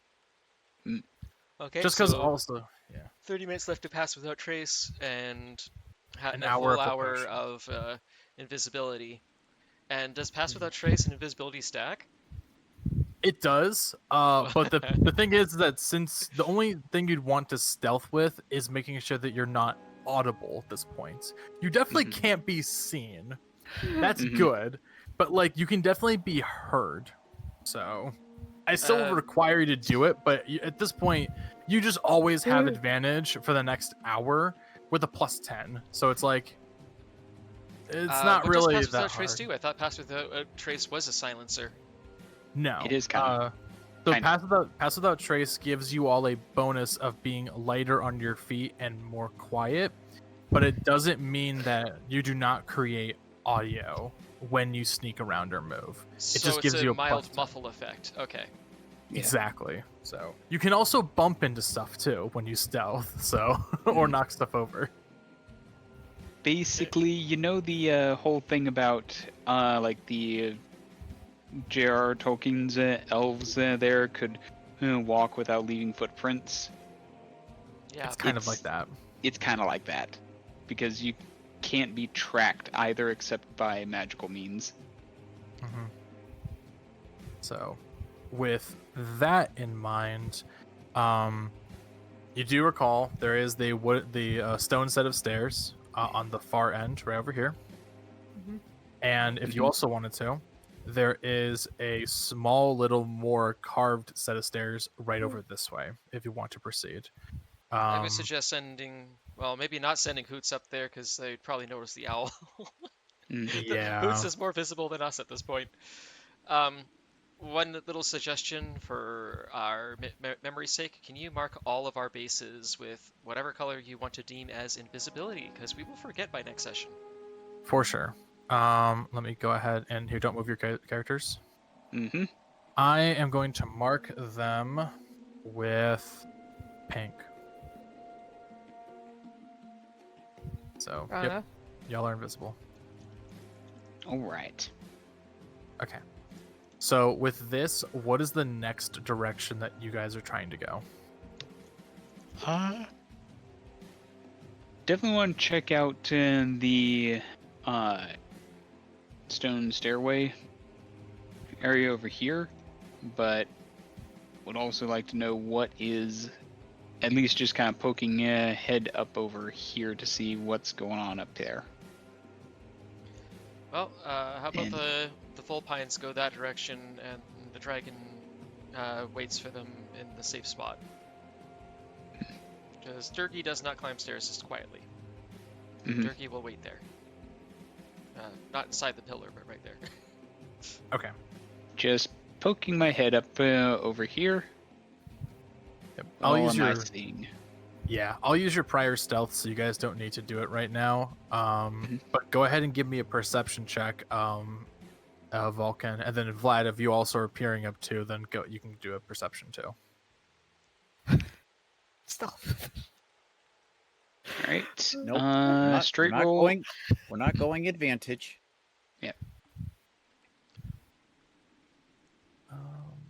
Okay. That is a 10.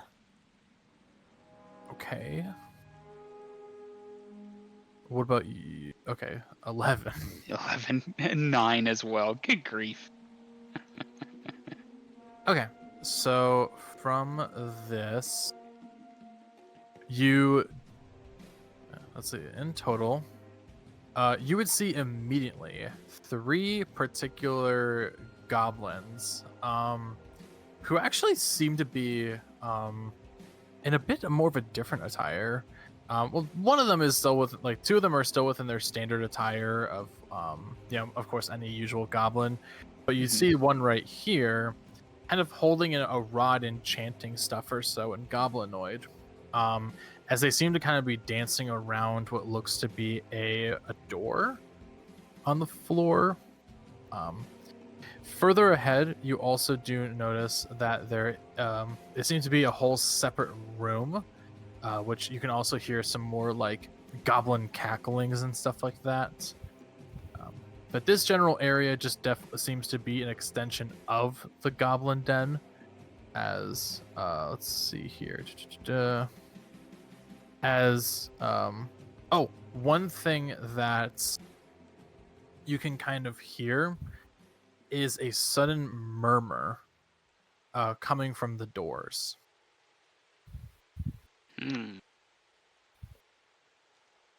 So there's a door in the floor?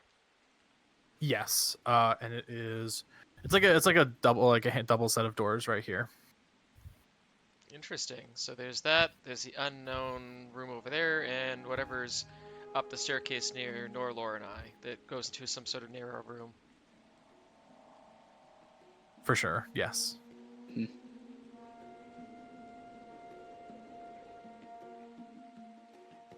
I guess in the meantime, Paarth and Norelor can stealth their way up here just high enough to get a peek through the doorway.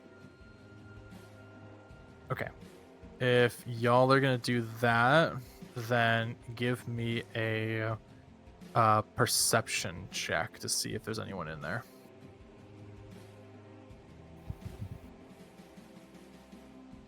Oh, that was a 16 and then it rolled onto a 2. Let's see what my second roll is. That's a lot better. 18. Okay. What about you, Norelor? Give me a sec. Oh, will you stop going off the map? Still good. Yeah. I love how hard our dice are trying to eat themselves, no matter how carefully we roll them. Yep. So this room actually kind of puts both of you at a bit of a surprise, as this looks to be a makeshift study. You don't see anyone or hear anyone in the room ahead of you, but your eyes do immediately meet with what looks to be a basically like some sort of papers strung along the walls, and what looks to be a desk containing different types of items and sorts. It's hard to tell what exactly they are without a further investigation of actually checking the full room. Paarth gives a ping to Vladimir, giving an image of the study that he can see from his current spot. Also making note that there's 1, 2, 3, 4, 5 goblins, 6 goblins just outside that room, right next to them.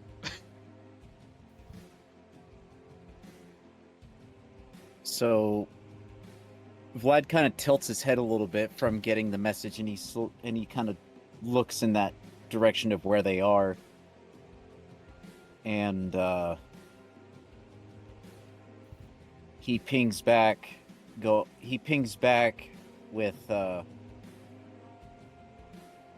just take a look. Try not to take anything. We don't want to give away our position. Paarth gives an affirmative and very carefully walks into the study while keeping an eye on the goblins to make sure that nobody decides that this is a good time to walk into the study. Give me a stealth check, so that way you're not audibly heard going up the remaining stairs. So this is +10 pass without trace, +10 invisibility, and my base score. You don't get a +10 with invisibility, you just get advantage. Invisibility is just advantage? Oh. Yeah. Oh wait, actually, invisibility wouldn't really count based on audio though. So it's more on sight. Yeah, you still get advantage. Yeah, I'll allow it. Because you're doing stealth check regardless, so. Well, my dice got stuck between horns twice, so 18 is my roll. Okay. And Norelor. Okay. One more. Oh, me? Yeah. Even though Norelor has already rolled way higher than I can, may as well get your second roll just in case it's amazing. Nice. So Norelor was quiet. Was Paarth quiet enough? Shall see. You do make your way up into the room and are able to fully see that this study is surrounded by different sorts of papers strung up across the walls, looking to include information of just really everything that you all have kind of gone through, seeing the locations of where you've been, in addition to like kind of like colored lines mapping out the locations of like where certain things were found. You can kind of see that this looks like it was a room for the main operation of at least trying to confirm everything. So this you also do see upon the desk that there are at least a few notebooks and some like other different papers sprawled across it.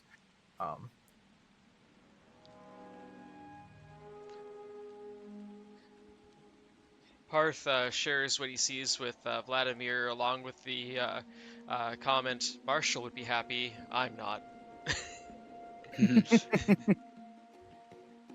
It's a conspiracy wall. That's what's going on there. Does Norelor, since she's looking through the papers, see anything of value? Norelor, if you're going to be looking through the papers, give me an investigation check.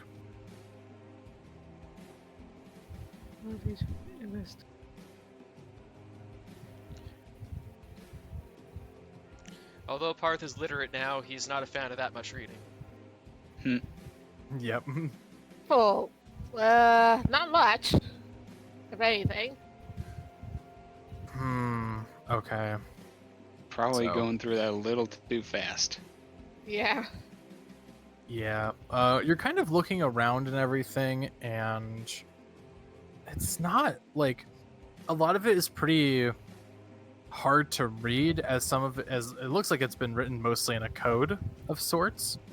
There are some things that you can point out, such as like location of an entrance to the Wave Echo Cave, and just different types of like pins, what looks to actually be a map of the cave itself, kind of like pointing to a few bits and pieces of locations. And because of that, you now have a map of detailed information regarding the interior here. We Which, definitely want to look that over. yes, and with that, let me go ahead and I'm using an earlier map or so for this one, just because you guys didn't get to explore it. But it's something totally different. So I'm going to go ahead and just get a screenshot going for y'all. Uno momento. So I have to pinpoint the locations of where certain things are.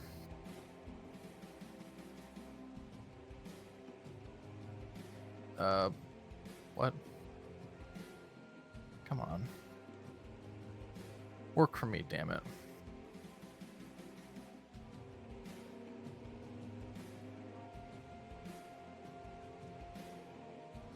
Okay. Well, you know what? I guess the snipping tool didn't work for that, so... Oh well, I'll just pinpoint it in a few locations. So in the our specific text chat that we have, this is the full-scale map of where everything is.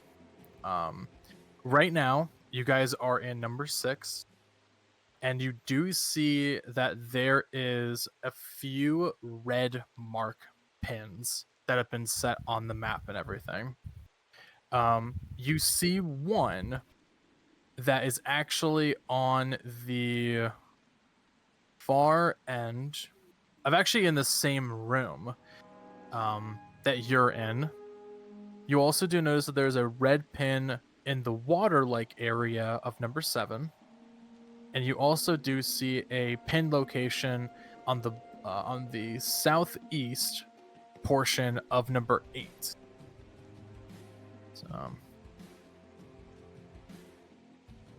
and these are kind of like the pins that you would see from like the Workaholics thing or so, where it's like all the papers sprawled about and everything, like those sort of like red pins and everything.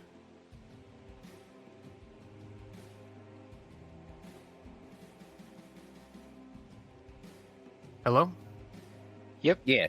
Oh, Yeah. I thought I lost. Sorry, I thought I lost I connection. was still muted. One moment. I'm just putting the map on my stream so that people can see what you're talking about. Yeah, of course. I didn't realize I was still muted when I was trying to type that. So, can you tell us where those pin locations were again? Of course. So, there is a pin location in the same room that you're in on number 6. And actually, I'll pull it up on my stream as well, just to kind of show y'all. Mm-hmm. You see one pinned right in here, on like in this room of number 6. You also see one pinned in the water area behind the dam, so roughly within this area of number 7. And then up in number 8, you see there's a pin location right about here on number 8, the southeastern, more south, but like somewhat eastern side of it. Yeah. The only thing you can really tell, Norelor, with the actual markings of those, is that there's one footnote on a separate document that says red pin equals entrance ? And you see there are a few other locations of different markers.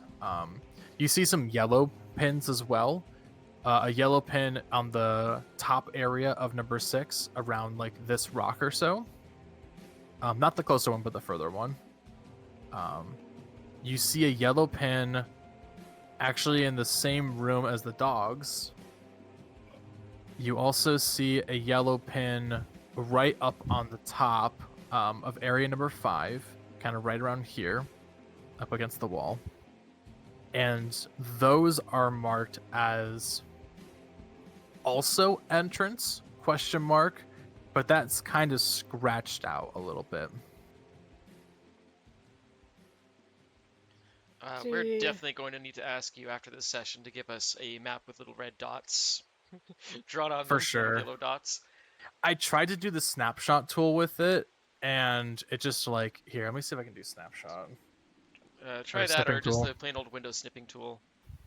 That's what I tried doing the snipping tool, but it didn't give me a prompt to actually like edit it. Okay, here we go. Perfect. All right, so let's see. Oh, nope, that was bad. I fucked that up. So like here, I would say, wait, why aren't you doing? Do it correctly for me. Here, and then let me pull out a yellow one. So right here, and I said like right here. you say something about a pin behind the dam? Yes, a red pin. That is in the behind the dam in the water. And then can I actually just like, how do I just copy this? Because I don't want to. I don't know if it's stream delay or not, but I don't Yeah. see you putting a pin in Oh, behind the dam. here we go. Yeah, you just hit the copy button and then you can paste it directly into Discord. Cool. I think that should do it. So let me know if you guys can see those pins. Yeah, they're coming in there. So I see 1, 2, 3 red and 1, 2, 3 yellow. Is that correct? Yeah. So it looks like that whoever documented those locations, specifying that they're trying to narrow down the entrance to something. The yellow looks like it was a prior attempt, but ultimately it's been scratched out. And the red ones look to be of their current attempt to find some sort of entrance to something.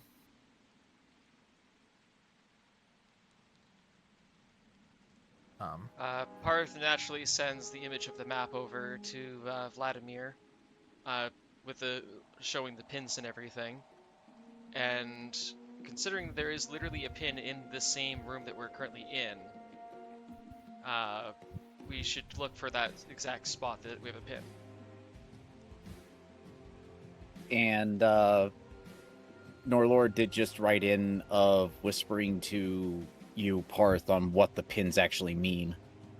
Yeah, Paarth will pass along that the red pins are suspected entrances, and the yellow pins were previously suspected entrances that seem to be no longer the case. Mm-hmm. So, at that point... So I did notice that the double doors in the floor does not seem to be one of the ones that are marked. Yeah, it looks like it's more kind of from behind the actual like cage stuff and everything that's there. So that might be something different. So, what Vlad's going to do is...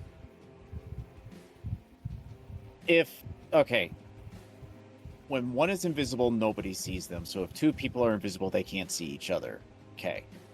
So what Vlad is going to do is he's going to gently rest a paw on Vulcan's back to let him know that he's there still. And he's going to very softly and quietly whisper in Vulcan's ear, basically saying, "We need to link up with Paarth and Norelor. They found something, and it looks like that room may be key." And there, I reach up and kind of give 2 taps on the paw on my shoulder to as a means of response. Come on, hold hands already. Look, we can't see each other. I can't just tap him on the shoulder and him looking at me. Can't do that. That's why you hold hands. Then you know where the other one is all the time. Just kiss while you're invisible already. Meanwhile, that pin literally is like right here, isn't it? Yes, actually, if you're looking around the specific room, it would be basically like roughly right here. Paarth starts sticking his schnoz against the wall, sniffing and looking it over. Okay. Before you do that, Vulcan and Vlad, you guys are gonna rendezvous back up with at the meet spot, or gonna try and go into the other room that the other two are in. Meeting up with Norelor and Paarth. Okay. Both of you give me a stealth check, as you just need to cross the room to get up the stairs and everything. Advantage stealth check with +10. Gotta love it. And that is 28. Nope. Them to start rolling. 31. Yep, you guys make it on over without a sound made. And Paarth, you said that you were kind of messing around that area with your snoot. Yep. Going sniff, sniff, sniff, and looking it over. Give me a either perception or investigation check. And Since my as soon investigation's as garbage, I will use my double perception. I may not need to use my double perception. I will take the first roll. So as Vlad and Vulcan enter the room, Vlad is gonna ping Paarth to let him know, hey, we've entered. Paarth allows Vladimir to see through his eyes, even though Vlad could honestly do it at any point, and can tell from based off perspective, the dragon seems to be staring at this wall. All right. So, with your perception, which was, let's see here, 23. Okay. Yeah. With the 23, as you kind of feel around the walls and everything like that, you feel your snoot actually press into something that's a bit lighter than the normal stone of the wall. It kind of sinks in to the wall a little bit. Paarth feels scared for a moment.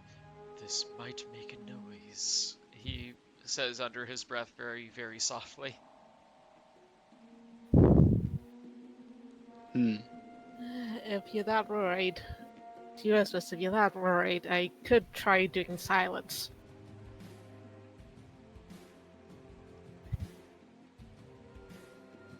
Fine, so there's no noise, no matter what. If you do that, you'll become visible. This is true.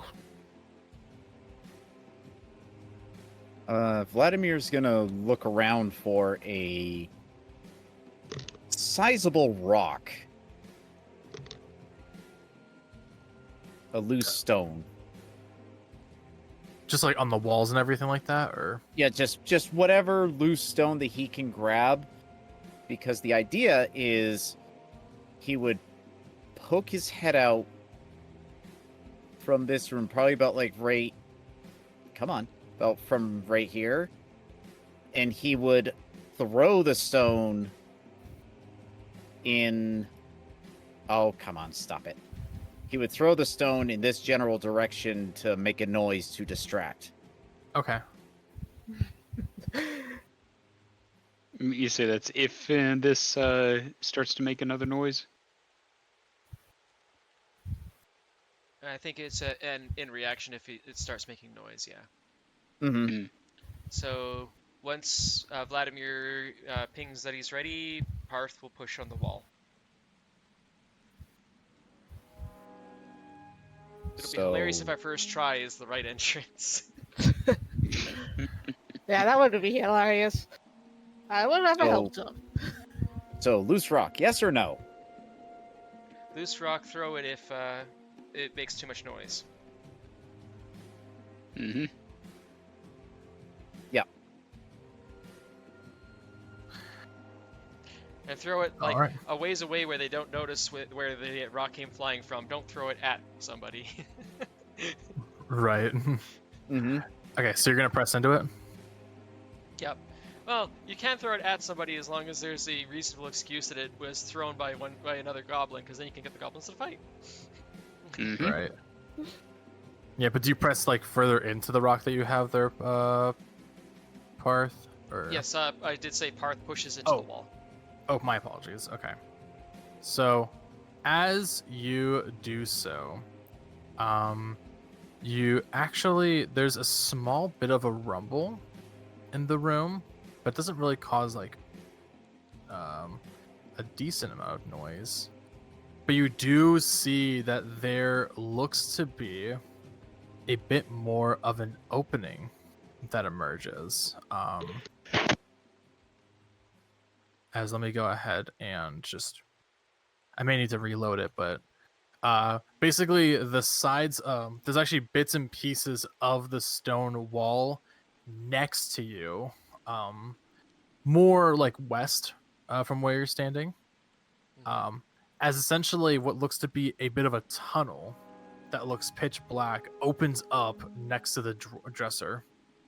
I think I see what you mean, but I think we'll need another brightness Right. boost. It's getting too dark again.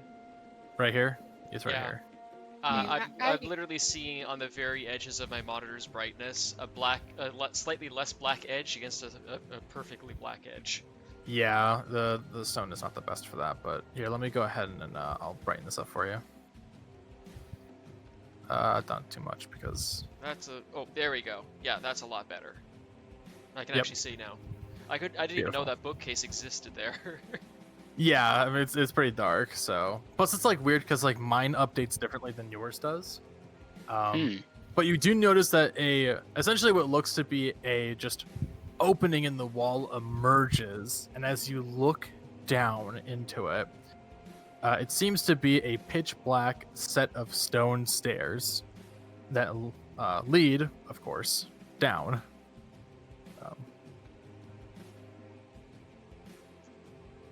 So- Paarth very softly murmurs, "So, into the breach?" Well, Vladimir that was convenient. Vladimir pauses a moment, and once he realizes that nobody has noticed, he's going to walk over and gently place a palm on Paarth's neck, and he's going to flash an mental image to Paarth, where it shows Paarth like keeping his wings tucked in, like tightly. And then he's going to try to find Norelor's leg, and Yeah, as just soon as feel he along the finds her, dragon's neck to find the saddle. yeah, to find the saddle.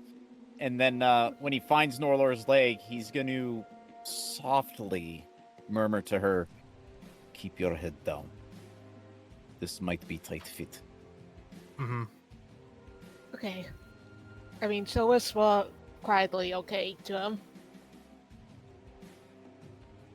All right, and you all make your way through? Yep, and Vlad's going to... Now that we're all equally invisible, the vulpines may as well lead, since if the dirt gets stuck, the dirt is going to be a real problem. Mm-hmm. Okay. So all of you make your way down the set of stairs. As I only see a stack of stones in front. it's because there's not anything there, it would transition to another map. So Yay, new map. As we're all just piling into this little... as I am trying to explain the situation, No, let Give us pile me into the a clown car. moment. Let us pile into the clown car. It's hilarious. give me a moment to explain the fucking situation before you decide, let's go to the circus. Sorry about that. Ace. It's okay. I'm just trying to explain the situation because this is more of a verbal thing. I'm imagining those video games where they have the very slow loading zones, where you have all the players like rubbing their characters against the wall where the door is waiting for the transition point. Right. So, okay. As you enter into this, Paarth, immediately, this is a tight squeeze for you. You can kind of make it through, but there's not a lot of room for you to really go through. Meaning that, Norelor, you pretty much have to lay down, but then also be at a vertical, like a basically diagonal angle where your head is going down. So it's a bit awkward. But you guys are able to carefully tread deeper and deeper and deeper into the depths of this cavern and big cave, unable to be detected by anyone whatsoever. You continue down and down and down, which seems to be just a very long spiral. Not a tight like spiral or so that just goes straight down, but it almost seems like it's like kind of just a bit more widened out. And it feels like it goes on forever and ever.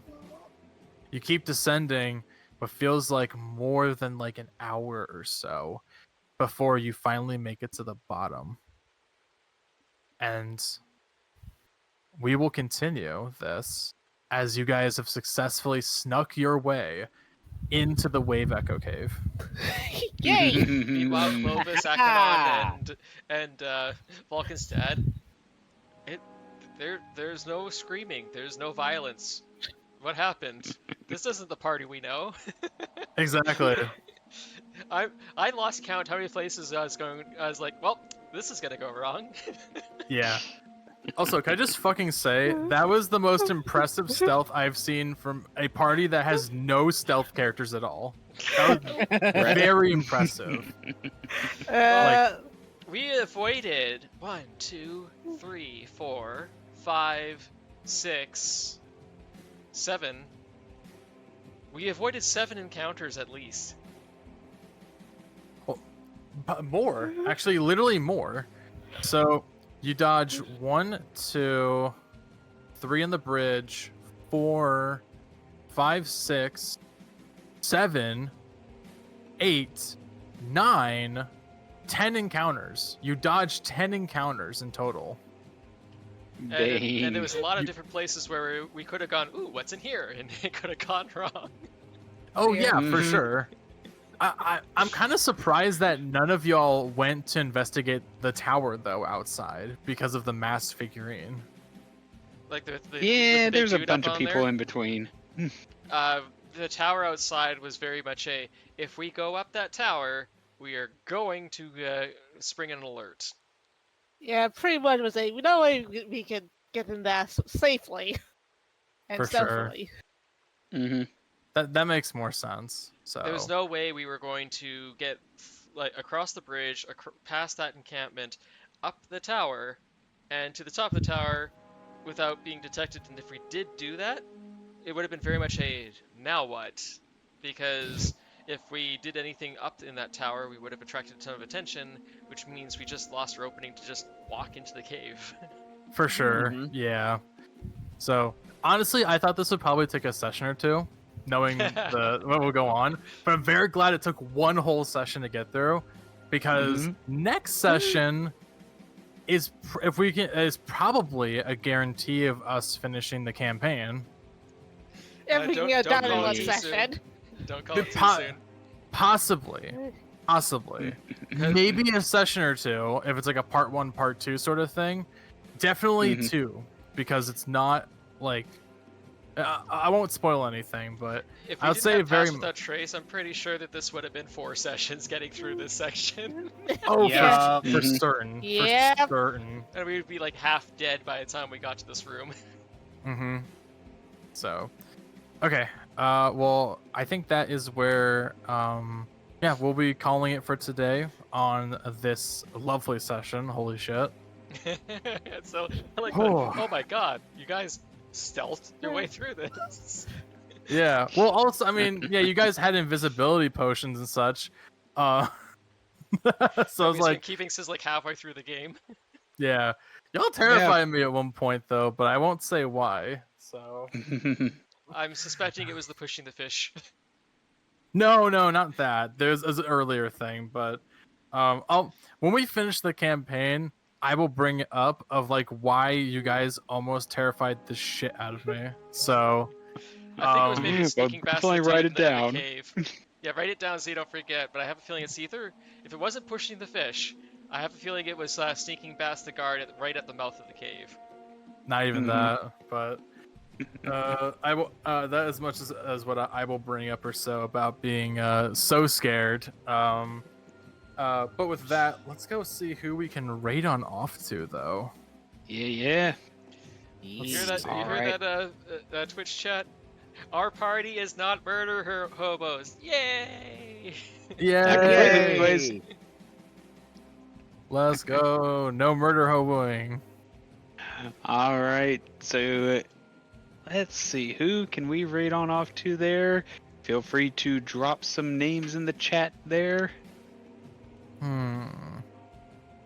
I do know that my friend Yo What's Poppin' is streaming right now, and I know that he's doing a bit of a, I think it's a a drive or so to pretty much just help him with some personal funds. So I think he could appreciate a good raid. There. Mhm. Yeah. Yeah. I no, really don't have much of anyone else in my list. And there, so yeah, we can see what's popping. Okay. Let me go ahead and give you the channel name. I posted in our chat. All right, got it. All right, everybody. So- Well, One last thing. Closing notes. We are half hour into Move Without Trace. We have a reasonably fresh invisibility on us that will last still pretty close to an hour. We may want to note that down because Mr. GM, you're gonna care about it next session. I'm quite sure. well, so that's what I was saying. The description, at least for the stairs itself, when you actually descended it down, I would That's what- say So that's why he said it was an hour. It mean buffs have disappeared. So to speak. yes. Oh, just because it feels like the when you actually descended the stairs, it was like essentially a long time of walking. So by the time that you made it down, roughly more than an hour has passed. So Oh, you it's wouldn't been have over an those. hour walking. Oof. Yes, it's like essentially like I know I said spiral, but it kind of felt like it was spiraling around a gigantic tower, pretty much. So you're we've walking been going around. through a long winding cave. Got it. A long winding cave that constantly has stairs going down. Yes. So, yeah, it was a lot. So, All right. Alrighty. We'll catch you. We'll see you later there, Twitch chat. We're raiding off to Yo Was Poppin'. And when you get there, do the whole thing of Ace of Raids, I think it was for Ace's side. yeah, my raid message is Ace of Raids followed by your favorite raid emotes. And for mine, the shadows have come to play without murder hoboing. So everyone have a great night. And I know on my end, I will be streaming on Wednesday around 7 p.m. Eastern Standard Time for some Persona 3, followed by this upcoming Friday for more Time in the Hat. Okay, never mind. Oh, sorry. No, I was looking at Breaker's side, and his group is already rated off. I was about to say, Ace, you just ran out of time. No, I've Let's got like more time, but anyway, we'll post some more updates on our final sessions, and I hope you guys have yourself a lovely day today. So, catch y'all later. Take care, peeps. See ya. Rawr. Bye bye.